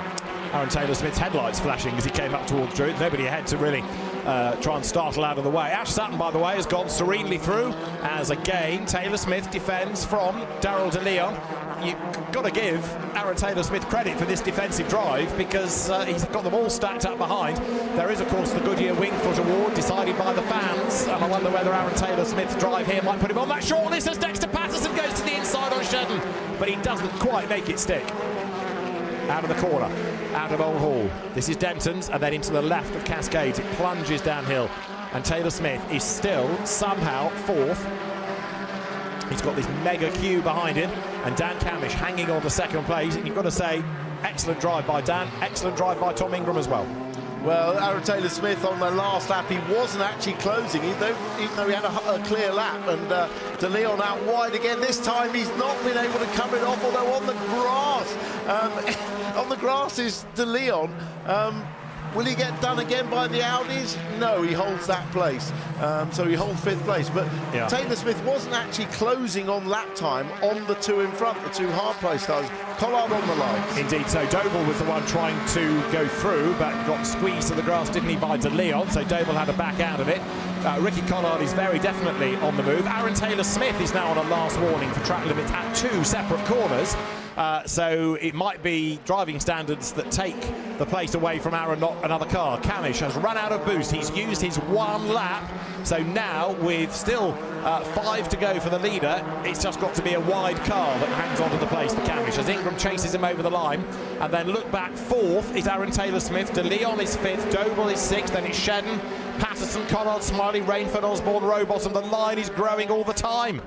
My goodness, the lead that Sutton has over 10 seconds, 10.5 seconds down the road. But I think Ingram was he was realising that the battling with Camish wasn't doing their lap times any good. But I think he's just waited. He's going to have 2 laps of boost that Camish hasn't got. Yeah. If he uses it on 2 consecutive laps, he should be able to get through. Smiley being passed by Osborne on the outside, but will Osborne be able to hold it? No, he won't. Rowbottom is next in that queue. Yeah, you're right about the 10.5 second gap from Sutton. And bear in mind, he's done this from 7th on the grid. He didn't take pole and storm off into the wild blue. Down comes Aaron Taylor Smith into his lop chicane. Still De Leon is behind him, and then it is Doble, and then it is Shedden. Let's have another look here at Charles Rainford's perspective. You've got Smiley ahead. There's a bit of contact. Sam Osborne's going to be behind them, so Rainford sort of muscles his way through a little bit. Yeah, he went for the send up the inside at Cascades, and just a little bit of contact. Now, is this Ingram having his charge? And again, you see he's forcing Camish to go middle of the road and a little bit tight. Slows the lap time down, but what sort of exit will Ingram get from Cascade, from Lodge Corner? And this is Smiley with Rainford alongside him, and Collard ahead as they go through Lodge. Smiley is trying to defend from everybody. Camish is fending off Ingram, and we've had the change. Look, Taylor Smith has dropped back behind De Leon. So finally, as I say, the dam has been breached. That is Patterson versus Collard. Right, where do you want to look next? Let's go on board with Smiley. There's going to be another place change somewhere any second. Smiley currently is 10th. Well, it's going to be interesting now that De Leon, someone has finally cleared Aaron Taylor Smith. Ingram has not been able to clear Camish, though. Let's see what the gap is between those two and De Leon. I think Dan Camish is one of the drivers of the race here for hanging on to that second place. It is a very, very impressive performance indeed. But De Leon now storming his way forward. Now, De Leon started 10th and he's up to 4th. It's been a good drive by him. And look, he's got away. Look at that gap already over Taylor Smith. This is what happened between Rainford and Osborne. So this was Osborne a lap ago. We saw him trying to get past Smiley. This is Rainford to the outside line, and he goes through. Does he outbrake himself a little bit? Yes, he does. Right, back to second place. Camish versus Ingram. And believe me, Ingram wants this place. He needs every point he can get against Sutton, so he really does. Is this the send? It is! To the inside goes Ingram. Through he goes, and Dan Camish tries to fight back, but Ingram's already covered off the inside line coming out of the corner. So Tom Ingram goes up into second place as they come over the timing line. He's nearly 13 seconds back from Ash Sutton, but he's up to second. Camish is third. Fourth now is De Leon. Doble is up to fifth. Sixth is Shedden. Taylor Smith has fallen back into seventh place. Finally, they've come, in part at least, flooding past him. De Leon 9/10 of a second quicker than Camish on that lap, right. So he's closing at nearly a second a lap. And he's got to make up 2.7 with 3 laps to go. This is the race leader, Ash Sutton. Behind him is Aidan Moffat, who was a lap down after his pit stop. So the car you're really looking for is going to be Tom Ingram's Hyundai. There it is. Yeah, and bear in mind that Sutton is not pushing either. No, really you're right. He's done the fastest lap. He doesn't need to push. Camish, though, staying with Ingram. And these are two evenly matched cars now because Tom Ingram is not using the boost. He's trying to save that should he need it to the end. Got a lap left. Yeah, he used one lap. I think that was the lap he passed Camish, but you can see when they're not using, they are very equal. To Druids they turn as you look back at Charles Rainford. This is from Chris Smiley's car. This is the fight for 10th and 11th places. Smiley just ahead of that BMW. The race leader, Ash Sutton, has just gone over the line as they come out of the penultimate corner here. That shows you the gap. And we wait for the second and third place. I can tell you visually out of the comment drops, De Leon is closer. The gap is 2.1 seconds. 2.1 seconds, and De Leon was 0.6 of a second quicker than Camish. This is Taylor Smith trying to fend off Patterson and Collard. This is now 7th, 8th and 9th. So De Leon 4th, Doble 5th, Shedden 6th. 12th now is Osborne, which is relevant given it's between 6 and 12 for your reverse grid. Yeah, that is important. And an update on Josh Cook, who started second on the grid, the other one on the hard tyre. He's dropped all the way down to 16th. And Adam Morgan has got no higher than 19th. So those hard tyre cars really are struggling. But you heard Adam Morgan's logic, get it out of the way and hopefully race better later on in the day. Josh Cook's going to be a long way back on the grid as well. This is Smiley being attacked by Rainford. You're with Rainford, who gets up the inside. Patterson and Collard are together ahead of them. Collard is just going to be ahead. Rainford's all over the grass. Smiley on the inside gets the place back again. It's been great battling in this group in the middle order, hasn't it? It has for most. Ash Sutton may argue. He will say, what battling? Because he, having got through the traffic, has just scarpered. He's gone over the timing line. He's on his last lap. Wiper on for Camish, which may be an accidental knock of the stalk, but he comes now down towards Lodge Corner. So Ash Sutton leads the way, as here you've got the battle between Doble and Shedden to start the last lap. This is for 5th place. They come up through Dearsley absolutely together. And we know of rain over at Clay Hill. It's starting to rain.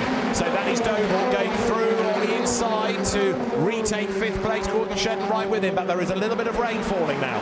Well, Alan Gow jokingly said to me he'd ordered rain for the last 2 laps. It was a little bit, come a little bit late, but there's multiple cars with wipers on coming through the final corner.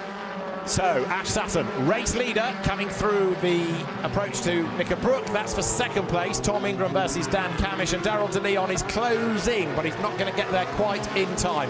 But Sutton then, he's going to win the race. He's going to get the fastest lap point. He's going to get a lap leading point, just to extend the margin yet further over Tom Ingram. This battle still continues as there Smiley goes over the brow, chasing after Osborne. So Osborne is now 11th, Smiley down to 12th. But what a drive by Ash Sutton. And look how wet it is now. Yeah, you can see the lines on the track as the slick shod cars come through there. There could be a bit of drama next time they come through in that battle. It'll be the last time the cars get through Druids, but it's certainly going to be slippery. We'll go and pick up that in a moment as Ash Sutton comes through for a 5th victory of the season. Win number 52 of Ash Sutton's career at Oulton Park. He is a victor in the middle race of the day. So far, so good. Everybody in the background looks like they've got through Druids, but it is a very, very sketchy track surface now, isn't it? Yeah, one more lap and that would be really tricky, wouldn't it? They've just managed to come through with warm tyres. Ingram takes 2nd. Camish takes those brilliant drives by both of them, hugely helped by Aaron Taylor-Smith holding up that pack for so long, but nevertheless an excellent drive by both of them. But Sutton, as predicted, stormed through, and well, it's so many times we've seen it now that we sat there looking at the grid and predicted it, and he delivered. He did, with barely a mark on the car. Tom Ingram, 2nd place. He knows its points. He'll be happy, I think, with that, because up against a car on soft tyres and more boost, that's the best you can do. Very good indeed, but a blistering start from Sutton off the line, kicked it off. He got past the 2 Audis and he was soon up and passed into the lead.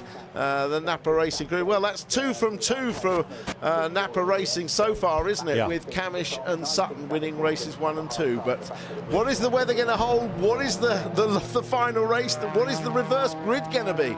Still to be revealed. Absolutely.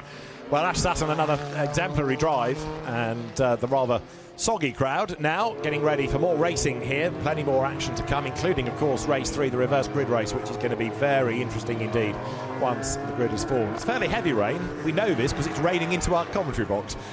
First world problems. The results of round 11 confirm the win for Ash Sutton from Tom Ingram and Dan Camish third. Daryl DeLeon fourth from 10th on the grid. Mikey Doble fifth and Gordon Shedden sixth from his teammate Aaron Taylor-Smith. Ricky Collard a good charge up to 8th from Dexter Patterson and Charles Rainford to round out the top 10. The last scorers were Sam Osborne, Chris Smiley, Dan Rowbottom, James Dorlin and Lewis Selby. Josh Cook 16th ahead of teammate Max Buxton. Tom Chilton 18th after his wild ride at Cascades. Adam Morgan 19th, Nick Hamilton 20th, and we had Aidan Moffat a lap down after his pit stop.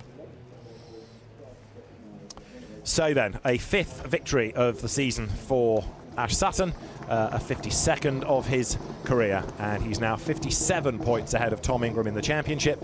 Dan Camish is third from Charles Rainford, then Daryl DeLeon ahead of Ricky Collard, Mikey Doble, Gordon Shedden, Josh Cook and Aaron Taylor-Smith rounding out the top 10. 57 points, the advantage that Sutton has. Still going very much his way, isn't it? Is it ever?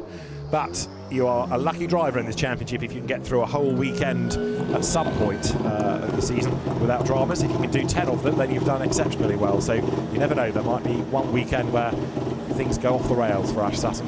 Right now, though, he's a happy man. He's going to step from the car and he'll be pretty relieved, I think, that the rain has arrived right at the very end of that. Taking his time to get out of the car, but just going through all the processes, turning everything off before he steps from the Napa Racing UK Ford Focus Titanium. A happy man he is too. Ash Sutton wins race 2 at Oulton Park, and he'll reflect on that victory after the break.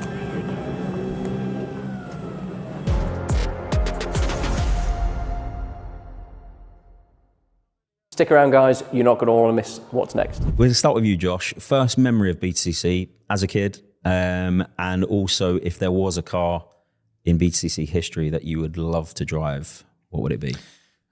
We'll go backwards because it's easy. I want to drive an E30 M3. Great choice. That's the one I would like.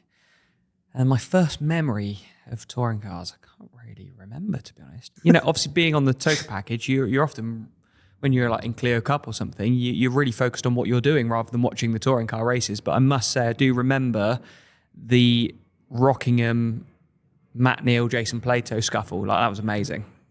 Charles, your first memory of the championship and a car you'd love to drive? Obviously, we'll remember that one at Rockingham. That was great. Really, I mean, when I first started watching it properly was 2009 with Colin Turkington in the RAC BMW. That was, you know, some of my earliest memories properly of watching British touring cars with my dad. But certainly, like, it was almost full circle then when I then went into West Surrey Racing. I had Colin coaching me last season. You know, I was pipping myself against him in some test days, and yeah, it was really, that was a really, really cool experience. And that's my earliest memory of British touring cars, really. And would it be that RAC car that you'd like to drive if you could drive one? Oh, sorry, we had that as well. Yeah, I mean, I was going to say an E30 as well because that's really, really cool. Tough. I'm driving that. I know, you'll have it. So I'll go the 318i Super Tourer because that was really cool. I knew he was going to stay on brand. wouldn't move away. It's got to be rear-wheel drive, isn't it, for me? And Nick, yourself? So I never really watched British touring cars when I was a kid. I don't blame you. I was busy following Lewis and watching Formula One, and it was my friend actually that was a huge touring car fan. He was watching all the season previews and reviews and all that sort of stuff. There was like Anthony Reid, and he was in the MG, yep, which was like black with like with the green stripe over the top. Another great West Surrey car. Yeah, it was West Surrey. Yeah, it was. And that's all I can remember as a kid. That's my first thought of it. Yeah, I had no idea about British touring cars, and now it's a massive part of my life.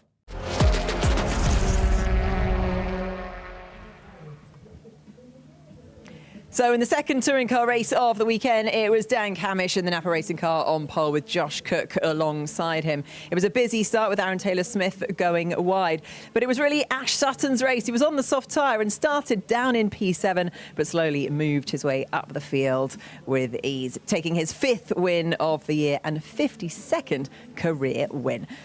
The winners of this race are now with Louise.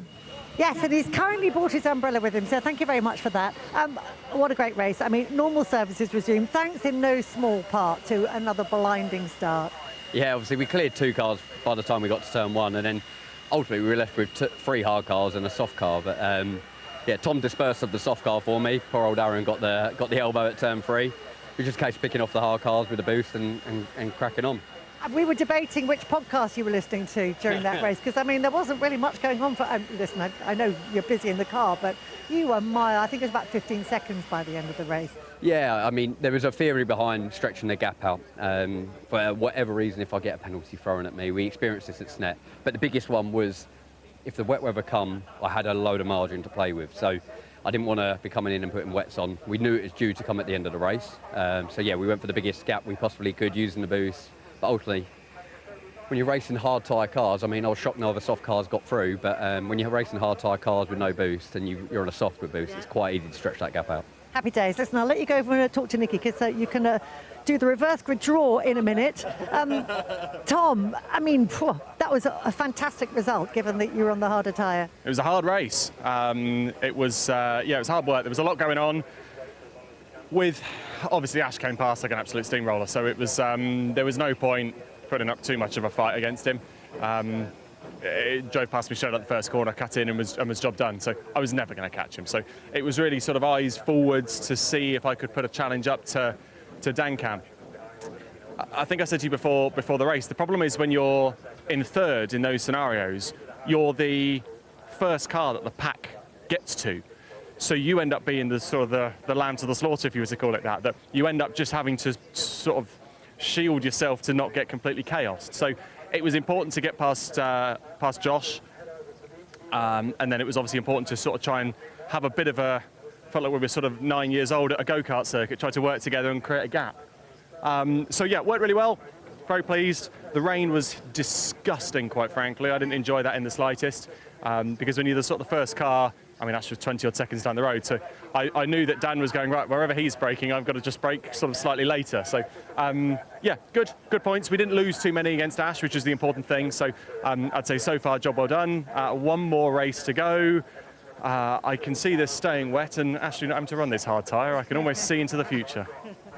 Listen, I feel like you and Dan actually both owe Aaron Taylor-Smith the pint, because he did a fantastic job of keeping all those soft shop runners behind you, didn't he? He did. He looked like that. You know, we can only see so much in the rear view, but yeah, from what I could tell, and Tom's hit the nail on the head there. I think, you know, it's not often you try and work together, but I think there was a clear message there that let's get our heads down a little bit. Like, let's not try and fight too much ourselves, because we don't want to be in that pack, because that pack's danger pack for us. We need to be clean air, doing our own laps. We're not too dissimilar in pace, so work with us, and that's what we did. And yeah, it got exciting there at the end. I kind of went a lap early with my boost on my one lap, and he had two over, so it was always going to be slightly difficult towards the end. But as the heavens opened, I thought, oh, this is an opportunity, and Tom obviously discovers it first. Like he said, Ash is too far away to see, so you kind of tuck it in and trying to find lines that he's not on. And there's a bit more grip there. I'm getting back into this. I can have a go. And then you're also thinking, but if I try too hard, De Leon's going to have me, and is that really worth it? So no, it was a good race. Got a good start, got away, and ultimately we sort of controlled what is a third place, which on a hard tyre feels more than a win, to be honest. So yeah, really pleased. Good stuff. Right, well, you will be back on a soft tyre for race 3, so let's see where, or a wet tyre, very good point actually, but let's see where everybody's going to be lining up for the final race. Over to you, Nikki. Thank you, Lou. Yes, let's find out the most pressurised moment of the entire weekend. That it is. Ash, do you have a lucky number? 6, let's hope so. Right, In that case, it is now. It is a lucky number, but let's hope it is. Go on then. So I always go for the middle. Pick out the lucky or not so lucky for some number, and let us know not so lucky. where you are going to be. Oh. Yeah, 11. Not Sorry so about lucky. That. Sorry about that. You picked it, not me. Okay, so that is how the grid is going to look. Well, that's how the grid is now going to look. So it's going to be Sam Osborne on pole position. Congratulations to him. Followed by Rainford, Patterson, Collard, Taylor-Smith, Shedden, and then all the way down there. Sorry. It was your fault, PM. I mean, I put my teammate on there? pole, so I mean that's I'll take that one. At least Sam's got an opportunity here, but yeah, we've got the hard tyre now for the last one, so let's see what we can do. Hopefully some rain comes and we don't have to use it. That'd be a lovely result to race through. Yeah, what is the... Well, I think you need to go and speak to Alan Gow, isn't it? Because he ordered the rain for the last 2 laps, yeah. and that's exactly what happened. So go and have a word with him, and you might get some sunshine. I'll hopefully drop a word in his ear. I want rain, so yeah, I want rain. So yeah, we'll see what happens. Well, congratulations. Weekend's going well so far. Good luck for the last race of the weekend. Now, don't go anywhere, because after the break, we will be heading into a race with the Scottish legends. Plenty more to come from. See you in a minute.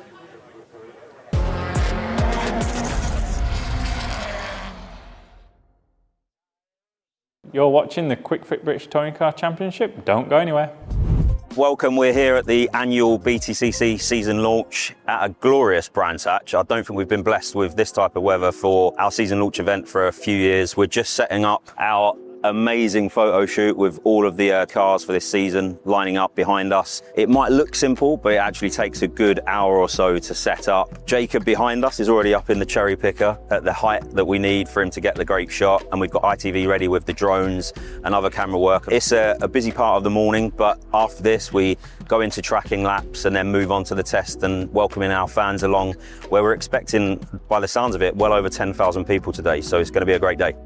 So I always find it quite fun because you kind of know how you're ranked in terms of like the organisers, you know, depending on what row you're on. I always find that quite funny. If I'm way down the back, I'll probably be like, oh, I've obviously not had a great season the year before.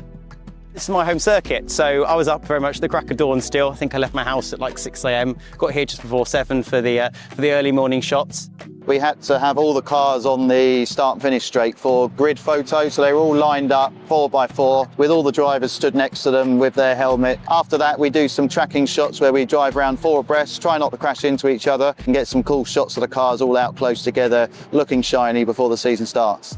I saw some bumps actually, so I was on the second row, so I feel like as my career's advanced I've got further and further up the grid, so maybe next year I could be on that front row, but I did see some wing mirrors rub. The photographers look like they're hanging on for dear life, hanging out the back of some car trying to get the shot. And the circuit just about takes 4 abreast, but our mirrors are brand new cars. The team has just polished them all with new stickers on, they're brand new. We're like inch by inch perfect going down the straights in first gear, which is really horrible like this. It's not easy because we get way too close and way too competitive and usually start leaving door marks on stuff on each other. Yeah, it all wasn't perfect. We were 4 wide around Brands Hatch, very tight and twisty, and there was a few scratches on my car for the media shot. So yeah, I think it's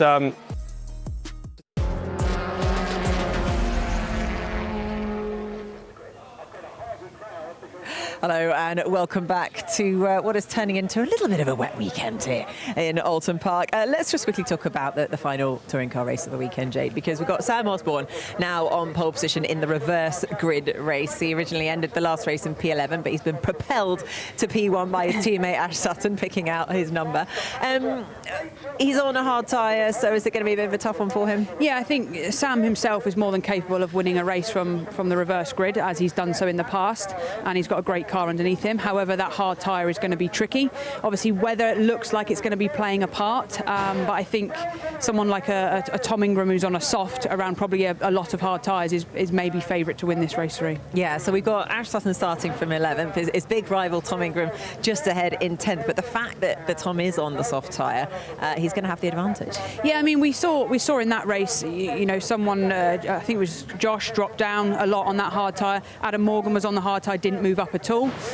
So they're sort of how that hard tyre really responds to most of the cars, and the anomaly is sort of the Napa cars that seem to cling on there and Ingram. But I think that was partly to do with Aaron being the cork in the bottle. But it's going to be an entertaining race. It always is. It's going to be some weather conditions and tyres. So especially if the rain arrives, that's for sure. Right, but before then, it is time for some Scottish legend action. Let's go to our commentary team of Paul O'Neill and Richard John Neal. In fact, over to you, Richard. Yeah, that'll do. Thanks very much. Here we go. You've been called worse, my man. You've been called worse. And by the man standing next to me. Here we go in Legends Cars racing now. The Scottish Legends cars coming out onto track. The car that lost its exhaust was the 21 car that had so much time up at the front of the grid. Martin Mulholland, the Newcastle-based Irishman. We're just looking at the cars who'll come out in a minute. Through comes number 9, which is Colin Atkinson. There's Michael Weddle, who ran very well indeed. Bill Reid in the orange 333, 236. Darrell Laws. We're not going to see him. Let's give you the grid first. Have we got the grid? We'll have a little wait. I can tell you the pole position is Phil Rowlands in this one. We'll come back to the grid a little bit later on. We'll have it for you. But Phil Rowlands has drawn pole position. Take 2. We will go back to the running order in the grid for you. Ryan McLeish on the outside of the front rank. Here is how they line up. It is Phil Rowlands on pole, Ryan McLeish alongside Neil Shenton and Gary Atkinson, ahead of Stuart McAndrew and LB Clark on row 3. Nick Whiteleg and Chris Dewey on the 4th row, Carlos Perez and Ben Mason on row 5, followed by Angus Scrivener and Daniel Clark. Matthew Pape and Jamie Blake on row 7, row 8, Murray Scott and Stephen Traherne. Nick Bridgman with Ron Wilkinson on the 9th row. And our first 20 runners completed by Keith Atkinson and David Heaton. Ewan Robertson and Mark Beattie on row 11. The 12th row, Max Popoleshko, Colin Atkinson, Michael Weddell with Bill Reid, Darrell Laws, Mark Mulholland, then David Allen, Brodie Orr, 30 in car 31, 15th on the grid. The grid completed by Alistair Calderwood, Declan Burke and John Critchlow. The last 3 electing to start off the back. They've got the rookie Brodie Orr ahead of them, and then the rest of the pack are going to a ballot at the start of the meeting, which I was lucky enough to attend this morning, and they draw the grid position. There is the Irish-born Newcastle-based car, which had the issues, Mark Mulholland, and he was, I think, a little bit upset that things went wrong in race number 1, but he drove well in the first part of the race for sure. Yeah, exactly. And listen, it's motorsport, isn't it? You have a good time, you have a bad time, and you got to take the good times as best you can. I'm really concerned about this part of the circuit. The Federal tyre is a fantastic tyre, but like we were saying off air, look at this under the trees. This is where the first time I think they're going to see some really horrible conditions for them. I'm really concerned about this, if I'm honest. I hope they just get their heads down, give each other space, and let's see what they got. They're a good bunch of lads, and I really want them to go well. Boys and girls, let's have a good one. They have, yeah, indeed. I echo that. They do have the Raceiver system, which is where the clerk of the course can talk to them. Andy Butler, I don't think he's not a regular Legends clerk, but he will have the opportunity to just warn the drivers, bed them in, and they'll have had a little chat, I guess, with them in the holding area. So fingers crossed all is okay, but conditions are tricky out there, so we'll see what happens as Phil Rowlands, the former supercar driver, and Ryan McLeish, multiple winner, won in the Nationals with us at Knockhill, won the final a couple of years ago. It's Rowlands that leads. Neil Shenton in red and silver looks up the inside, but has to stay in 3rd place as they go around Old Hall for the first time. This is the worrying moment, but so far so good. Some good collections, busy field, and fair play. First couple of corners, good start. Oh, I'm well impressed so far. Let it not be the curse of the commentator. Did you see some of that sideways action? It was unbelievable. If you get on that green stuff, it can really swing the car about left, right and centre. But it was Ron Wilkinson who I had my eyes on in the number 17, the green car. He absolutely was sideways off the last corner, but change for the lead. It's Ryan McLeish. We know how good he is in the wet. I've seen him win races at Brands Hatch in the wet. Very quick peddler is Ryan. And away with this one, Phil Rowlands. Nice to see Phil having a bit of luck here. I'd love to see Phil get a bag of podium here. The ex-supercarter betting his way back into Legends cars. Ben Mason already up into 3rd place. Gary Atkinson in car 6 is 4th. Mason's come through very quickly. Very fast, isn't he, Mason, in that number 1 car that's been through our shot. He is right up the front now. So good stuff. This is where I'm really concerned, and I've been very impressed so far. It's a little bit damp on the approach, but look at this now. They should be looking for the outside of the circuit where the rubber isn't ingrained into the tarmac. So really good wet lines from some of these boys and girls here. I'm well impressed. Look at that slide.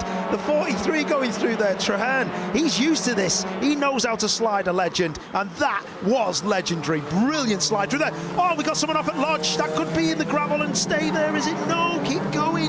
LB Clark. Well, you got out of the way. Fair play. She goes again.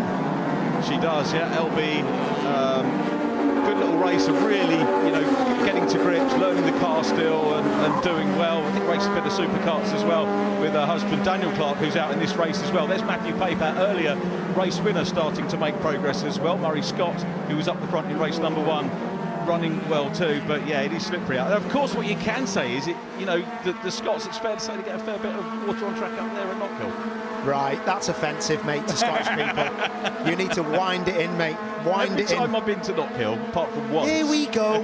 Typical Southerner. Hey, listen, Scotland, I will stick up for you. You stick with me. You stick with me. Look at this. 3 into 1. Will it go? No, is it 4 into 1 now? It's nice to see the van out there, isn't it? It is, yeah. It's not too many of the sedan shapes, but there it is, the 67 car of Nick Whiteleg, Steve Whiteleg's son. Steve drove the car yesterday, car 67. Steve, who drove it yesterday, 67 years old in a week or so's time, believe it or not. And still going, and still pedalling it well. And his son Nick racing well, chasing Matthew Pape through. Neil Shetton up ahead of them. Angus Scrivener looking good here as well. He's already up into 4th place. So the ex-Carter, top of the Newcomers Championship at the moment, running well. Here is Scrivener, the grey and white car coming through. Could be on for another podium here. Yeah, typical Carter, knows how to slide the car around. You see that 94, someone's in the gravel with him? Oh, car's off in the background. It's so slippy at Druid, so getting back on track, hopefully. There's just rejoin safely, you'll be golden.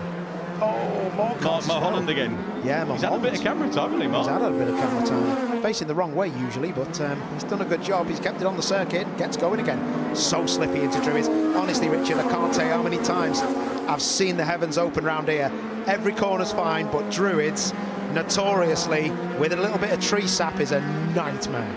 As ever with Legends Cars Racing, our directors wanting to look right the way down the field, but of course we're worried about who's going to win the race. Ben Mason's got the fastest lap at the moment, the multiple champion in Scottish Legends Cars Racing. Ben Mason chasing Ryan McLeish, and McLeish under pressure. Mason makes the move down the inside, and it looks like a good clean move so far. Let's have a look, see if he gets through. He does. Yeah, great move, nice and controlled. Mason just slowed it down and got it done, but a little bit of an overlap coming back. McLeish having a look at him, but yeah, it's all looking pretty good. You can tell these mixed conditions are really bringing the drivers to the fore who can hang on to these Legends in these slippery conditions. So great stuff. And he's not giving up on Mason. He's still having a go.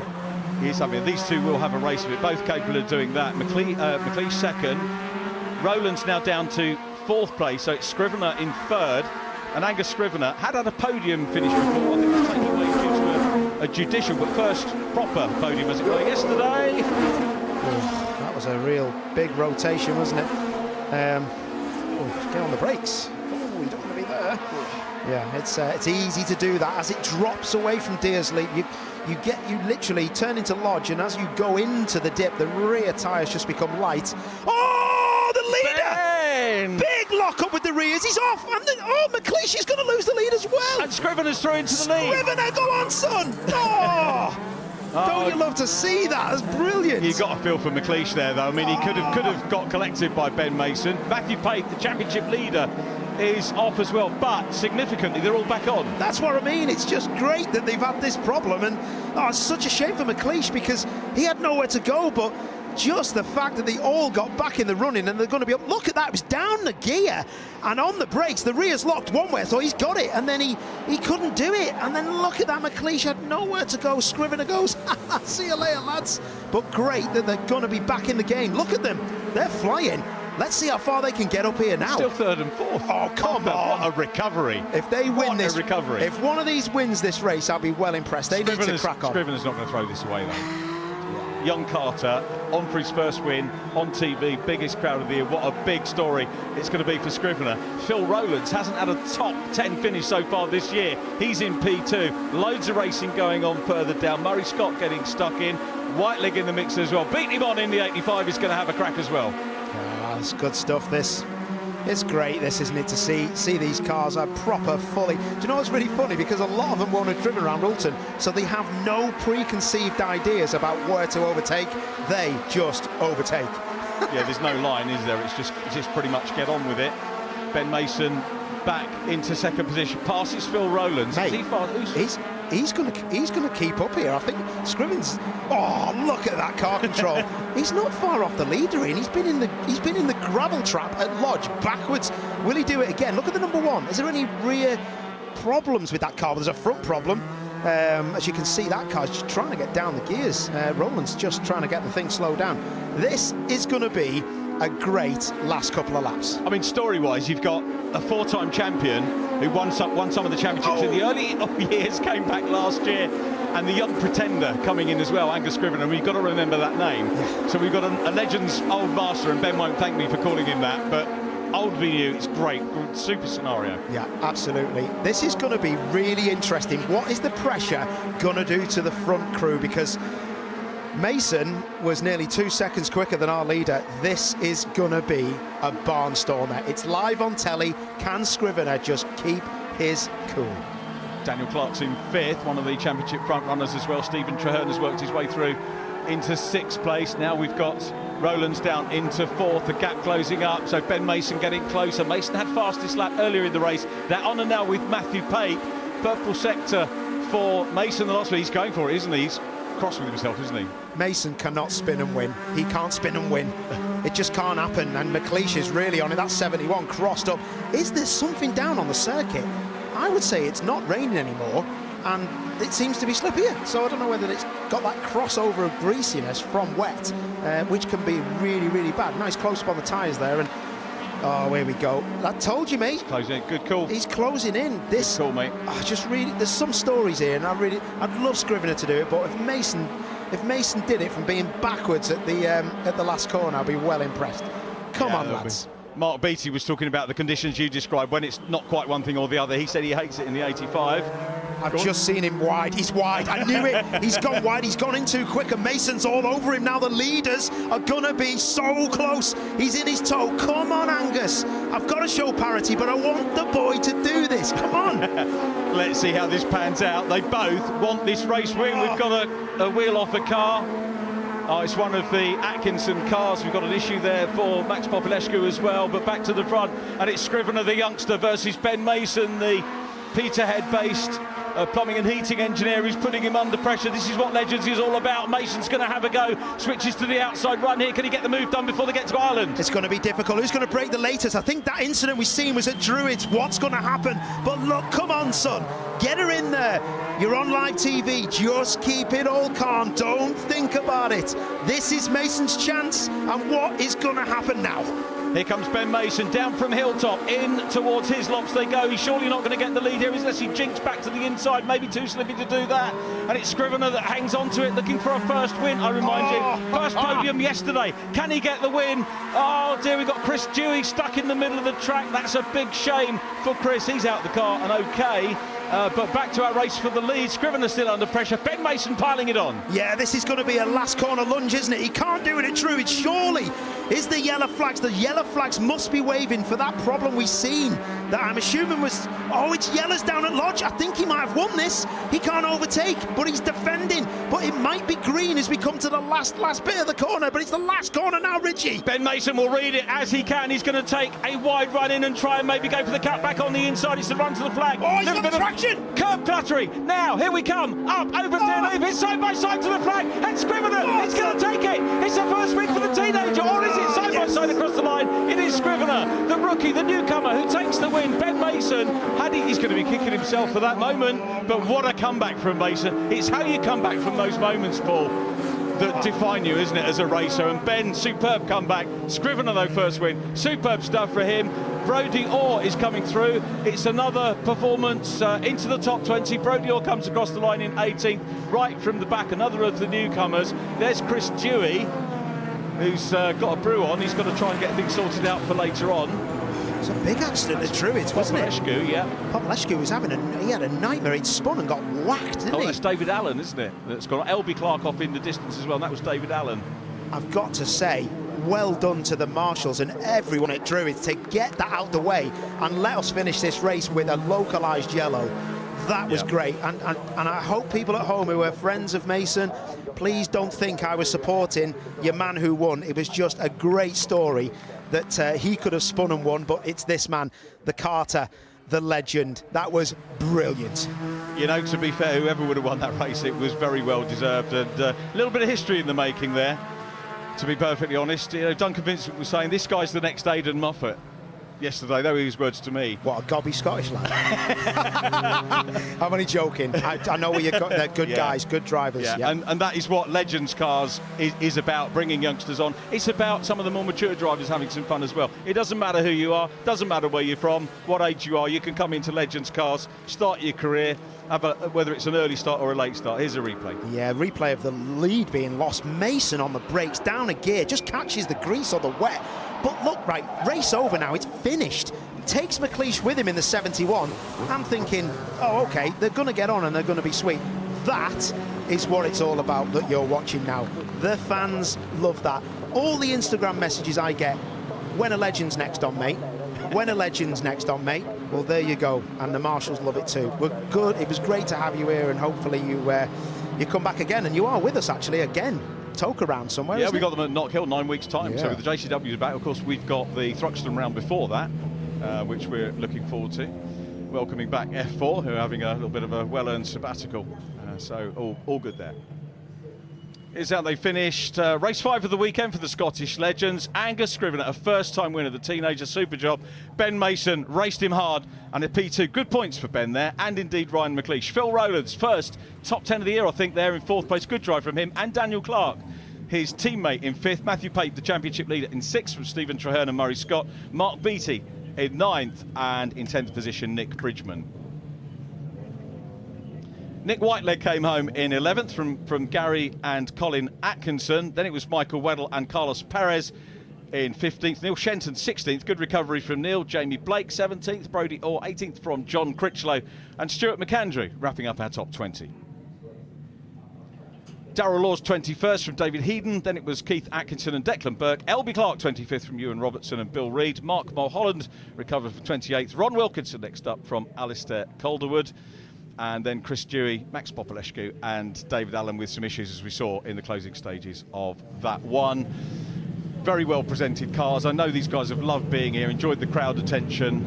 They get that at home, to be absolutely fair. Their home round is going to be mega as well in a few weeks' time. Yeah, I'd love to drive one actually around Knockhill. I think it's a brilliant circuit. Would you do the race though? Yeah, I'm putting you on the spot. Absolutely, yeah. Oh, no doubt about it. Listen, I don't mind putting myself out, and I only expect to be in the top 10 and be competitive.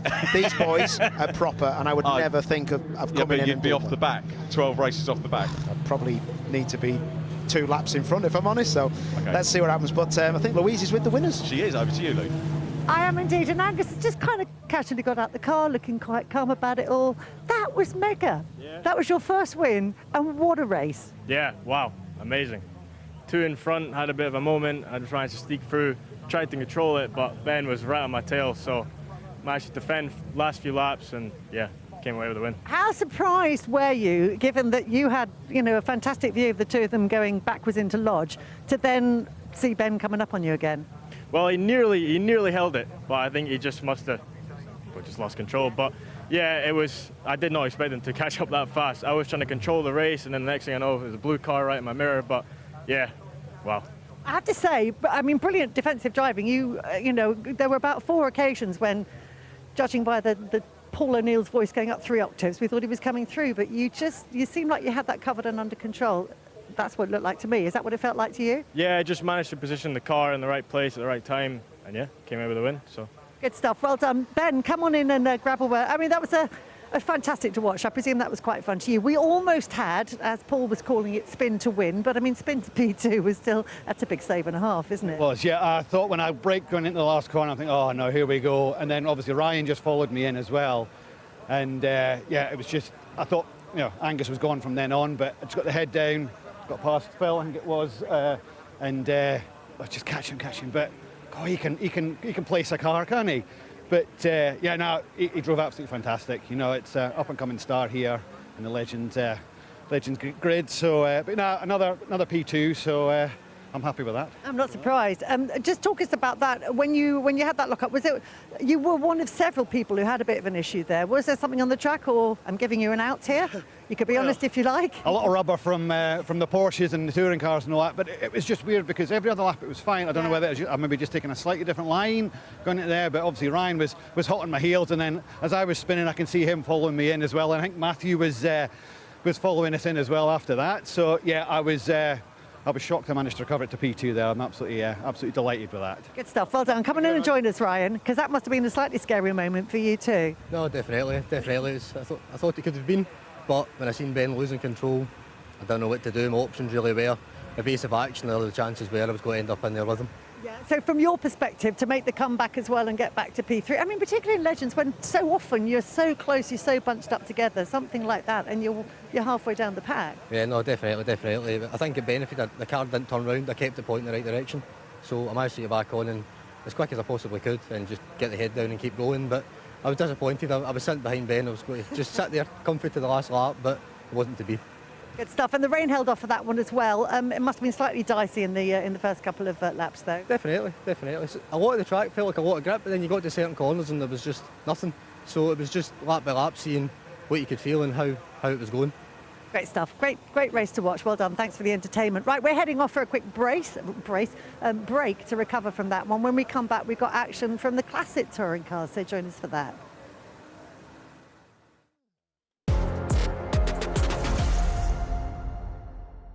Stick around, guys. You're not going to want to miss what's next. We'll start with you, Josh. First memory of BTCC as a kid, and also if there was a car in BTCC history that you would love to drive, what would it be? We'll go backwards because it's easy. I want to drive an E30 M3. Great choice. That's the one I would like.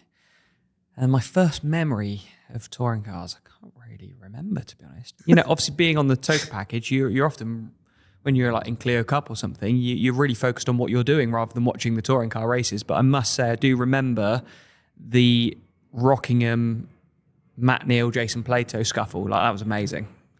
Charles, your first memory of the championship and Oh a car you'd gosh, love to drive? obviously we'll remember that one at Rockingham. That was great. Really, I mean, when I first started watching it properly was 2009 with Colin Turkington in the RAC BMW. That was, you know, some of my earliest memories properly of watching British touring cars with my dad. But certainly, like, it was almost full circle then when I then went into West Surrey Racing. I had Colin coaching me last season. You know, I was pipping myself against him in some test days, and yeah, it was really, that was a really, really cool experience. And that's my earliest memory of British touring cars, really. And would it be that RAC car that you'd like to drive if you could drive Oh, one? sorry, we had that as well. Yeah, I mean, yeah. I was going to say an E30 as well because that's really, really cool. Tough. I'm driving that. I know, you'll have it. You So can't I'll have go that. the 318i Super Tourer because that was really I knew cool. he was going to stay on brand. wouldn't move Oh, away it's got to be rear-wheel drive, isn't it, for me? And Nick, yourself? So I never really watched British touring cars when I was a don't kid. blame you. I was busy following Lewis and watching Formula One, and it was my friend actually that was a huge touring car fan. He was watching all the season previews and reviews and all that sort of stuff. And there was like Anthony Reid, and he was in the MG, Yep. which was like black with like with the green stripe over the top. Another great West Surrey car. Yeah, it was West Surrey. Yeah, it was. And that's all I can remember as a kid. That's my first thought of it. Yeah, I had no idea about British touring cars, and now it's a massive part of my life. We are now winding back the clock here at Oulton Park. It's time for a bit of nostalgic racing. The Group 1 touring cars are about to go racing. David Addison, Paul O'Neill, over to you guys. This must bring back some fond memories. Nikki, it does. You are right. This is where Paul yawns with his mouth closed as I become an even older gimmer than normal. But it is a very nostalgic grid. They're not all cars from the period. Many of them are dressed up to look like cars from the period. Group 1 was the regulation, or Group 1.5 to be technically correct, was the regulation that we ran with the British Saloon Car Championship by name up to 1983. It is a snapshot of saloon car racing of the period, including the Triumph Dolomite Sprint that was the sort of car that won the championship in 1975 for Andy Rouse. That car is in the Clark family, and as you can see from the names on the side, it's not just the family that have raced it. Pole position is Mark Osborne in a Triumph Dolomite Sprint that won yesterday's second race, his first win since 2019, and Jonathan Corker's Datsun is alongside a car that had a diff issue. They've changed the gearbox, and as the green flag waves, everybody is released. But Paul, there's a wonderful variety of cars and a wonderful variety of sounds that they make. I'm so glad that I've been picked to come alongside you, David, and chat about this. The SD1s, the Mark 1 Escorts, the Mark 2 Escorts. It's just great, isn't it? And I know you were devastated and said you weren't going to come here because there wasn't an Alpha front row. That was the big news coming out of Oulton Park yesterday, mate. Rick Wood is going to be a man to watch in his blue and white Ford Capri, starting a bit further back on the grid. Yesterday he had a brake problem, so he took the car home overnight to try and work on the brakes. He thinks he's got that sorted, but he did say to me a few minutes ago, I've got any wet tyres, so he's hoping for a dry road. Mark Osborne is on pole position. Jonathan Corker is alongside him at the front. That car is a shared car, the Corker Datsun, and it did have a win with Jonathan Everard in race 1. Harry Hickton should be third on the grid, but he's gone to the pit lane, so we'll see whether he starts from there. Nick Grindrod, I should say, is alongside, and Nick's already on his third gearbox of the weekend, so good luck. Third row, Jerry Bailey's Rover, the similar SD1 of Nick Williamson, is alongside. Then you've got Jared Knight and Simon Clark alongside, with Bob Bullen and Reece Cannell's Ford Capri alongside. Sadly, Malcolm Jeff's Golf is missing. Chris Snowden's absolutely genuine ex-John Dooley British Touring Car Championship GTV6 Alfa Romeo is next. Sam Fish, son of renowned one-mate racer and preparer Mark Fish, with his gorgeous Alpha Stud is next. Stuart Kay is next alongside him with the Triple X liveried tribute to Jerry Marshall's Capri. Ken Clark next alongside Nick Strong in the Mark 1. Tom Harvey's Escort. Matt Green in the Toyota Corolla that is a tribute to Win Percy's 1982 championship winning car. The Golfs of Don Hughes and Simon Jeffs had problems yesterday. Neil Philpotts on the grid with the Lancer Turbo, even though he went home to the Wirral yesterday to sort out a cam belt drama and came back for race 2. That's commitment. Andrew Willis sadly missing. Rick Wood with his possibly slick-shod Capri alongside on the next row. Graham Smith sadly is missing. And Harry Rice at the back of the grid in a Golf Mark 1 that goes back to the Slick 50 Road Saloon Championship of the 1980s.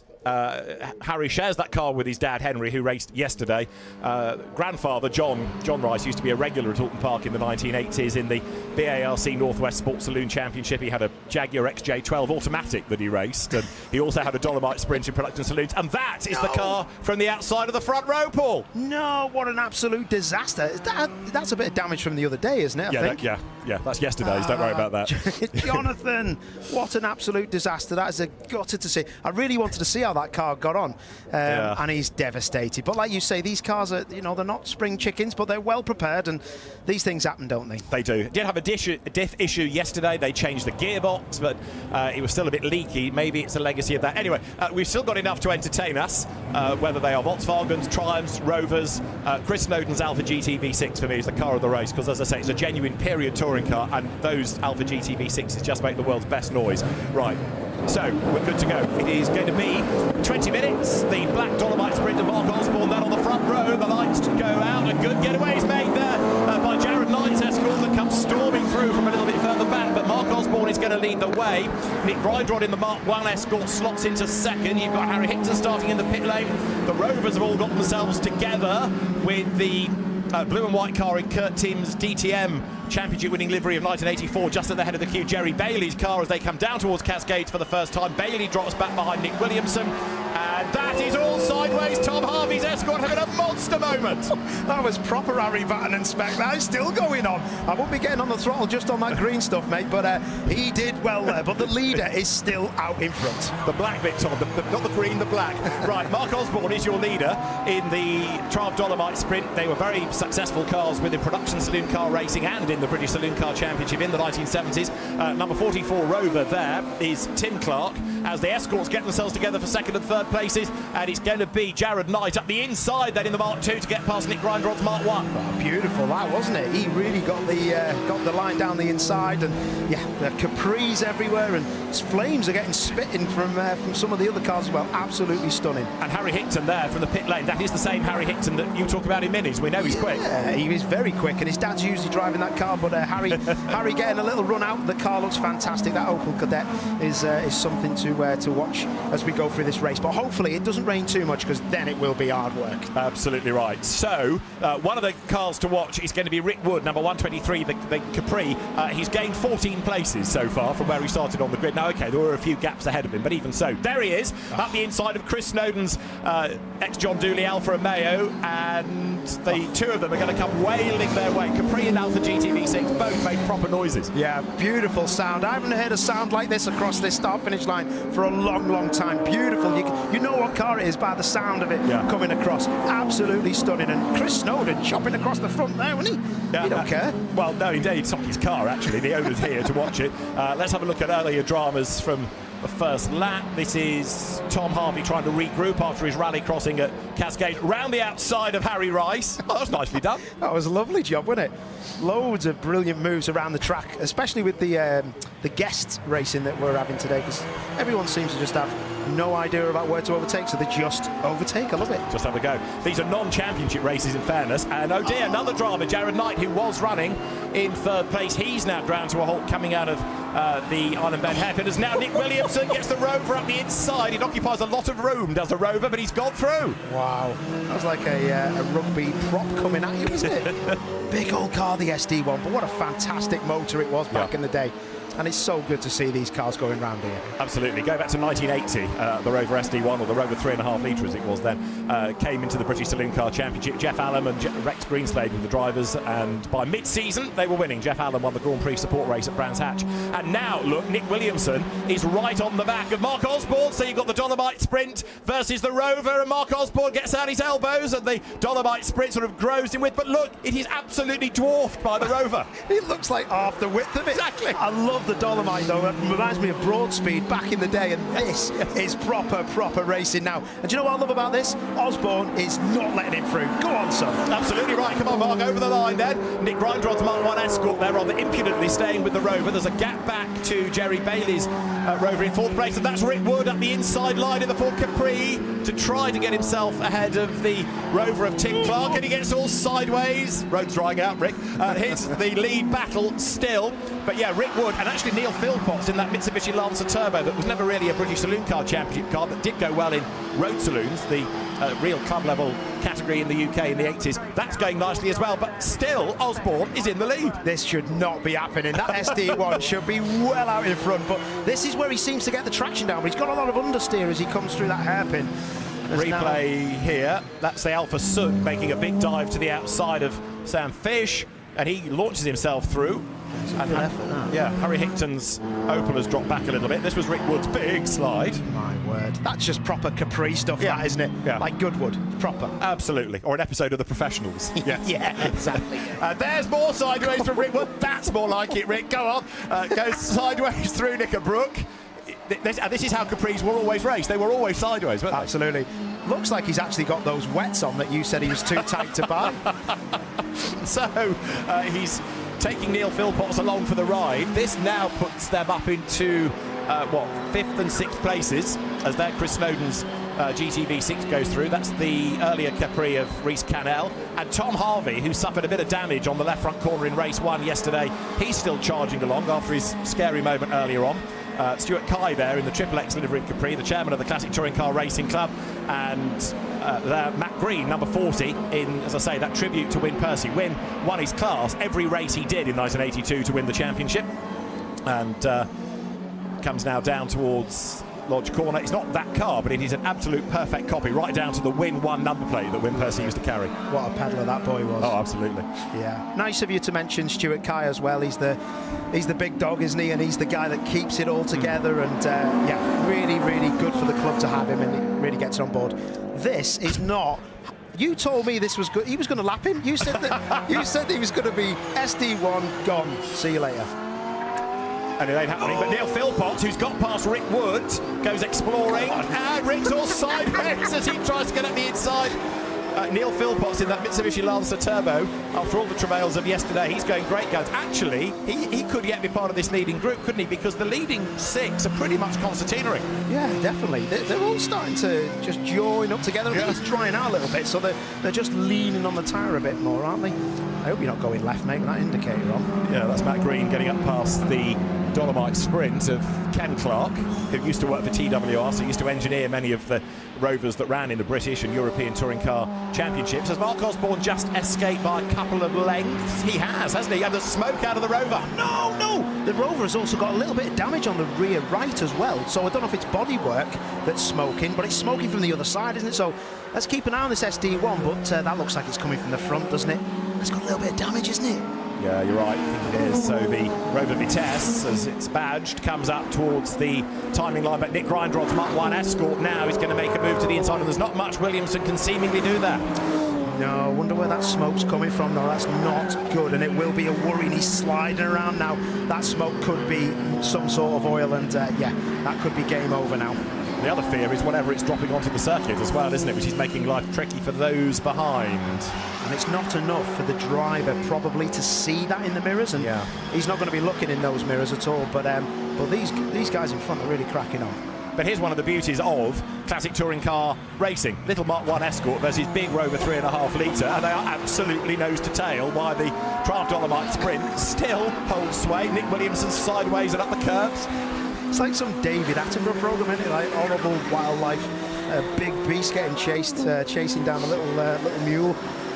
Well, so far the little mules are surviving, but Neil Philpott's Lancer is possibly the one to fear, because that is almost up with the Rovers. Yeah, you can see the damage there. And Jerry Bailey there in the blue and white Rover 3.5 litre, as I say, carrying the DTM German Championship winning livery of Kurt Timm from 1984. That is closing. Never mind the fact they're all concertinaing and there's a bit of liquid being spilled. It's also raining. It's also raining. I've just seen that from that Golf. That Golf understeered through the hairpin there, so no front grip. So the next time the Capri goes through there, we know it's going to either spin or just be completely large uphill top. Absolutely. That's Harry Rice in the Golf that goes back to an era of the Road Saloon Championship, and one of the regulations of that was you had to drive the car on the road to and from the circuit. No trailer, nothing. Brakes were a bit of an issue on the way home from time to time.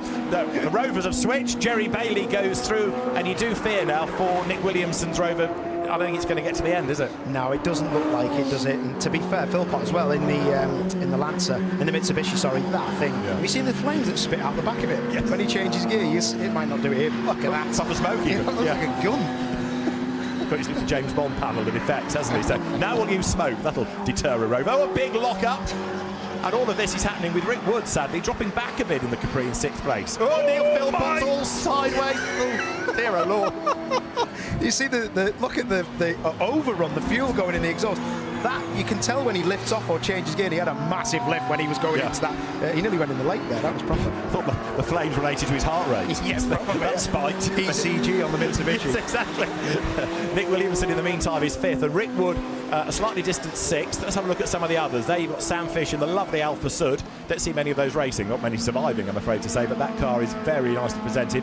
That's Stuart Kye, the man behind the Classic Touring Car Racing Club. That car is a tribute to a 1978 Ford Capri when the great Jerry Marshall drove in those liveries in the British Saloon Car Championship. It wasn't Jerry's best season. He went to a Dolomite Sprint in 1979 and sadly had a huge accident at Silverstone, but that car is a throwback to 1978 and it's a very recognisable colour scheme. Can you imagine how many youngsters are getting totally bored by their dads down at Cascades? Back in my day, lad. Absolutely, yeah. See, they go sideways. You didn't have to worry about laps of boost and all of that. Through Lodge Corner they come. That's Rick Wood's Capri. It does look a lot shinier, that track surface now. It does, and the wind's picked up as well, which would tell me that it's maybe going to rain. Harry Hickton in the Opel Kadett, beautiful looking car. Look, you can tell he pedals a lot at a good level. Look at that, hanging the Kadett out. Lovely. I bet his dad is on the pit lane going, son, chill your boots, lad. The tail wags as he comes out of Lodge. Nick Grindrod, former Oval racer, goes through. Neil Philpott's up ahead of Jerry Bailey now. Nick Williamson's Smoky Rover, then Rick Wood, then the next of the Rovers, which is the car of Tim Clark. And let's have another look at Neil Philpott's. This is how he got past Jerry Bailey. That's a good effort, that. I bet he drives like that in the Wirral. You need to. Could dive that up the inside. So Neil Philpott's is through. Now, while all that's going on, Tom Harvey in that Mark 1 Escort in the Shell Sport colours that you saw on the grass on lap 1 at Cascades, that's done the fastest lap of the race. So he's not totally out of the equation yet to buy back a few more places before the end. And Rick Wood is closing on Nick Williamson, except now Rick Wood goes up the escape road. Oh, he's flat spotted those fronts, hasn't he? Beautiful, aren't they, these cars with the mini lights on them as well? Yeah. They look great. Rejoins, and the car sings its way up Clay Hill. Rick, Capri specialist, both in terms of racing them and engineering them, but he's got a nice selection of other cars like Holden Commodores and Zaxby Group 5 Capri is in the collection as well. Do you think there's anyone at home that's maybe just switched this on, watching, looking for British touring cars, and then think, have I gone into like some kind of time warp? Like, literally. Must be questioning their life here. But this was all part and parcel of it. In those days, the British Saloon Car Championship, or touring cars as we now know it, was split into 4 classes largely based on engine size. So you had all of this variety. And okay, it could get confusing at times that people in the baby classes could win the championship, but you had all of this variety. And what you've got here is an example of much of it. That Lancer, like I say, that's not a car from British Saloon Racing, but it was from Super Road Saloon, so slightly modified road cars. And Neil Philpotts has had this for a good few seasons, goes really well in it, and he's got past Nick Grindrod. So now Philpotts is up into 2nd place, and he started 21st on the grid, remember, and he's not that far behind Mark Osborne. Yeah, this is proper stuff, this now. He's got a real chance, and to be fair, Philpotts, I think I remember him from Oulton Park and instructing. He's done quite a bit round here, but that doesn't matter because he can still hang it out and he gives it large, and I absolutely love this car. reminds me of something off like Cannonball Run or something. And he knows it inside out as well. And there, Stuart Carr gets up the inside to take the place away from the Sam Fish-driven Alpha Sud. Accelerating now down towards the kink at Denton's. Nick Strong behind him. Tom Harvey on the inside in the Escort. Chris Snowden masquerading as John Dooley in the Alpha on the outside. Harry Hickton's tail wagging. Oulton's with them. Harvey goes through. And Chris Snowden keeping out of trouble. They spent all night working on the clutch of that car after problems yesterday. So it's just great to have that GT-V6 on the grid. You know Chris as well as I do, and Chris Snowden is one of the most beautiful people that motorsport in the UK has ever seen. Yeah, you're right. If anybody needs any help, Chris will come and do it. So I'm hoping people helped Chris last night, because he's got a lot of good family and a lot of good family here and watching at home down south today. So yeah, good luck, mate. And he's a proper alphaholic. He's raced alphas pretty much since the dawn of time. He has dabbled in other things, but he is a true Alfisi. Right, the leaders then are 0.6 of a second apart with 6 minutes to go. This has got Neil Philpott's name on it, but in fairness, we did see early on that Mark Osborne knows how to defend. He knows how to defend, but it just depends where he can get the job done. But yeah, Harry Hickton's is throwing up purples as well. So yeah. Hickton's going up the ranks here. Oh no, Rick Wood. That's in the pits, isn't it? It is. Sad to say, Rick Wood's. Oh no! A load of smoke from Harry Hickton's Opal. Oh, Harry. And that, I fear, is the end of that. Yeah, he slows right down. So Harry Hickton, having just been doing, as Paul's rightly saying, absolute best sectors, that's gone pop. Oh, that's a nightmare. That's what purple sectors do when a pro driver's driving. Oh dear, oh dear. So Harry Hickton, after coming up from the pit lane, let's have a look at other battles. This is the Sam Fish Matt Green battle. Matt Green masquerading as Win Percy goes through in the Toyota. Nice move. And that's Neil Philpotts as he hit the front. Not quite. Not quite. Oh, he's going though, isn't he? Yeah. The flames that come out the back. I'd be protesting that if I was any of these guys. I'd be protesting that. He's running about 15 bar a boost. Nick Grinder thinking, I'll get singed if I get too close in the Escort. So the Mark 1 dropping back a little bit. That's Rick Wood. Clambering out the car. Big shame. That's a gut of that. Look at that. I love Rick though, because he's a lover of motorsport and he does it for the right reasons. Proper guy. Absolutely. He's another local. It doesn't just race, he sponsors a championship, the BARC, the Northwest Sports and Saloon Championship, that's been going for well over 30 years now. Rick is, 40 years. He's been a recent sponsor of that. Right, the gap's opened up again. Mark Osborne's got a bit of a wriggle on. I think he's used his extra lap of boost, hasn't he, here, in modern touring car parlance, because he's got away from Neil Philpotts. Oh, wow. The Dolomite was a real weapon back in the day, which, you know, but the SD1s have gone. He probably thought he was going to get away with this, but now he looks in his rear view and sees the cannonball machine coming flat at him. And in turn, Neil Philpotts is under attack from Nick Grindrod. That Escort now has got much closer over the space of the last lap. Philpotts still has the fastest lap of the race, but I wonder whether he's got a problem, because he lost about a second last time and he's not getting away from the Escort now. No, he's not. You'd think that the Mitsubishi would have the legs on it in the straight line. But, yeah, well, Grindrod's on it now. He's going to start making him work hard. But look at the slide. There's no need for that. Just stop it. Yes, there is. Yes, there is. He's great to watch. Don't stop him. So Nick Grindrod in third place. And Jerry Bailey's Rover still rumbling there in fourth. That's not a million miles back. So this race is still up for grabs as they come down towards Hislops. Neil Philpotts, maybe he's asked a bit too much of the brakes, because he's had a lot of work to do in this race. That car's starting to move around, like you rightly said. That it's, for me, it's the tyres. Watch the scrub of the tyre. The whole four tyres of the cars are just scrubbing across the ground. This will be an interesting move. It's not going to work at Druids, but if you can try to get down the inside of him going down to Lodge, I will laugh. Here he comes then. Nick Grindrod in that Mark 1 Escort. That was another very successful car in its class in the British Saloon Car Championship of the late 60s to early 70s. So Mark Osborne, having had his first win since 2019 yesterday, still leads here. Grindrod at the inside line. He goes through. Can he get it slowed down? He can. And he wags the tail. Arm twirls inside the car. Lots of opposite lock, corrects it. And Nick Grindrod is up into second place with just under 3 minutes to go. Well, look who's lurking in the SD1, though. This is game on. Jerry Bailey in fourth place then. If I were Mark Osborne, I'd be tempted to slow down and watch this, because it's great. You've got Mark Osborne, the leader, Nick Grindrod second, Neil Philpotts third, and that is Rhys Cannell, who's gone off at Druids, and I don't like the fact that that is so close to the edge of the road. I fear this might well be a red. I think 2.5 to go. That's going to be a red. A safety car is too long. It's a shame that the SD1 was going well. Bailey was looking good. Well, let's see what happens then. Colin Oakley, the clerk of the course for this race, will be having a look. Jerry Bailey to the inside of Neil Philpotts, who sort of gives him room, but then quickly rattles back to the inside line, doesn't he? Fends him off. You've got Stuart Kai versus Matt Green. Red flag, we were right. Sad to say, that car's just too close to the edge of the road, and so the result will be declared. It won't be restarted with 2 minutes to go. Real shame, but I'm afraid to say, on safety grounds, you just couldn't leave that car there, could you? No, you couldn't. You won't want to see any of these beautiful cars getting driven into, but you know, hey, we had a good old crack at it. He has done a brilliant job. I am very impressed with what he can do there, Osborne. Brilliant stuff. Absolutely. Well done, Mark Osborne. So wins are like buses. You wait for the best part of 7 years for one, and then two come along in quick succession. Well done, Mark. Top stuff. And the fans, even though they're a bit bedraggled here in this very untypical northwest weather, Paul, we need to point this out, don't we, you and I, as the token northwesterners here. They've had a good day and a good race to watch. Absolutely. So brilliant stuff from him, and I've got to say the Dolomite was something that I watched early doors when I was younger, and it's just really surreal to watch these cars still be, you know, prepped properly. And how many race cars do you know that can get the distance full stop? And this is great to see all the work and effort is repaid. And it's nice to have the enthusiasm still for older cars. You know, Chris Snowden there, as I keep saying, that is a car to the livery virtually, absolutely as it was when it last raced here 41 years ago. It does not race at all for 41 years. Absolutely crazy. It's just lovely to see it. Yeah. If you're an Alpha fan, please get down to Chris's workshop. You have never seen so many Alphas broken, and some of them will start. But I've been with Chris a lot, and I've helped him out a few times. But that just is a big packet of pasta, that, isn't it? Chopped tomatoes, Napolina. Oh, it's chopped tomatoes, right. is it? Oh, yeah. okay. And then when Napolina sponsorship dried up, so to speak, it became the John West Salmon sponsored cars. Yes.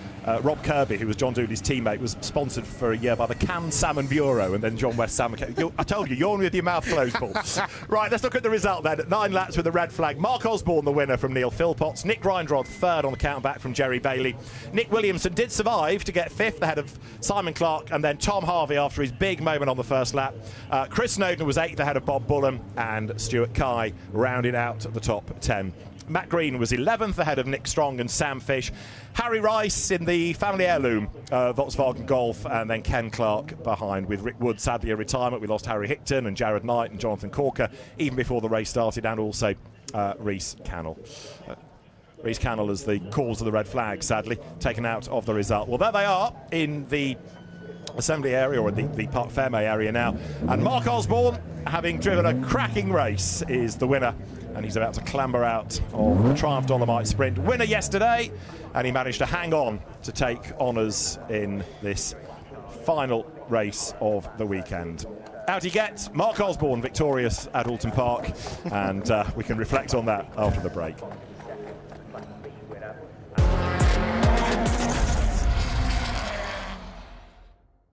Stick around, guys. You're not going to want to miss what's next. We'll start with you, Josh. First memory of BTCC as a kid, and also if there was a car in BTCC history that you would love to drive, what would it be? We'll go backwards because it's easy. I want to drive an E30 M3. That's great choice. That's the one I would like. And my first memory of touring cars, I can't really remember, to be honest. You know, obviously being on the Toka package, you're often, when you're like in Clio Cup or something, you're really focused on what you're doing rather than watching the touring car races. But I must say, I do remember the Rockingham, Matt Neal, Jason Plato scuffle. Like, that was amazing.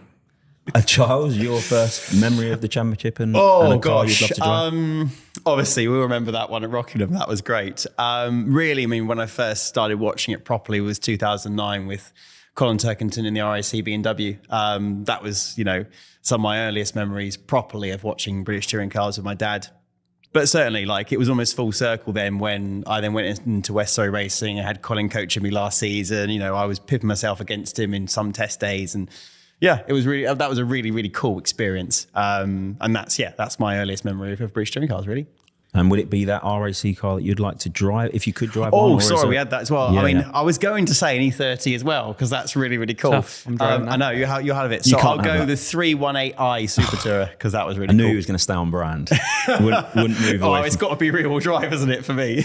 And Nick, yourself? So I never really watched British touring cars when I was a kid. I don't blame you. I was busy following Lewis and watching Formula One, and it was my friend actually that was a huge touring car fan. He was watching all the season previews and reviews and all that sort of stuff. And there was like Anthony Reid and he was in the MG, Yep. which was like black with like with the green stripe over the top. Another great West Surrey car. Yeah, it was West Surrey. Yeah, it was. And that's all I can remember as a kid. That's my first thought of it. Yeah, I had no idea about British touring cars, and now it's a massive part of my life.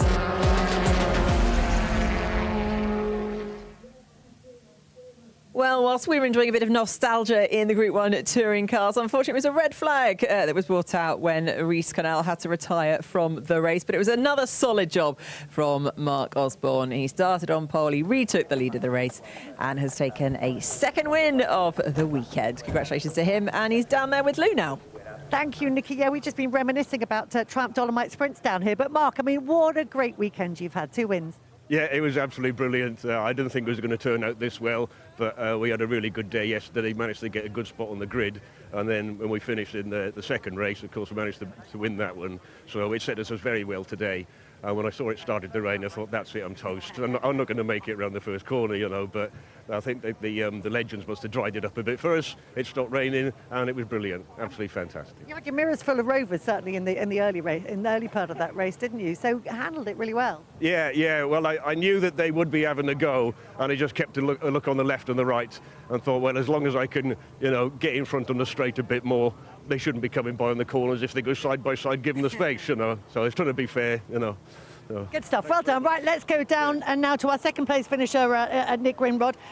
You know, that came to you nicely in the end there, didn't it? It did, yeah. I really enjoyed that. It was like everybody just sort of parted ways and let me through. Yeah, if they did. If only all racing was the same. I mean, you moved up well through the field. I mean, a couple of places up. It was a good racing, fun racing. I mean, these cars, there's such a difference between them, but it's always fun racing, isn't it? It's always fun racing them, yeah. You do have to be a little bit gentle with them, though, but not that we was. But, yeah, it was really good. Really enjoyed it. Good stuff. Well done. And I think we've just got time for a quick word with Neil, who is... here he is. Neil, what a great race. I mean, P21 you started, so to finish on the podium is going some, isn't it? Yeah. We have had a lot of bad luck on practice with the engine failing. We spent all the time putting it back together with all help of my friends. And here we are now, the first race of the weekend for me, this. And from the back. Really good. Was there a little bit of a problem in the closing laps? The guys were debating because you looked like you lost a bit of pace. Yeah, it started overeating a little bit to the end, so I had to back it off to get to the end. But if it was keeping strong, I think I would have got to the front. So I was gaining on him, and it just started to overeat a little bit, so I had to back it off to make sure to get it to the end. It's a podium finish nonetheless, so well done. Great racing, great to watch. Right, over to you, Nikki. Stuff. It was brilliant to watch, wasn't it? Right, before the third Porsche Sprint Challenge race gets underway, we're going to hear from Joe Marshall. It was 2 wins from 2 so far this week, and can he make it a hat-trick? Let's hear how he reflects on that win earlier with Louise.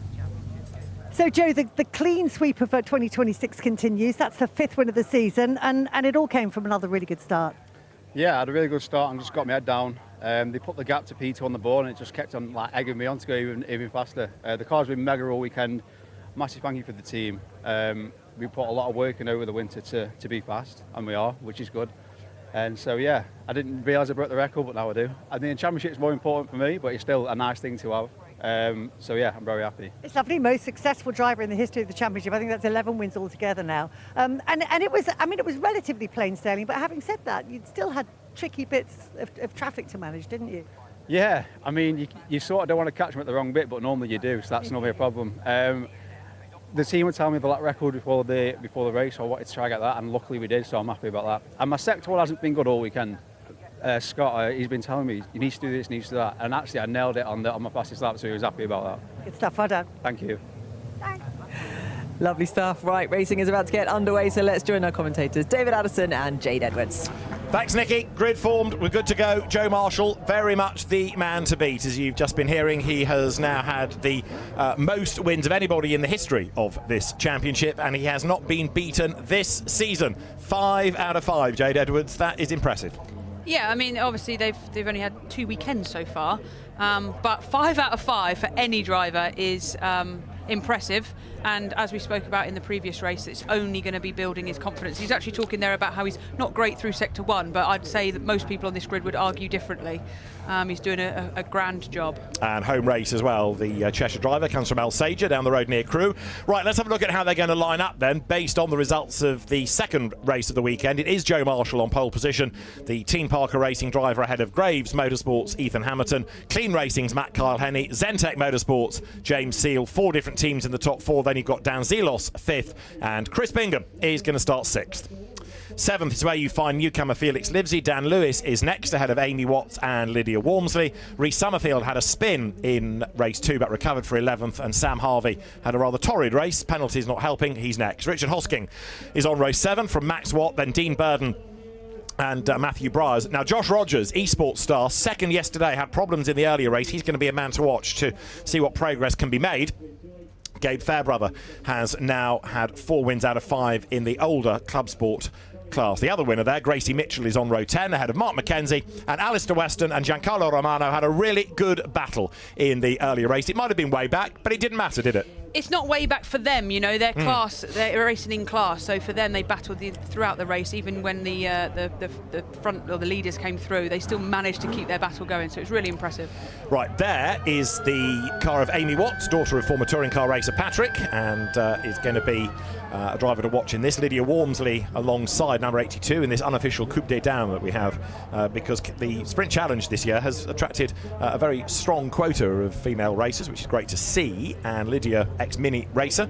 In fairness, Amy has raced Minis, but largely historic Minis. Rhys Summerfield, number 33, we used to see in Ginettas. Sam Harvey was a winner last year, so there should be a lot of good battling in this. There always is in this race, and obviously we've got to keep an eye on who was it that was starting at the back? Joshua Rogers. You know, he's going to be starting at the back of the grid there, and he's no doubt going to be coming forward. So, you know, the battles throughout, we've got to keep our eye on him as well. But overtaking at Oulton Park, these are different beasts than a touring car. Touring cars, you can get your elbows out. These are, dare one say, a bit more refined. You need a bit more finesse. You can't be quite so cavalier in how and where you try. Absolutely. They're a slightly smaller car, so I'd say they've got a bit more tarmac to use than the touring cars have. However, there may be a little bit more delicate in areas, so you don't want to be going quite door to door and punting each other like the skill and finesse that the touring car drivers do. But we saw in that race we watched earlier. You said that with a straight face. I'm trying to be professional. They all give each other good room. It's exciting to watch. We love the battling, but we don't see, you know, silly moves. Yeah. And that's what we love to see in Porsche racing, is that, you know, it's close, but it's fair. Absolutely. With a Pro and an AM class for the RS models and a class for the older club sports, there's a lot for everybody pretty much to fight for. The Oulton Park faithful are wrapped up warm, but still lots of them here, and the cars going down towards Cascades, the big campsite on the outside of the circuit there, and this is Island Bend, the hairpin. As far as the championship is concerned, Joe Marshall well ahead of Josh Rogers now. Dan Zelos is in 3rd, and the other classes equally have been competitive. So out of Island Bend they come. Then you've got that climb over Hilltop, and whether that easy to get warm for the tyres, but it's quite a chilly day. It's quite a blustery day now as well. It is, and we also had that very brief but fairly good bit of rain that happened in the last touring car race, which just makes the circuit a little bit more green than it once was. So there's always that to consider as well. And we've also had 1 or 2 smoky cars in the previous pre-83 saloon car race, so I'm not suggesting that they've dropped anything nasty on the road, but this lap will be important just to find out what the track surface is like now compared to when they raced on it a few hours ago. Absolutely. A historic car never intentionally drops anything, but you know, every now and again something may come out of the historic car. So yeah, that's obviously worth considering. Ethan Hamilton then, your former teammate, going back to One Mate Racing days. He's yet to have a Sprint Challenge win, but he's always there or thereabouts. He's always close. Yeah, he's competitive in everything. Like I say, fair, hard racer. It would be lovely to see him, you know, all his hard work coming to fruition and get a good result here. He lines up 2nd on the grid then for the Graves Motorsport team. One of the things that did rather affect the order in race 1 of the day, race 2 of the weekend, was track limit penalties. So hopefully now the drivers can rein that in. But whether or not, with it being a slightly damp track, they'll take the same liberties. Yeah, I think you get a bit of leeway on maybe lap 1. After that, the stewards would believe that you know exactly how to control your car, and therefore that leeway is then gone. So we'll see how they manage that throughout this race. So can this man maintain a 100% record? Joe Marshall then looking for a 12th career win in this championship and a 6th of the season. The lights will go red. We'll get 5 sets of red lights on. Engine notes rise, lights out, blast off with a tremendous getaway by Matt Kyle-Henny from the second row. Dan Zelos is also away like a stab rat as they go down towards Old Hall Corner for the first time. Joe Marshall leads, Ethan Hamilton is second round the outside. James Seal goes widen up the curb, but who is going to be second as they come down to Cascades? Hamilton will have the inside line for the corner, and he's got the place. Matt Kyle-Henny is third, and Zelos hung out to dry on the outside. James Seal back ahead of him in the black car. Absolutely. If you don't get the run out of the first corner, that inside line becomes the outside line for Cascades, which has happened to Zelos there. He's just been pushed out, so he's got to work hard now to gain those places back. Here they come out of the hairpin, but look at Joe Marshall getting away. He's doing this on cold tyres, and he's treating this like a qualifying lap, trying to break away from everybody else, leave them squabbling over second place. And what a first lap he's having. Joe Marshall leads, Ethan Hamilton is second, and that's Chris Bingham, number 20, against Felix Livesey, 31, and they just get into his locks without contact. Really well done to get through that chicane. It's such a tight chicane. 2 into 1 doesn't normally go, especially if you clip the curb on that first apex, but they've all managed to get through cleanly. And as we've seen it all time and time again, Joe Marshall getting a clean start, getting his head down straight away. So the Cheshire driver, home soil, looking for 3 out of 3 this weekend, 6 out of 6 as the season will be, assuming he can survive this one. Hamilton is second. Matt Kyle-Henny is third. That black and white car is James Seal in 4th place. Dan Zelos, who's been a front-wheel drive one-make champion, has taken a bit of time to adapt to these rear-wheel drive mid-engine 4-litre cars, but he comes through next up in 5th place as they break the timing beam. But Joe Marshall is already 1.4 seconds up the road. He is in that sort of rhythm now, as like we were saying, with the 5 out of 5 wins. He gets such a good start every single time. We're on board here with Ethan. He doesn't get a bad start at all. Instantly his eyes look across to the right to see where the other cars are. But as you can see, Joe Marshall, that jump straight away, he seems to have just nailed the system in this car. Yeah, Ethan, a little bit wide into turn 1, but doesn't run wide on the exit, and now he's obviously given a bit of room on the car on the inside, but he has now the inside for Cascades, which is brilliant for the run down to the hairpin. And you saw him put the car in automatic for the launch, and then once he got it off the line, then he knocks the gear stick across, so it goes into manual, and he can use the paddles rather than the stick. Stick will work, but he wants to just use the paddles on the gearbox. As there, Seal and Zelos are absolutely together, and Felix Livesey is up into 6th place. Now the significance of that is this is the first event that Felix has raced these cars at, so he's going really nicely and making progress all the time as Zelos is all over the back of Seal there. There they are, nose to tail. Absolutely, and Seal's doing a great job. We know he's got the pace, but Zelos has got so much experience in just racecraft in general. So this will be interesting to see how Seal places his car to defend, know where to defend and not defend, and it'll be interesting to see how Zelos attacks, knowing this circuit and maybe these cars a little bit better. And Felix Livesey in the Zentec car from Scott McKenna's team going very nicely as well. First time out, and he's learnt a lot over the weekend. Every time he's hit the track, he's been further up the order. And that's always the aim, you know, as a racing driver, you just want to go out and win, but straight away, you know, you can't get to the top of the ladder without hitting every run along the way. So aim of every driver is to at least get a bit better or a bit quicker in each session, and he's certainly doing that. So now Dan Zelos is trying to both attack Seal and also defend from Felix Livesey. The lead gap is up to 2.5 seconds as the cars now go down towards the Island Bend hairpin. This is the battle between Alistair Weston and Giancarlo Romano. Well, they were getting a little bit intimate at the end of race 2. This is even more intimate. That's an extended version of what we saw at the end of the last race, but both continue, and I'm sure they've both got big grins on their face and battling out throughout this entire session. And that is the battle for penultimate place, but it doesn't matter because, as you say, they're having a good battle. Ethan Hamilton's start is going to be investigated after the race. Was he slightly out of position, do we think? I don't think. He was in line with our commentary box here, and he definitely wasn't over the line, I know that, but it might be an argument of a jump start or a little stutter before the lights went out. We'll have to have a little watch again. I'm not sure what we can see from the onboard because I don't think I saw the lights. It'd be interesting to see it from an outboard camera. So here they come, down towards Lodge Corner once more, and this is going to be the end of lap 3. Joe Marshall then in the Team Parker racing car storming away up front.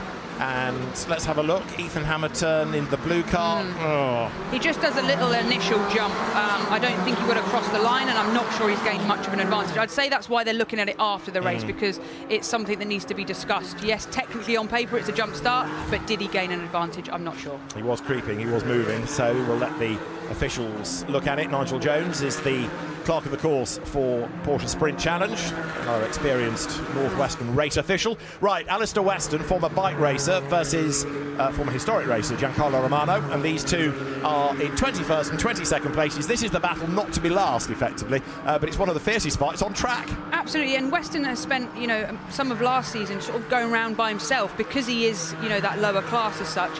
I would guarantee they're loving this. The fact that they're positioned 20 and 21st, it doesn't really make any difference to them. It's a car that you're racing. They seem to have great respect between the two of them, and I guarantee they're learning a great deal. Oh, there we go. So a little bit of door-to-door.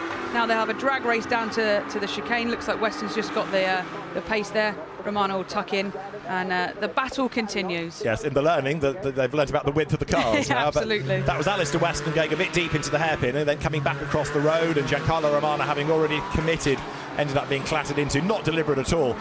This is your battle going on now for 4th and 5th and 6th. That's Ethan Hamilton 2nd, the red-nosed car, Matt Carlhenny 3rd, James Seal is 4th, Dan Zelos there is 5th. In 6th place behind him is Felix Livesey, and then in 7th spot is Chris Bingham in the car with the blue back. Dan Lewis behind him has got the orange back to his car. So Dan Zelos, after that really good launch, has really struggled to get past James Seal. Romano versus Weston take 84, and Giancarlo goes through on the inside. He's done it, and is he going to survive the moment? Yep, gets the car slowed, turns through the corner nicely. Phew, and that's Rhys Summerfield in strife. Yeah, that doesn't look good. He's either gone off and he's using a runoff He's strip, going the wrong way round the back of the pit lane. Yeah, maybe he's got an issue and he's just pulled off knowing that this is the safest spot to do so. Or he's very lost, who knows. But Rhys, he's obviously experienced enough to know that he's probably just getting the car well out of the way so that there's no safety car or yellow flags. Oh, tough day for Rhys. He had a spin in the earlier race today. Now clearly a mechanical drama that's put him out of the race, and straight away turns off the road, finds that access road round the back of the pit lane to get out of everybody's way. Right, Dan Zelos versus Felix Livesey. What this means is James Seal has gone away a little bit in number 55, and not only that, he's closing on Matt Carlhenny as up the inside line goes Felix Livesey, and just gets the car slowed down in time, and he stays alongside Dan Zelos. Livesey in the white car, Zelos in the yellow and green livery on the outside line. This ought to go Felix Livesey's way. He's got the inside line for Old Hall corner. Through he goes. Dan goes wide to try and get that cutback. He'll try and get the run through the corner. He's now jinxed out to the right, and he'll try and get the overlap down this kink down the hill, which is now nose ahead, but he's on the outside, so he has to go a little bit wide again and do a similar thing, cut back, but equally that then leaves him on the outside for the hairpin. And we now have Bingham now coming into play as well. This is what happens in one-make racing. A little bit of a battle between two cars, and all of a sudden there's a train of cars getting involved, which is absolutely brilliant to see. Lewis is not far behind either. Absolutely, yeah, he's trying to buy into this, but yes, Chris Bingham benefiting from the delay, but a good move that by Felix Livesey. Don't forget, this is his first weekend in this championship. Dan Zelos has done a season and a half almost. Absolutely, and this is what's showing is, you know, the racecraft is great. He's got just straight in the car. He's got it, grabbed it by the horns, and he's going for it. And I love that. You know, Seal's got great pace, but because Zelos had that car behind him of Livesey, you know, he couldn't just battle and move forward. He had to have his eyes on the mirror, and Livesey's taken full advantage of that and moving forward. It's great to see. Oh dear, Richard Hosking is in the walls, and by the look of it, the wheels are spinning, but he's not going anywhere. I'm trying to work out where that is, but he's, is that Druids maybe? He is. Maybe the second apex at Druids into the gravel. The rear wheels are just about finding some purchase, but it's really pendulating him in from one side to the other. Little push might be all he needs there, but. So they're saying to Richard, hang on, we'll do what we can. We might have to lift the front, so let's keep an eye to that as the leaders drop downhill. The race control team will be looking at this as well to see whether a safety car needs to be scrambled, as Joe Marshall, he must wonder whether anybody else is in this championship, because he doesn't see them very often. Comes out of Ireland Bend, and safety car is indeed deployed. So that will be frustrating for Joe. He will lose his almost 6 second gap there.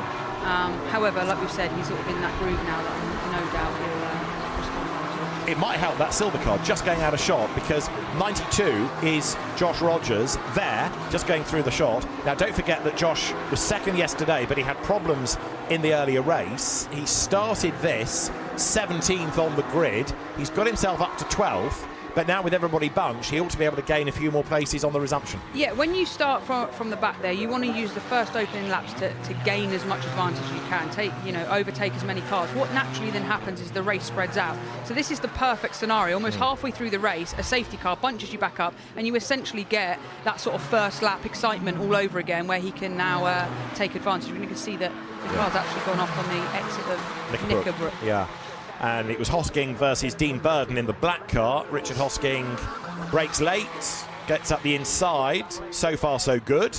And was he pushed or did he fall? The answer is he was pushed. Yeah, so that's not really an overtaking place, to be honest. It's always going to close that gap. Yes, he had his nose up the inside, but as a driver, you're not going to really be expecting someone to be on that apex. Yes, you've got to have your wits about you, but yeah, I wouldn't say he was far. You need to be alongside, like now, fully, to know that they're there. This is sort of a half-hearted attempt, and the contact is sort of rear quarter, so yeah, not ideal. No, that'll get looked at, no doubt, post-race. We're behind the safety car. Alistair Weston here is still storming on, and there is Richard Hosking. As we said in the earlier race, he's a big enthusiast of his racing. He raced single-seaters a long time ago and has come back in recent years, but he's also been a big helping hand to Charles Rainford and getting him on the grid and supporting WSR in touring cars. So real shame that Richard's going to have to be a spectator for 9 more minutes at Oulton Park of this race. Yeah, I mean, they gave each other room going into that chicane, and they seem to be giving good respect, but it might just be one of those, you've seen a gap, you kind of make a lunge, and you sort of regret that decision straight away, and there's a small list of contacts, but because of where the load of the car is through there, it just sort of sends you into a spin, and obviously the gravel's very, very close. Frustrating, because he's only got his front wheels in the gravel, but that's just enough to keep you stranded, basically. And now, of course, we have to wait for the recovery truck to arrive and hoik it out of the way. It normally takes a while to get there, but then just as you go up Clay Hill, there is a vehicle access gate on the right, so the car can be taken across the infield and into the paddock, but it's where the recovery vehicle is from. So Richard Hosking, are they going to try and give him a push? They may get him back in, push him out and get him to drive offline all the way back. Possibly. Because the car's not damaged, it's not a danger. We've got a truck arriving. So. Yeah, indeed. Right, so the cars are coming down towards Lodge Corner. Ethan Hamilton, remember, is second on the road, but under this investigation post-race for what looked like a slightly anticipatory start. So we're on board with Ethan as he comes now up over the timing line, edging left and right just to keep some warmth into the rubber. Thumbs up to the team. Yeah, I think they asked him if he wants a cup of tea. He's gone, yes, please. Yeah, I mean, that jump start's tricky. Like I say, technically on paper, is it a jump start? Yes, because he went before the lights went out. However, we see it here now. Jump start, it sort of goes and stops. Should just play now there. So you see the car jump and then come to a stop. So the argument will be, did he gain an advantage? Essentially, by the look of that, no. However, it's deemed a rule, and will they stick to the rule, or will they, use some judgment within it? Well, Ethan Hamilton slightly bogged down having made that little jump, but then did at least manage to hang on to second place going through Old Hall. That's Richard Hosking then out of the gravel. So they'll now unhook him, I think, and then they get you to drive back. They ask you, if the grass isn't too wet, to drive as much of it on the grass as possible, so all the stones that are in the front of the car don't go on the circuit, and then when you do go on the tarmac, make sure you go offline so that we're not bringing loads of debris. So he's doing that perfectly there, and he'll just cruise on back to the pit lane, and hopefully that means we'll get underway fairly shortly. Yeah, the recovery crew need to obviously get off the circuit, but we are under safety car conditions then at Oulton Park. The final race of the weekend in Porsche CarWow Sprint Challenge Great Britain. Joe Marshall, Ethan Hamilton, Matt Kyle-Henney, the top three. And we've also got class leaders James Seal and Gabe Fairbrother looking as though he's going to make it 5 out of 6 in his class. But Joe Marshall, 6 from 6. We were joking at the end of the earlier race and saying now the pressure is on because you've got to keep on winning, haven't you? You've got this far with a 100% record. Absolutely, and before the safety car, you'd have said he's got this sort of nailed and in the bag, but a safety car restart, you can never be too sure. You don't know what stage everyone's tyres at. It's another pressure that he's got to go under. Obviously, he's more than capable of dealing with it, but everyone here is now thinking game on again because you're sort of resetting the race. The The safety car will do one more lap, I think, now that the car of Richard Hosking is heading for the pit lane and that the recovery crew is off the circuit over near Knickerbrook. So we ought to be able to go racing this time, which will give us probably 3.5 to 4 minutes. Just enough for a little bit of fun racing, isn't it? A bit of battling door to door. Yeah, enough time for Alistair Weston to have a go back at Giancarlo Romano. Absolutely, or 4 goes back at him. They're doing it multiple times a lap at the moment, which is brilliant. Fair point. Right, the cars are at Cascades. It's a great circuit to drive this, isn't it? It's a proper driver's circuit. I absolutely love it. There's something for everyone. The undulation, faster corners, slower corners. Yeah, it's one of those circuits when you've got a very well set up car. It's one of the most enjoyable tracks to race at and drive. Yeah, runoff. It's old school. Not a lot of runoff.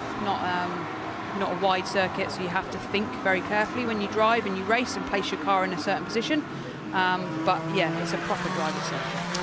And the Hislop chicane put in the early 1990s to slow the cars down. Knickerbrook was becoming a very, very fast, too fast a corner, and it had lots of rather sizable accidents, so it was put in to slow the cars down before Knickerbrook itself. And then the climb up Clay Hill, under the footbridge, you go past the water tower and then into the double apex right of Druids. The car's now slowing because the safety car has extinguished its lights. That's the indication that it's going to go for the pit lane and the race will resume, and it's up to Joe Marshall then to control the start as the race leader. And when does he floor the throttle? Now is the answer, and he powers down towards Lodge Corner. Yeah, he timed that well. You saw his brake lights come on for a split second, just enough to check up Ethan. As he did that, he went, and that's already given him a very small margin. Straight away, he's got a car length or so on Ethan. So that was a fantastic restart from Marshall there, as expected. Now, what can Josh Rogers do in the meantime aboard number 92 to see if he can make further progress as the cars now swing their way out of the right-hander of Old Hall Corner? Josh Rogers, another of the Team Parker racing drivers, but he needs to do it now before the gaps open up. Down through Cascades they come. Absolutely. The only thing with Josh Rogers now is he's hit cars that are in the same class as him. So the start of the race, he's going past the CS cars, which is a little bit easier. Now he's in the mix with cars that are somewhat the same speed as him.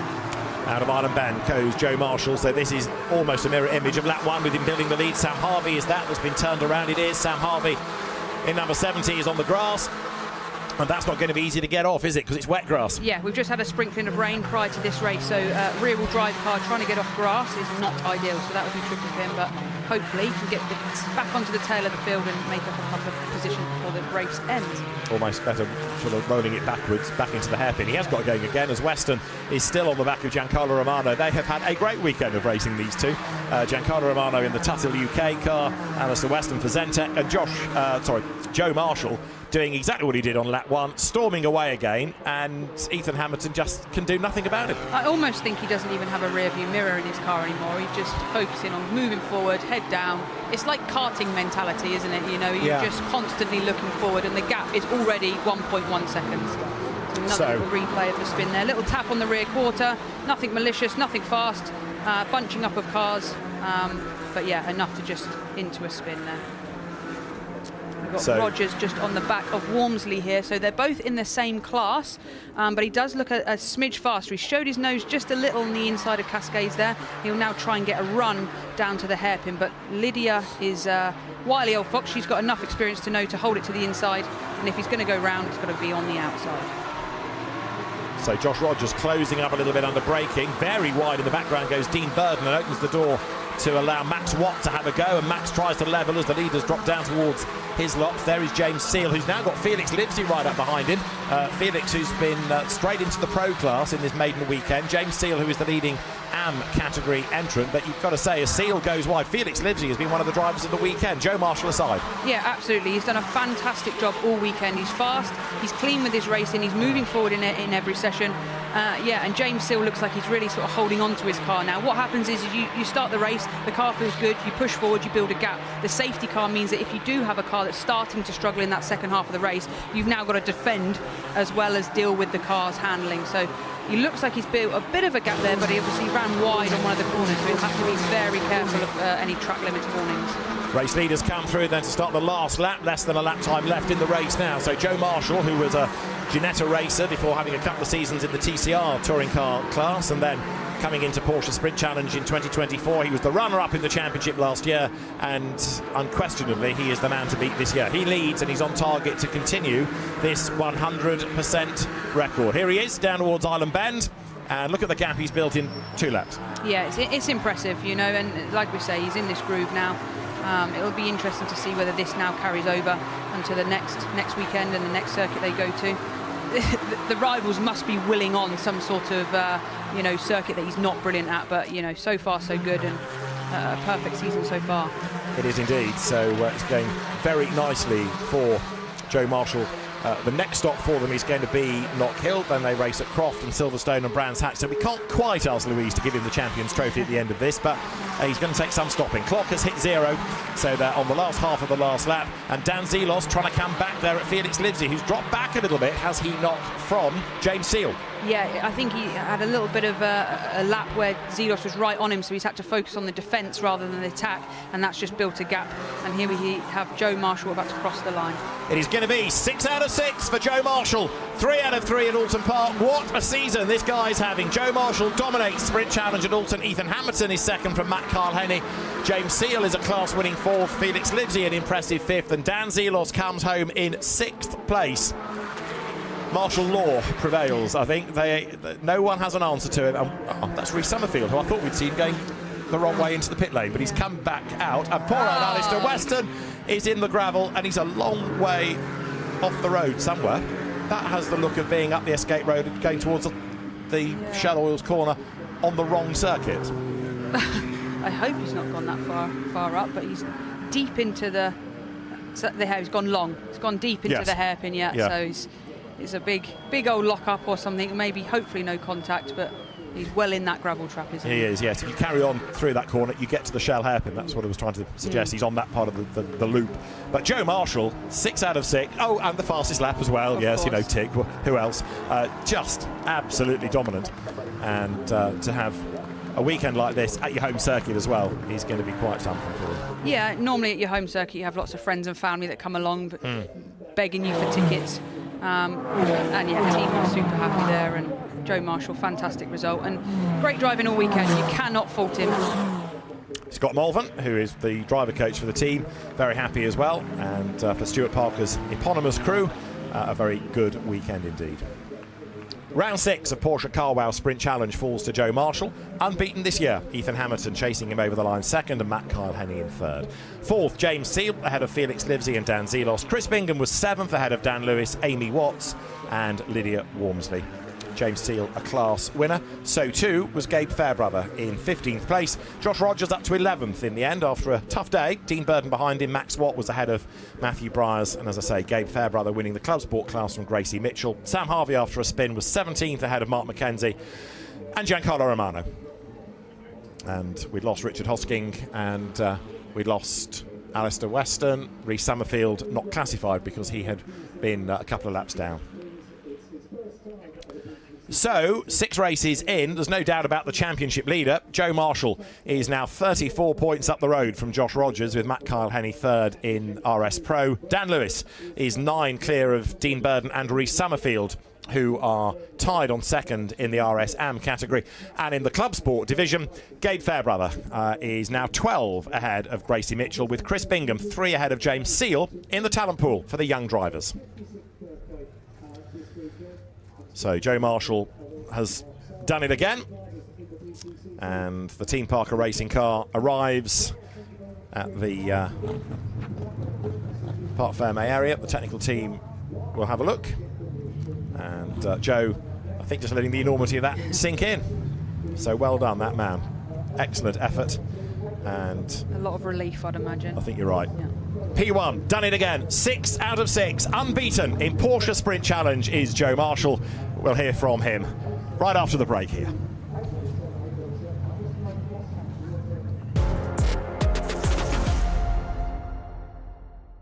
Stick around, guys. You're not going to want to miss what's next. We'll start with you, Josh. First memory of BTCC as a kid, And also, if there was a car in BTCC history that you would love to drive, what would it be?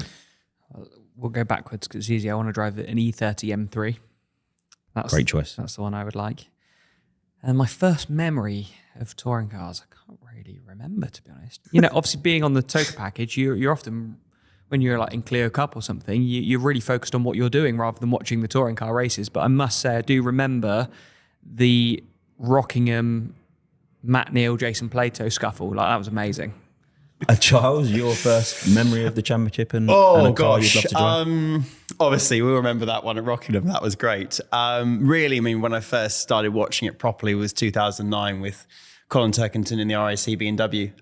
That was, some of my earliest memories properly of watching British touring cars with my dad.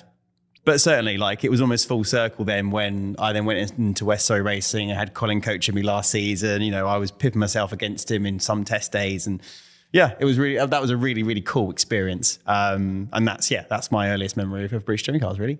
And would it be that RAC car that you'd like to drive if you could drive one? Oh, sorry, we had that as well. Yeah, I was going to say an E30 as well because that's really, really cool.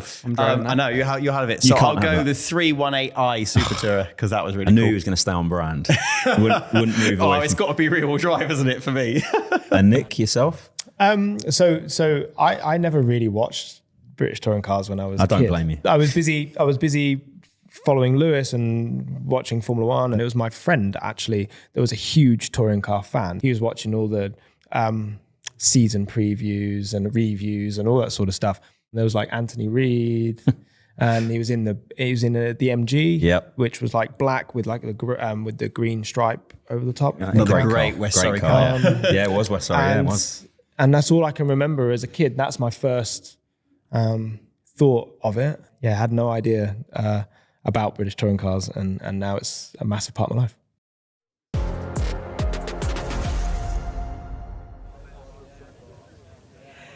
So in the final Porsche Sprint weekend race of the weekend, all questions was, could Joe Marshall make it a hat-trick 3 from 3? And the answer is very much yes. An unbelievable 6 wins from 6 over the course of the season so far. Let's find out how he did it. Joe, what is the secret? You are on absolutely flying form, unstoppable at the moment. I think it's just having confidence in the car. I think I've gelled really well with the car now. The team's done a fantastic job, and I'm happy to push 100% every single lap all the way until the checkered flag, which obviously results in quite big margins. So I'm so happy. I think it's not just me, it's the whole team behind me, my sponsors, my family, we all put a lot in. So to get this night is a nice reward. Who's going to get in your way? We need to get someone to step up. No one, hopefully. My teammate's very fast. He's just had a very, very unlucky weekend with, a bit of an experience in qualifying and stuff like that. So there's still some really, really fast lads. I think we've just put everything together when it's mattered. No, I'm really happy. Yeah, I bet you are, and congratulations. Very, very well deserved to you and the team. Ethan, right, let's have a word with you. I mean, congratulations on a P2 there, but we were just talking about it. Someone's got to stop Joe taking all the wins here. I think you're the man to do the job. Yeah, Joe's had mega pace this weekend, to be fair. We've had 2 seconds in a row there and, just couldn't quite manage to match his pace. We made a few changes after race 2, but it still wasn't quite enough. I thought when the safety car came out, it might bunch us up a little bit and give us another shot. But nevertheless, really pleased with second. Yeah, congratulations. Is there anything missing from the performance of the car that you're looking more for? Yeah, potentially. I think we need to have a look. A few bits here and there. He just seems to have that, slight advantage, as does his teammate, to be fair. So yeah, I think as a team, we've got to sort of have a look and see what we can do to get there. Lovely stuff. Well, still a P2, another P2 for you. Congratulations. And Matthew Kai-Helene, let's get you in as well. Congratulations, another podium finish for you. Yeah, another podium. Really, really, really pleased. We came from being an AM at the start of this year up into the pro category. So to be anywhere near the podium's good, and to have 3 on the same weekend is mega. So credit to Clean Racing and everyone involved for the car this weekend. And are you impressed with, we've just been talking about Joe, 6 from 6 wins. It's quite remarkable. Very remarkable. He's fast. He's really fast. I have nothing to give to him, but I think for me anyway, it's a case of just progressing through this year and see where we end up. So I'm on an upward trajectory. So if we can get up near the front, then that'd be really good. But a little bit to do so far. Yeah, Lovely stuff. Well, congratulations on another podium finish for you. Now, don't go anywhere, because after the break, we have plenty of touring car action coming your way. The final British touring car race of the weekend. I'll see you in a minute.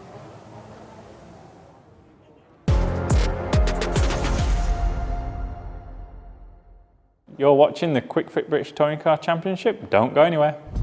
Welcome, we're here at the annual BTCC season launch at a glorious Brands Hatch. I don't think we've been blessed with this type of weather for our season launch event for a few years. We're just setting up our amazing photo shoot with all of the cars for this season lining up behind us. It might look simple, but it actually takes a good hour or so to set up. Jacob behind us is already up in the cherry picker at the height that we need for him to get the great shot, and we've got ITV ready with the drones and other camera work. It's a busy part of the morning, but after this we go into tracking laps and then move on to the test and welcoming our fans along, where we're expecting, by the sounds of it, well over 10,000 people today, so it's going to be a great day. So I always find it quite fun, because you kind of know how you're ranked in terms of like the organisers, you know, depending on what row you're on. I always find that quite funny. If I'm way down the back, I'll probably be like, oh, I've obviously not had a great season the year before. This is my home circuit, so I was up very much the crack of dawn still. I think I left my house at like 6 a.m, got here just before 7 for the early morning shots. We had to have all the cars on the start and finish straight for grid photo, so they were all lined up 4x4 with all the drivers stood next to them with their helmet. After that, we do some tracking shots where we drive around 4 abreast, try not to crash into each other, and get some cool shots of the cars all out close together, looking shiny before the season starts. I saw some bumps actually, so I was on the second row, so I feel like as my career's advanced, I've got further and further up the grid, so maybe next year I could be on that front row, but I did see some wing mirrors rub. The photographers look like they're hanging on for dear life, hanging out the back of some car trying to get the shot. And the circuit just about takes 4 abreast, but our mirrors are brand new cars. The team has just polished them all with new stickers on, they're brand new. We're like inch by inch perfect going down the straights in first gear, which is really horrible like this. It's not easy, because we get way too close and way too competitive and usually start leaving door marks on stuff on each other. Yeah, it all wasn't perfect. We were 4 wide around Brands Hatch, very tight and twisty, and there was a few scratches on my car for the media shot. So yeah, I think it's just to show how close the championship's going to be.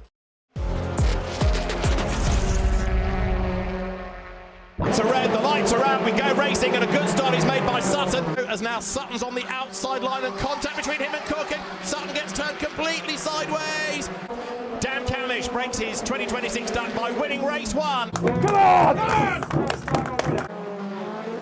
And a great start by Sutton, who goes for a gap in the middle. Taylor Smith going way out wide, and Sutton now is up into 3rd place. And there's the lead switch. Camish just gets out of his way. Win number 52 of Ash Sutton's career at Oulton Park.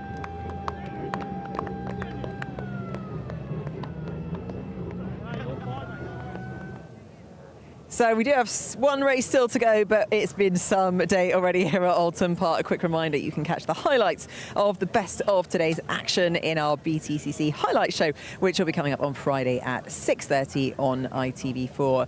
Now, since we had race 2 and the results, Aaron Taylor-Smith has actually been given a 10-second penalty because of the incident that saw Tom Chilton leave the track on lap 4 of race 2, which means that he now drops down to 18th place, and it promotes Chris Smiley to pole position. So let's take a look at how the drivers are going to line up. So as we mentioned, Chris Smiley for restart will be on pole. Sam Osborne, who was originally on pole, is now just behind, followed by the second row with Charles Rainford alongside Dexter Patterson. Then we've got the third row, Ricky Collard and Gordon Shedden. 7th and 8th is Mikey Doble and Darren De Leon. And then we've got Dan Camish, who's had a couple of podiums today, and Tom Ingram also with 2 podiums today in 9th and 10th. If we take a look at who is going to be starting from 11th on the grid, it is of course our championship leader at the moment, Ash Sutton, followed by Dan Rowbottom, James Dorlin, Lewis Selby in 14th, with Josh Cook, Max Buxton, Tom Chilton, Aaron Taylor-Smith down there in 18th, followed by Adam Morgan for Cataclean Plato Racing in 19th, and Nick Hamilton, after taking home the silverware last time out, will be starting from 20th in Team Virtue. And then Aidan Moffat will close out the grid for the LKQ Eurocar parts with Power Max Racing. Right, it is time for one final time this weekend. Just as it feels like the heavens is about to open. Lou, let's go down to you on the grid. I hope you've got a brolly with you. No, I haven't actually, Nikki, but as you say, just a few spots of rain coming down. I would say there's quite a few drivers on the grid, and we heard Ash Sutton talk about it earlier on, who've been praying for rain in this final race because it would mean they didn't have to use the hard tyre. But as it stands at the moment, there is definitely, we're just talking little spots here, so we're not talking a wet weather race yet. Chris Smiley inherited pole position, as we've just heard, but he has the, I think it's fair to say, slightly less favourable hard tyre on. But hey, I mean, you could certainly do more with it from here than you could have done where you were originally starting the race. Yeah, P1 sounds a bit better than P12, that's for sure. Got a few light spots of rain on the way down to the hairpin and on the way down to the Knickerbrook chicane. Underneath the trees and druids also, there's a little bit of rain there as well. We're just monitoring here at the minute. We obviously want to be on the correct tyre, we don't want to be on the wrong tyre. If it rains, the hard tyre is going to be useless. So yeah, we want to definitely be on the wet tyre if it's going to rain. But yeah, just get my head down at the start and get my elbows out. Really, that's all you can do whenever you've got the hard tyre and a few in behind with the soft on. But yeah, let's see what happens. It's kind of been a day of having your elbows out for you anyway, hasn't it? Yeah, I've been ping-balled around all day. We made a few setup changes in race 2 there, and I set the fastest lap for the independent class. So yeah, the car felt quite good in race 2 there. I'm hoping that the pace transfers across and the setup transfers across to this hard tyre because yeah, it isn't easy, that's for sure. How much are we talking hope, or how much could it be expectation? More hope, I'm thinking by the look on your face. In my head, I have a brand new set of medium tyres on. Obviously, listen, we want to finish up as high as possible. Yeah. We don't want to do anything stupid either. We want to finish high as we can. And yeah, if it could rain, that would be really handy.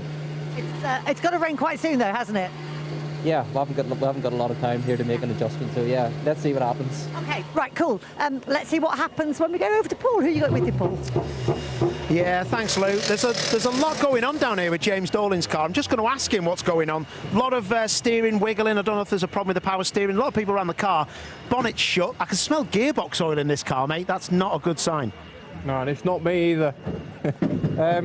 Yeah, I've got no power steering at the minute. On the warm-up lap there, I had no power steering. Yeah, we're not having much luck at the minute, that's for sure. I don't know if we fixed it or not. The guys are obviously flat out trying to do it, but while I'm up in the air, we don't know. So they're going to drop me back down in a second and we'll try, but if not, I'm going to struggle. Well, listen, mate, if you need to cut us short, you just tell me. It's no dramas. But I just want to ask you about this year, because I back you as one of the best drivers on this championship not to be running up the front. This car's got it all, but it just seems not to click. I know your teammate's on the pole now. He's on the hard tyre, you're on the soft. You're ready to rock and roll, but you've had some rotten luck, mate. We have, and everyone has bad luck at times. It feels like a little bit this year we've had more bad luck than good. But I keep saying I don't need good luck. I just need no bad luck, really. Yeah, the potential's there. I feel very comfortable in the car. It's a great team. Yes, we're lacking a little bit at the minute. A little bit on straight line in that last one. The charge steps just went through the roof for no reason. So it's just been a bit like that this season. But we'll get there. I have no doubt about it. And definitely a win is on the cards at some point this year. But yeah, we just need to get rid of this run of bad luck at the minute. Well, it sounds like your car's going down, mate, and I'm going to let you go because I know what it's like as a driver to have that problem of something going wrong with the car, and you just want to test it. And James is one of the good guys, so I really hope he can do well. Soft tyres are on for him. I think he'll be okay. Let's just make sure his power steering works, and these guys have got a lot going on this car now. It looks like to me that power steering isn't working, Lou. I'm going to go back to you, mate. Thanks, Paul. I'm up here at P3 on the go with another driver who's got those soft tyres on. So he is kind of in the pound seats, really. Exactly the tyre that you want to have on. So unlike a lot of other drivers on the grid, your prayers have looking like they've been answered. Yeah, we'll see. Although it is just drizzling, let's hope that doesn't materialise into anything further. But you know what? This is going to be a really interesting race from my perspective and from the fans' perspective. How is the car? Because I know you've been kind of chasing setup all weekend, haven't you?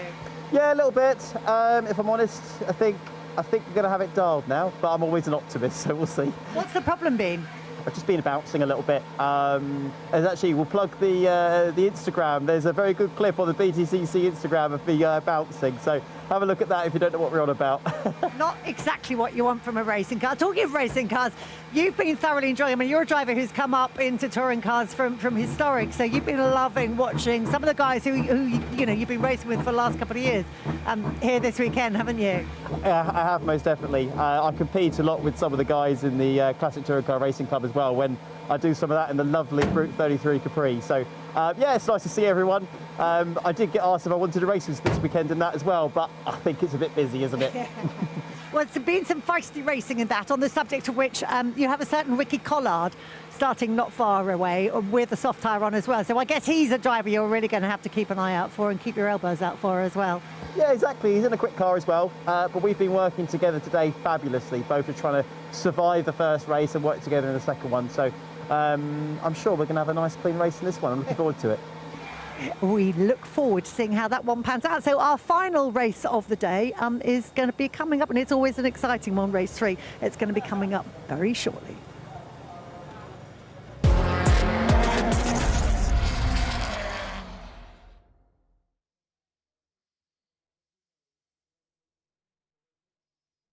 You're watching the Kwik Fit British Touring Car Championship. Don't go anywhere. Welcome, we're here at the annual BTCC season launch at a glorious Brands Hatch. I don't think we've been blessed with this type of weather for our season launch event for a few years. We're just setting up our amazing photo shoot with all of the cars for this season lining up behind us. It might look simple, but it actually takes a good hour or so to set up. Jacob behind us is already up in the cherry picker at the height that we need for him to get the great shot, and we've got ITV ready with the drones and other camera work. It's a busy part of the morning, but after this we go into tracking laps and then move on to the test and welcoming our fans along, where we're expecting, by the sounds of it, well over 10,000 people today, so it's going to be a great day. So I always find it quite fun because you kind of know how you're ranked in terms of like the organisers, you know, depending on what row you're on. I always find that quite funny. If I'm way down the back, I'll probably be like, I've obviously not had a great season the year before. This is my home circuit, so I was up very much the crack of dawn still. I think I left my house at like 6 a.m, got here just before 7 for the early morning shots. We had to have all the cars on the start and finish straight for grid photo, so they were all lined up 4x4 with all the drivers stood next to them with their helmet. After that we do some tracking shots where we drive around 4 abreast, try not to crash into each other and get some cool shots of the cars all out close together, looking shiny before the season starts. I saw some bumps actually, so I was on the second row, so I feel like as my career's advanced I've got further and further up the grid, so maybe next year I could be on that front row, but I did see some wing mirrors rub.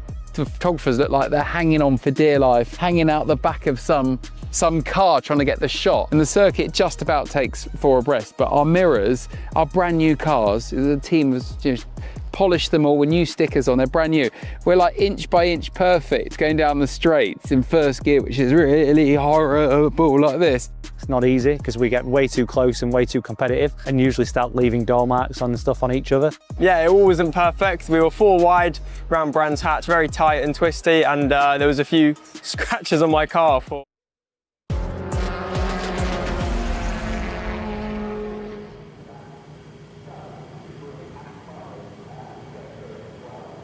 So we are all set for our final race before a 7-week break. How are we going to cope?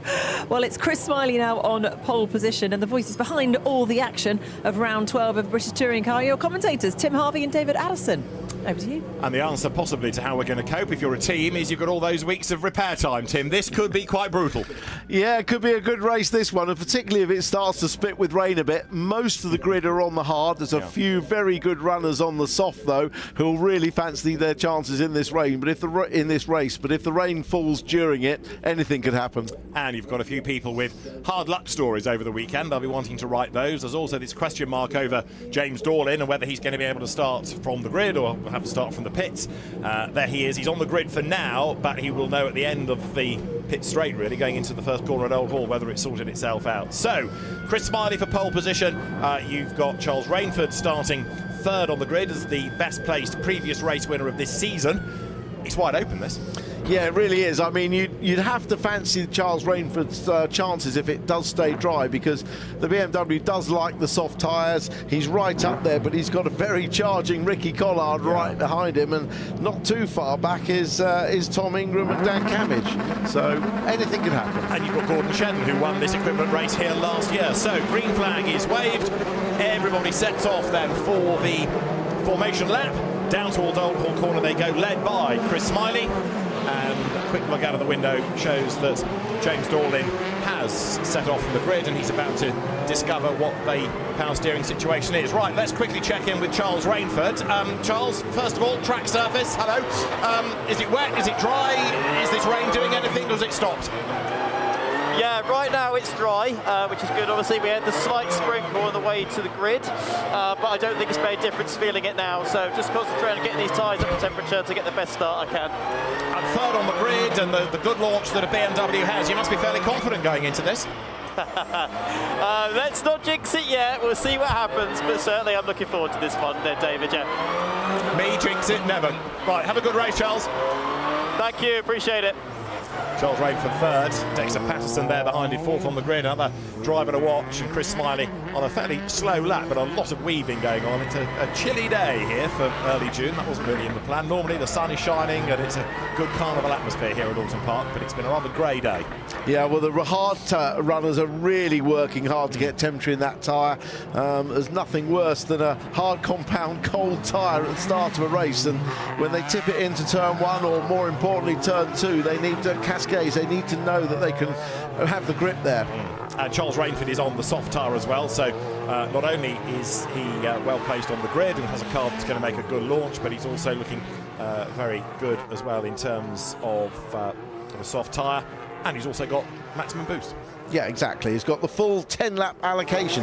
As have quite a few around him, in fairness, because of the nature of the reverse grid. You do end up with, when you pick, we've got 12th car on the front row, haven't we? So you're bound to have a lot of cars with maximum boost up the front, but tyre choice is far more important than the number of laps with boost in this race. And if he can make a very, very good start, then that's going to possibly help him as well. However, Chris Smiley is on pole position for our final race of the day at Oulton Park, and Sam Osborne is with him at the front of the grid. Charles Rainford is going to start third, and Dexter Patterson will go from fourth, ahead of Ricky Collard and Gordon Shedden. Two more drivers to watch, although Shedden's on the hard tyre. Mikey Doble is next, Darrell De Leon is with him. Then you've got Dan Camage, winner earlier on in the day, and Tom Ingram. Ash Sutton, winner earlier on in the day, and Dan Rowbottom. Then James Dorlin, with this power steering issue. Lewis Selby is next, ahead of Josh Cook, who's got work to do. Teammate Max Buxton is next, ahead of Tom Chilton, Aaron Taylor-Smith, then Adam Morgan, Nick Hamilton and Aidan Moffat to round out the grid, although Aidan Moffat's a long way back, look, on this formation lap coming up Clay Hill. So you look at Adam Morgan, who's had a tough day, a legacy of that crank centre drama in race one. 10 laps of boost out of a 15-lap race for Smiley, Osborne, Rainford, Patterson and Collard. Then 6 for Shedden, 5 for Doble, 4 for De Leon, 3 for Camage, 2 for Ingram and 1 for Ash Sutton, who's right back where he started the day with the 1 lap of boost, and he's on the hard tyre as well, so this is going to be hard work for Ash Sutton. Yeah, it is. I'm sure he'll make some progress, because there's a lot of hard runners in the field that he could potentially be quicker than. Of course, he would have liked it potentially to have rained and never got on it, but then everyone would be on the same tyre. So let's see how he goes. But he's only got the 1 lap of boost, so he's got to be clever again in where he uses that. And as the championship leader, potentially leaving Oulton Park, something would have to go very wrong for that not to be the case. He's going to end up with the same situation when we reconvene after the summer break, with the 1 second a lap going into the next qualifying and the 1 lap for the next race. Sam Osborne, who of course won his first race from a reverse grid at Silverstone last year, but I don't think he's fancying that again with the hard tyre. Restart racing, everybody watching on, including former driver Dan Lloyd. James Dorlin is indeed coming into the pit lane, so the problems are not fixed. There's 1 car from the team on pole, there's 1 down the pit lane. There's Aidan Moffat making his way to the final rank on the grid, and once he slots into position, that means we can have the green flag to say that everybody is back from the formation lap. So then it is round 12 of the Kwik Fit British Touring Car Championship, the last race before we have the summer break. We reconvene at the end of July at Thruxton. We're ready to go then. The green flag just visible in the background.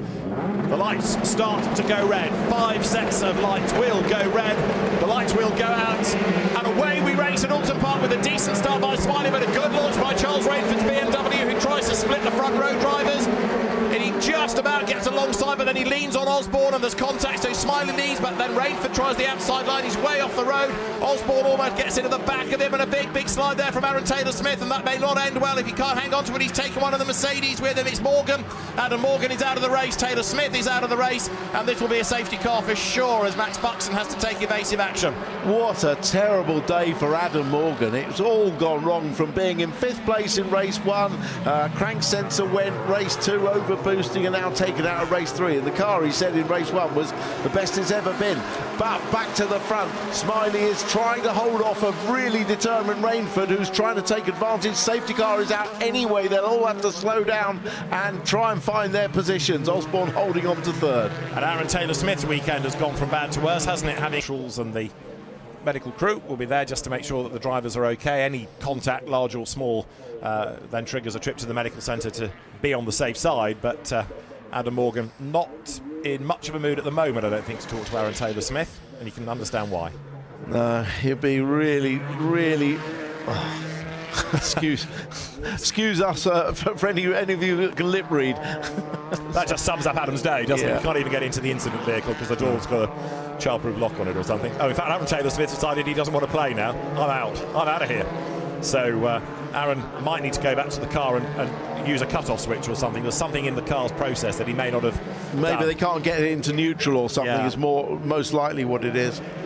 So let's have a look at how it all happened then. This is the start. On board with Morgan. On board with Morgan, you can see Aaron Taylor-Smith has just cut across to the front.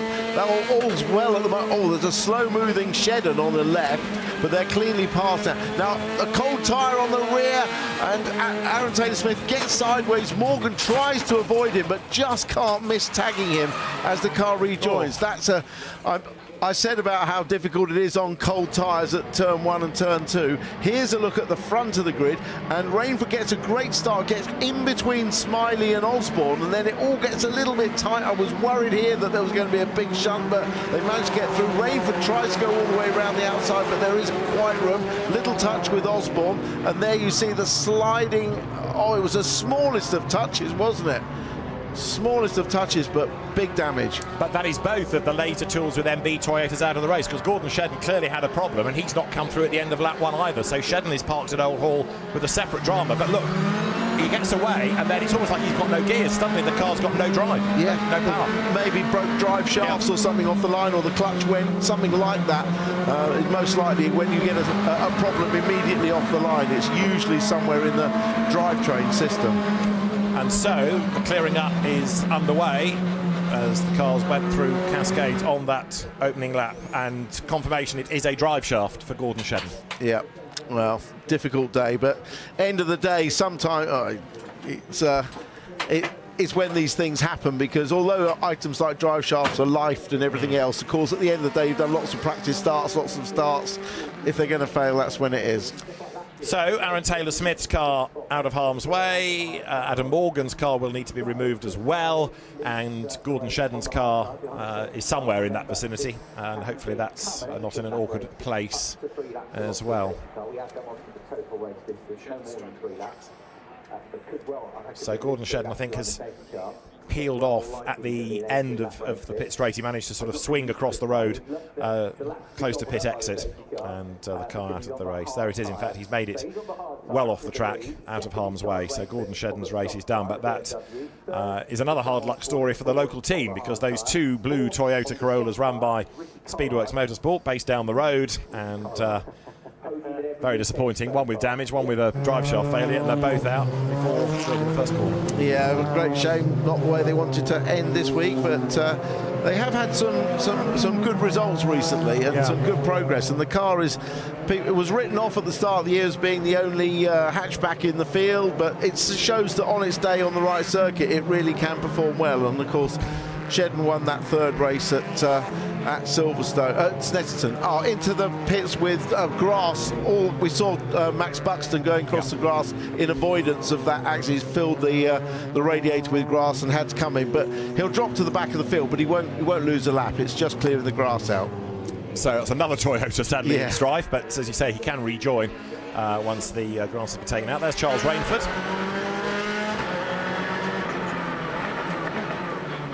So Rainford hasn't got past Smiley yet, and of course this is an opportunity for Smiley to get a bit more heat into the tyres. Let me see whether I can disturb Charles Rainford while we're behind the safety car. Charles, it was a fairly frantic first few corners, wasn't it? Cool, wasn't it just? Yeah, there's a big difference. Nuts. Yeah, you know, he's not going to make it easy for me, is he? We saw that from the start. So, yeah, I think this is going to be an interesting one. And it was a bit close between you and Sam going to Old Hall. A bit of blue and yellow paint on your car now as well. Yeah, most definitely. Bit of push and shove going on, but nothing too bad. I just got pushed a bit sideways. It's nothing bad, really.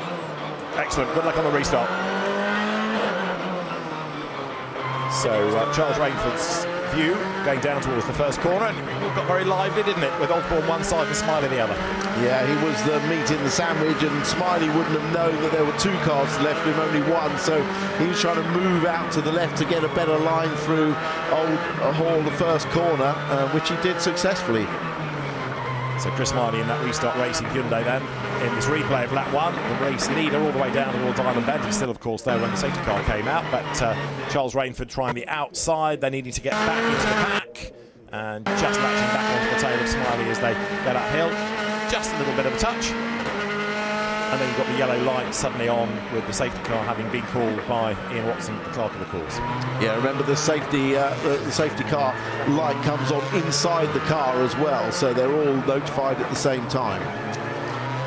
So that is Charles Rainford then working the car to maintain tyre pressure and temperature. We're still having this clear-up operation. Dan Adam Morgan's car has been moved up against the barrier rather than taken back to the paddock, so hopefully that's in a place where it won't get collected. Well, it should be safe there, but there's no such thing as an impossible 100% safe place to leave the car. We've seen cars off at Cascades already today. And some of the fans that are here telling me that it's trying to rain up by the water tower, which is the corner or kink before Druid. So certain parts of the circuit, it's spotting with rain again, and the safety car is going to come in this time, we're being told. So yes, hats on, waterproofs on. Would these be your weather watchers in the family that are locally based, out and about? Not family, but friends that are here and are wrapped up very warm. Well, keep the phone ready in case we get for future weather updates, please. Yeah. So we'll go back racing this time, and whether the conditions are going to deteriorate, we will find out then as the cars are coming from Island Bend over Hilltop down towards Hislop's and then to Knickerbrook Corner. Chris Smiley then is the man that's going to have to control this restart, and Charles Rainford in second place. Remember, Rainford's on that soft tyre, Collard is on the soft and he's fourth, Camish is on the soft and he's sixth, and then Ingram and Rowbottom 8th and 9th are on the soft as well. So the lights atop the safety car are extinguished, and we now get set to go racing once more at Oulton Park. Yep, looking forward to this restart. Let's see how Smiley plays it. Remember, there's a go board, which an acceleration zone, so he can choose when he goes. It's after the last corner, not before it, like it used to be in the old days, David. Indeed so.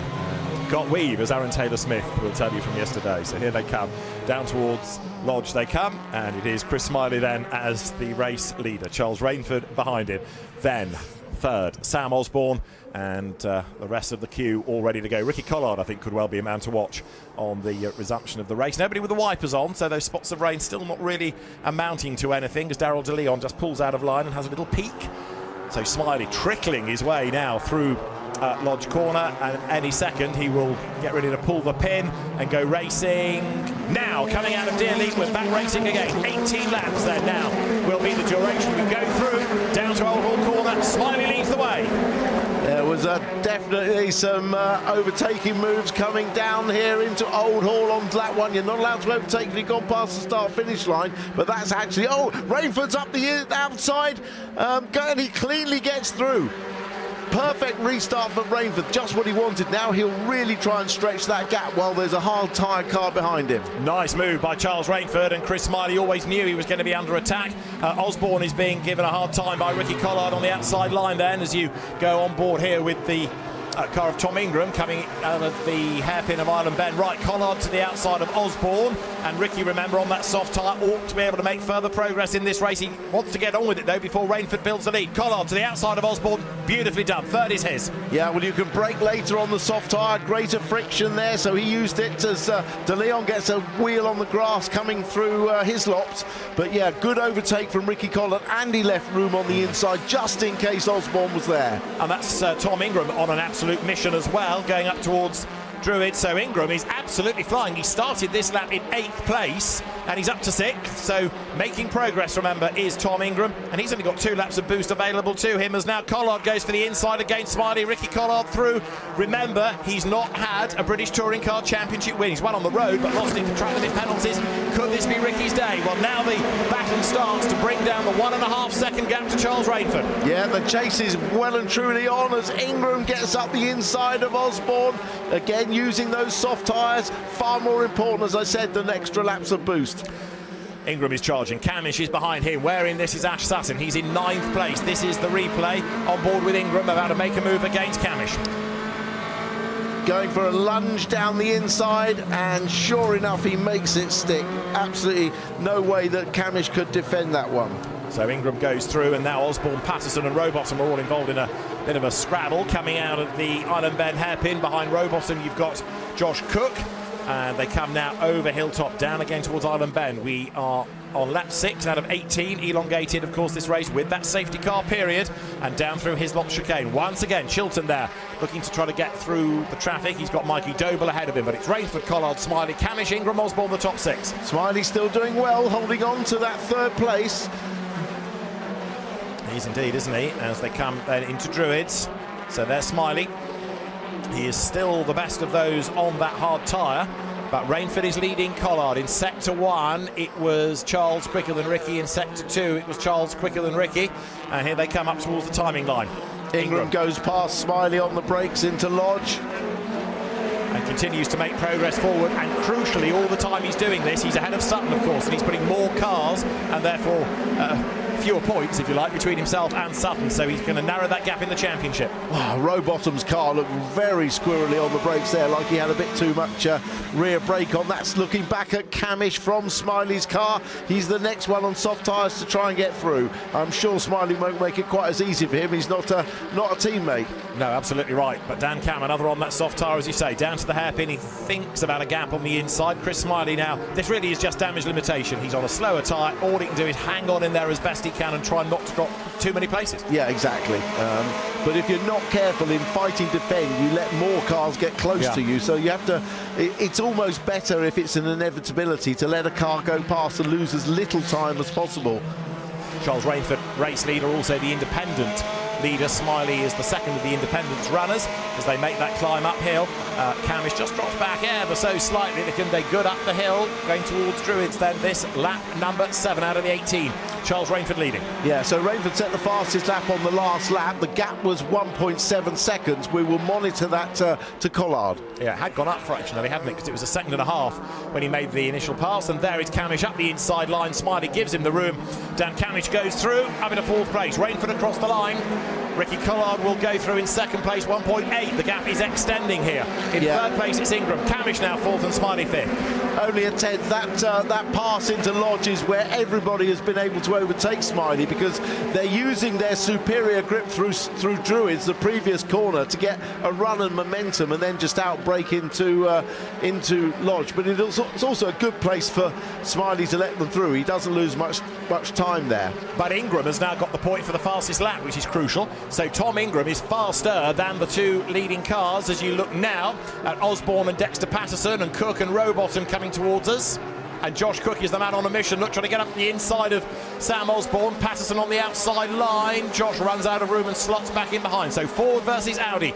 Side by side, Dexter Patterson slightly ahead on the outside line. Is he going to stay there? No, he's not. Osborne launches himself up the curb. Here comes Cookie around the outside of Patterson. That's the inside for Knickerbrook, and he's got the job done beautifully. Oh, Patterson's another one on the hard tyre. Him and Osborne are just trying to stave off these hordes of soft-tyred, faster cars. So far, so good, at least, as they come up towards Druids. This is more like the Josh Cook we know and love, isn't it? He's fighting and he's dragging the car, kicking and screaming up the order. Cook now has a go at Osborne. Soft shod Toyota hard tyre for the Ford. This is Ingram, and look, he's getting much closer to Ricky Collard. Yeah, definitely. Well, you could see just that last shot of Cook through Druids, exactly what I was talking about, the superior grip. He nearly ran into the back of the car in front, just with his superior speed. And on this lap, he's going to be making a bid to pass Ricky Collard, who we hope is going to be able to do a full season. There's still a question mark over the budget for Ricky, so the better the results are, hopefully the more likely he is to stay in the championship. But behind him is his teammate, somebody who really does for the championship need to try and outscore Sutton. That is Selby and Chilton in the gravel. That looks like it could be at the bottom of Cascades, and this looks like another safety car brewing. It does. That wherever they are looks like it could be a dangerous place, as Rowbottom's making progress on Dexter Patterson. Rowbottom, this is his race. The safety car is being called now. So in case of who's in front, well, Rowbottom's taken that place. This is his race to shine, as he's got the soft tyre on. Selby clearly not happy with Chilton. No, he's not, is he? And Tom Chilton's still in the car, just being spoken to by the marshals. Lewis Selby wants a say in this, doesn't he? And is going to have his say. And that might not be the most advisable thing at the moment. The marshals trying to just let Tom Chilton get out of the car before Lewis Selby remonstrates. So Tom will clamber out, but yes, Lewis Selby wants to be the first person to talk to him. Yeah, Tom Chilton's just putting the steering wheel back on, which is a requirement anyway when you get out of the car. And the marshals, I think, are going to say, you come this way with us. And Tom is either trying to apologise and or explain, but Lewis Selby certainly aggrieved. Yeah, well, that's we'll see what the replay is, but of course that's all right. They're all friends now. Selby's been out to 2 races now with contact. Here you go, side by side. Oh. Chilton over the curb and into the side. Yeah, well, I mean, Chilton tried to stay out of his way, but got launched by the curb, didn't he? He was trying not to hit Selby on the apex of that corner, and look, that's his hand action. I got launched off the curb. Yeah, Selby was ahead as they come across the line. So, yeah, bad day for Lewis Selby from Napa as a business, not just Napa as a team. And I think Lewis is a bit hurt. Apologies again if you can read. He certainly hurt his ribs in all of that. So, ouch. Anyway, there are the cars being quickly moved. But again, safety car, our second safety car period. Here we go. Chilton up the curb. Yeah, I mean, there was a gap. There was a gap on the right-hand side, and Chilton was trying not to hit him, but didn't count on the launch he was going to get from the curb. And this is, as Selby goes into the tyres, is where he wrenches his ribs, I think, just there. Bang. So, Charles Rainford is your race leader. Lewis Selby and Tom Chilton are okay. A bit sore maybe, but they're out of the cars. And Charles Rainford is the race leader. And this is how he got the lead away from Chris Smiley. We've got to go back in time a little bit, but this was our earlier safety car period coming to an end. Yeah, watch the run that on board with Rainford is going to get through turn 1. Look at the corner speed, his minimum speed way up on what Smiley could do, and that's momentum, carries him past. That's what Chilton was trying to do, exactly that. But it's a pinch point, and Rainford was able to get through cleanly. Chilton wasn't. Indeed so. So Charles Rainford leads the way. Now, we only extend by 3 laps, so all of these, I'm afraid, now are being eaten into the distance of the race. Let's wait and see how many more laps we're going to have under the safety car. Let's see whether... I'll have another conversation if I can with Charles Rainford. Every time we talk, Charles, you're getting further up the order, and now in the lead of the race, things are looking really good for you. Yeah, that was the brave move around the outside. I regretted it once I got there, but Chris was a diamond and left me some space. So, yeah, great racing between the two of us. I just now need... Accelerate cars to start getting into a scrap together, I feel. Yeah, the big threat behind was Tom Ingram. He's third, and he was lapping quicker than Ricky, who is behind you. So you need to break away, I guess, before Tom gets up to second. Yeah, that's got to be the plan, isn't it? Do you fancy driving instead? I'm sure we can try and I can box so we can do a driver change. How about that? Now you're talking. I'll better leave you to it. We'll see how long this safety car period is, but yeah, bring it home, Charles. Thank you very much. Thank you for talking to me. So Charles Rainford is your race leader, and he is in charge for the moment at any rate. Let's see whether WSL's BMW can hang on in there. Let's have another look at the contact. Certainly wasn't intentional from Tom. No, it wasn't. I mean, I know Tom would never do anything. He was worried. I think he had the run, and he was worried that Lewis was going to come in a bit closer. So he took to the curb to avoid him, and that launched him into it. Well, Marvin Humphreys in the BRDC cap, shaking his head. He's seen it all, done it, been there, got cupboardfuls of T-shirts. He's just disappointed it means a non-finish, isn't it? That's the problem. So the car's still weaving, and another lap to be done under the safety car. We haven't seen an update, have we, on the movement of the cars at Cascades, but they clearly do need to be moved. They're in a dangerous place. Indeed so. There are access roads around, though. It's just how many recovery vehicles are able to get there. Well, they were busy, weren't they, clearing two cars? Well, one has been left at the side of the road, but Aaron Taylor-Smith and Adam Morgan's car at the start. This is Osborne's use of the curb / ramp. So Dexter Patterson alongside, and bang, up the curb goes Osborne. Yeah, just manages to have enough of an overlap, so he didn't touch Dexter Patterson as he did that. And good opportunities moved by Cook here. He manages to get round the outside, which claims the inside then for Knickerbrook, the right-hand part of the sequence of corners. So we've got less than 7 laps to go here at Oulton Park. This is the view from Tom Ingram's Hyundai as the cars now make their way up over the brow of the hill down towards the Hislops chicane, and lights are flashing atop the safety car still, but we are hoping they're going to go out pretty soon to get racing back underway. The safety car crew in contact with race control. Rob Collard, winner here a couple of weeks ago, British GT, here cheering on Ricky, looks on, and there the safety car goes up Clay Hill for the 12th lap of racing here, and the lights are out, I think. Yeah, just a quick update on who's got what boost left. So Rainford has got the most boost of anyone at the front. He's got 8 laps, Collard's got 7, Ingram only 2. So based on that, you'd say Rainford had the advantage, but he's got 2 very fast cars behind him.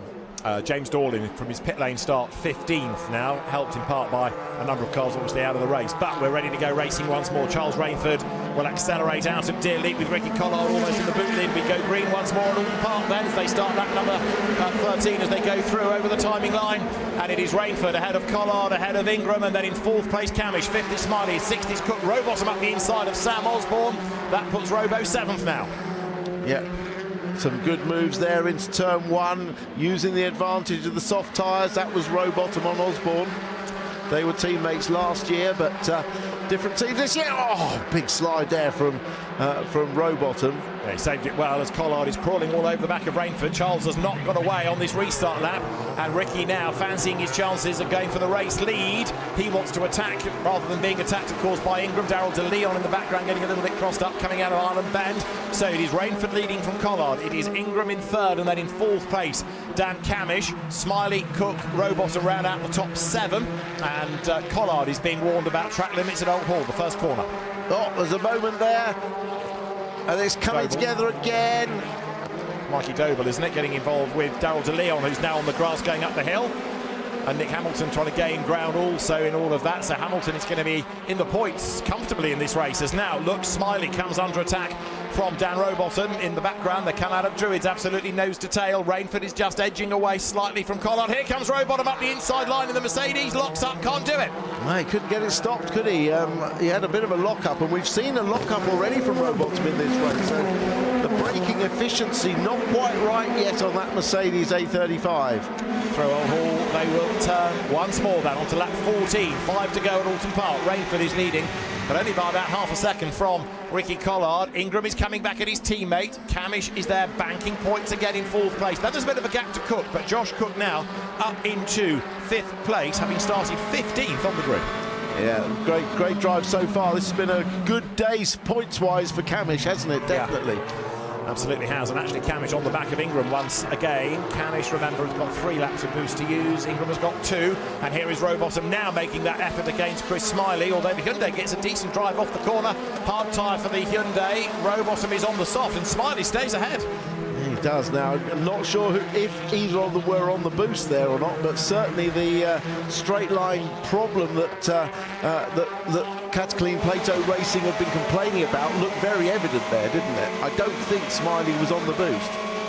So up Clay Hill goes Smiley with the cars coming towards Druids now. It's still Charles Rainford in the lead, and he's just starting to edge away a little bit more, isn't he, over Ricky Collard as they come down now into the braking zone for Lodge. There's Ingram third, Camish fourth, Cook fifth. He's not given up in terms of gaining places, has he? There's more yet that Josh could do here. I'm not saying a podium is on the cards, but he might get one more place at least.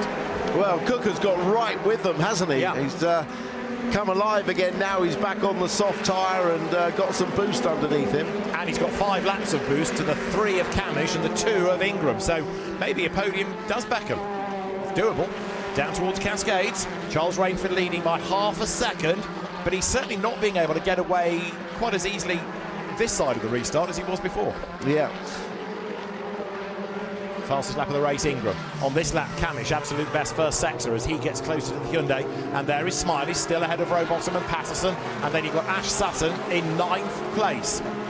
So he's still banking points, is Ash. It's not going to be an absolute haul of them, but he'll be in the points. And although Ingram will be closer to him, Ash at least is scoring. Right, that leading 5 pretty much in a line now. Charles Rainford with Ricky Collard on the lights coming to his lot to try to pressure him out of the way. It's not worked. There's the BM, still in the lead. Yeah, I was saying about Camish and the points, if you think he won the race to pole, he won the first actual race, he was 3rd in the second race, so he's really scoring good points. Let's put him on that shortlist for the Goodyear Wingfoot Award. It's a judging panel that offers some suggestions. It's decided by the fans, but yeah, Camish having his best weekend of the season. He has got to be happy leaving Oulton Park as the cars drop down again through Lodge Corner. Charles Rainford will go over the timing line with 3 laps to go as the race leader. And Josh Cook lining up to have a go at Dan Camish when they went past our window.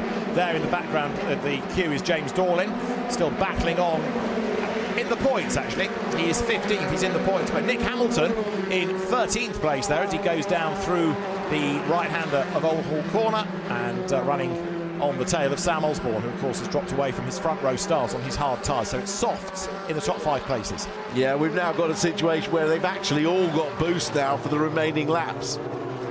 And there is Smiley, who is doing a ripper job of hanging on to this place from Dan Rowbottom, who still can't crack that nut. Just can't get through, can he? I mean, it's. I mean, they've both got boost. They're both using boost on each of the laps, but still, look, he still loses ground, doesn't he? Yeah, it does. So, Smiley on that harder tyre, Rowbottom's Mercedes on the soft, Restart Racing versus Cataclean Plato Racing, nose to tail. Behind them is Dexter Patterson, and he's not too far back as now Rainford edging slightly further away, corner by corner, comes through Druids. It'll be 2 laps to run at the end of this for Charles Rainford, looking for a 2nd championship round win of the season. Is Cookie going to dive to the inside? Camish stays in the middle ground just to sort of hint that he's defending without having to compromise his line more than necessary. Rainford again across the line with that 0.8 of a second gap. And there is the Camish-Cook fight going down towards Old Hall Corner. Through the right-hander they turn, a bit of a curb clip by Cookie. Camish falling away slightly from Ingram now, but only a little as they have under 2 laps to go. Charles Rainford down nearly a second to the good. Yeah, they're just managing it to the end, all using boost because they've got it available. So it sort of largely cancels itself out. He does rather, and Charles Rainford just needs to not make a mistake. Darryl De Leon there ahead of James Dorlin. This is the 14th and 15th places. Darryl De Leon's BMW was on that hard tyre. Nick Hamilton on the soft ahead, and he's having a go at Osborne, and that's Rowbottom having another go at Chris Smiley. And as they come off the corner, Rowbottom tries everything he can. He's halfway up alongside. He's going to be on the outside line anyway for his lot. He brakes late. He tries to level with Chris Smiley, and Chris still is ahead of him. So despite the extra grip, he just can't find a way through. Look, he's all over him in the corners, isn't he? But clearly at a disadvantage down the straights. Absolutely. And right. you can see it again here, up Clay Hill. He's losing ground. Does lose a little bit, doesn't he, as the cars then go from Druids to Lodge Corner. It's going to be a lap to go at the end of this. Rowbottom running out of inspiration maybe as to how to clear that Restart Racing Hyundai. Chris Smiley, if he can hang on in the top 6 as the best on hard tyres, that'll be quite something. Although that Dexter Patterson in the yellow and white Audi there, he's on the hard tyre as well, and he's having a very, very good run, because not only is he 8th on the hard tyre, he's the best of the Audi drivers. Here is Rowbottom having another go. We start the last lap at Oulton Park.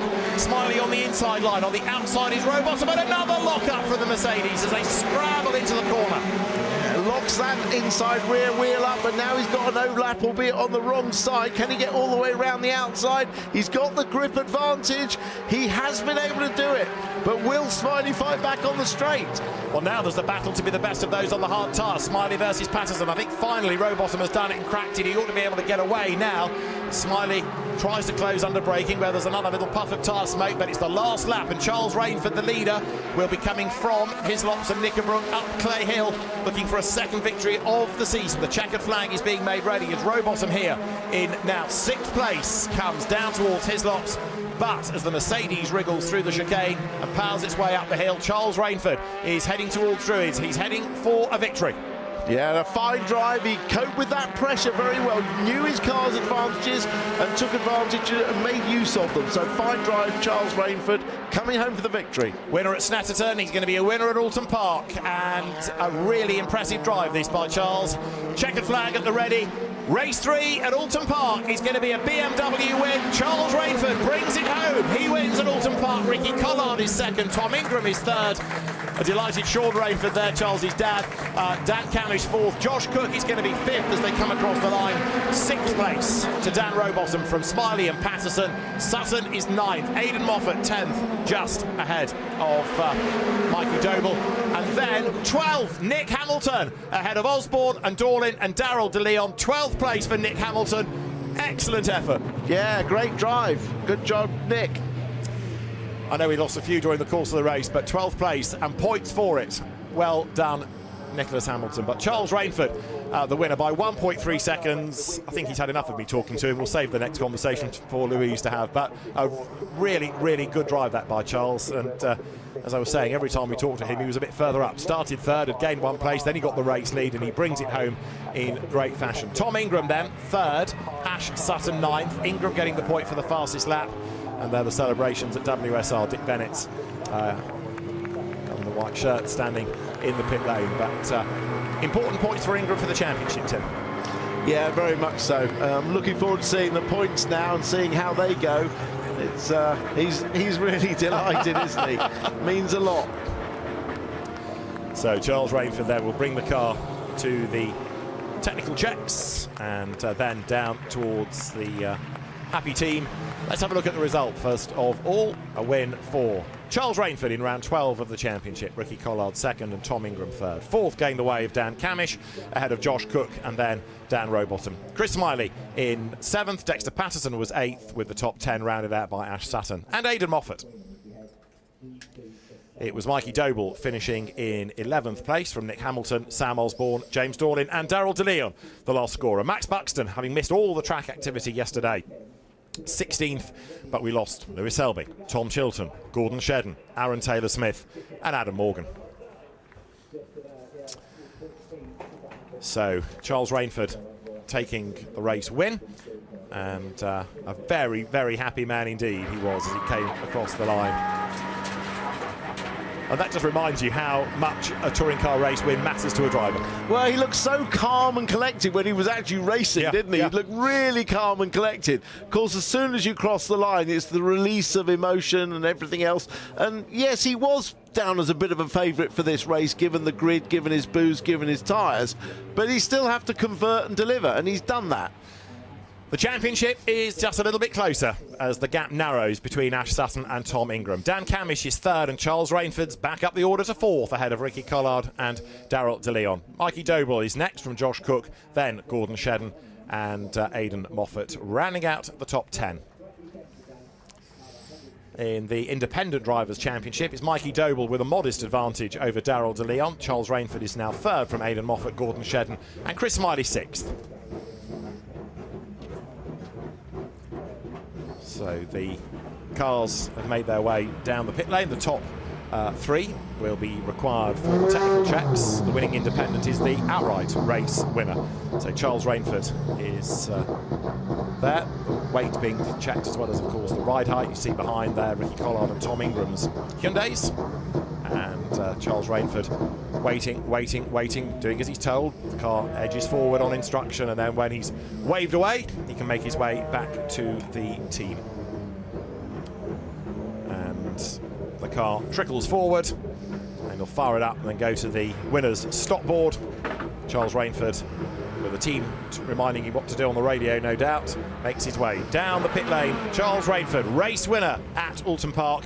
He gets to the winner's boards because he's the race winner, he's the independent winner, and Charles Rainford is going to be absolutely delighted once he steps out of the WSR Run BMW. And he gets Charles Rainford, race winner, and he is absolutely delighted. A job well done by Charles Rainford as he rushes over to the team. Cole Mitchell, the team manager, will be in there somewhere. Dick Bennett's the team principal, and smiles all round.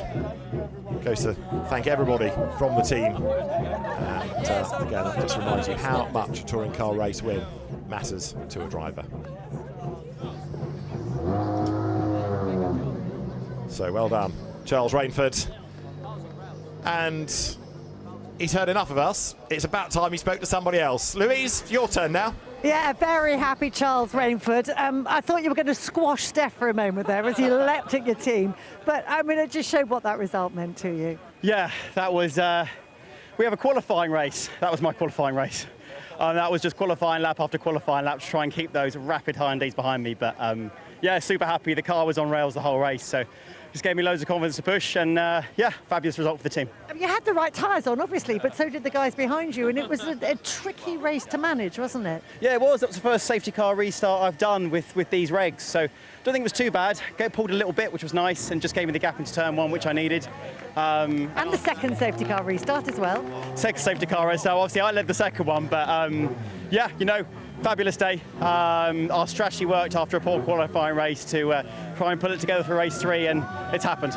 It's moved you up to P3 in the championship standings. That's exactly the kind of result that you want heading into the summer break, isn't it? Exactly. You know, confidence on an all-time high after that one. I know I can do it. I've got to find something in the tank to be able to catch Tom and Ash, but if it's not this year, then hopefully one day I can stand on that top step as well overall. Good stuff. Well done, you. I'll let you go back and hug anybody you missed first time out. Let's go and grab a word with Ricky. Ricky, quickly get your helmet off. Let's have a quick chat because we're short on time here, and I really want to make sure that we grab a word with Ricky and with Tom as well after what was a good race and a great way to end the weekend. Yeah, I started in Manchester, finished on the podium. It's just hard for me these Saturdays because I've never driven this car in particular around this circuit, so made a couple of mistakes, but boy did we bounce back, and another weekend, another podium.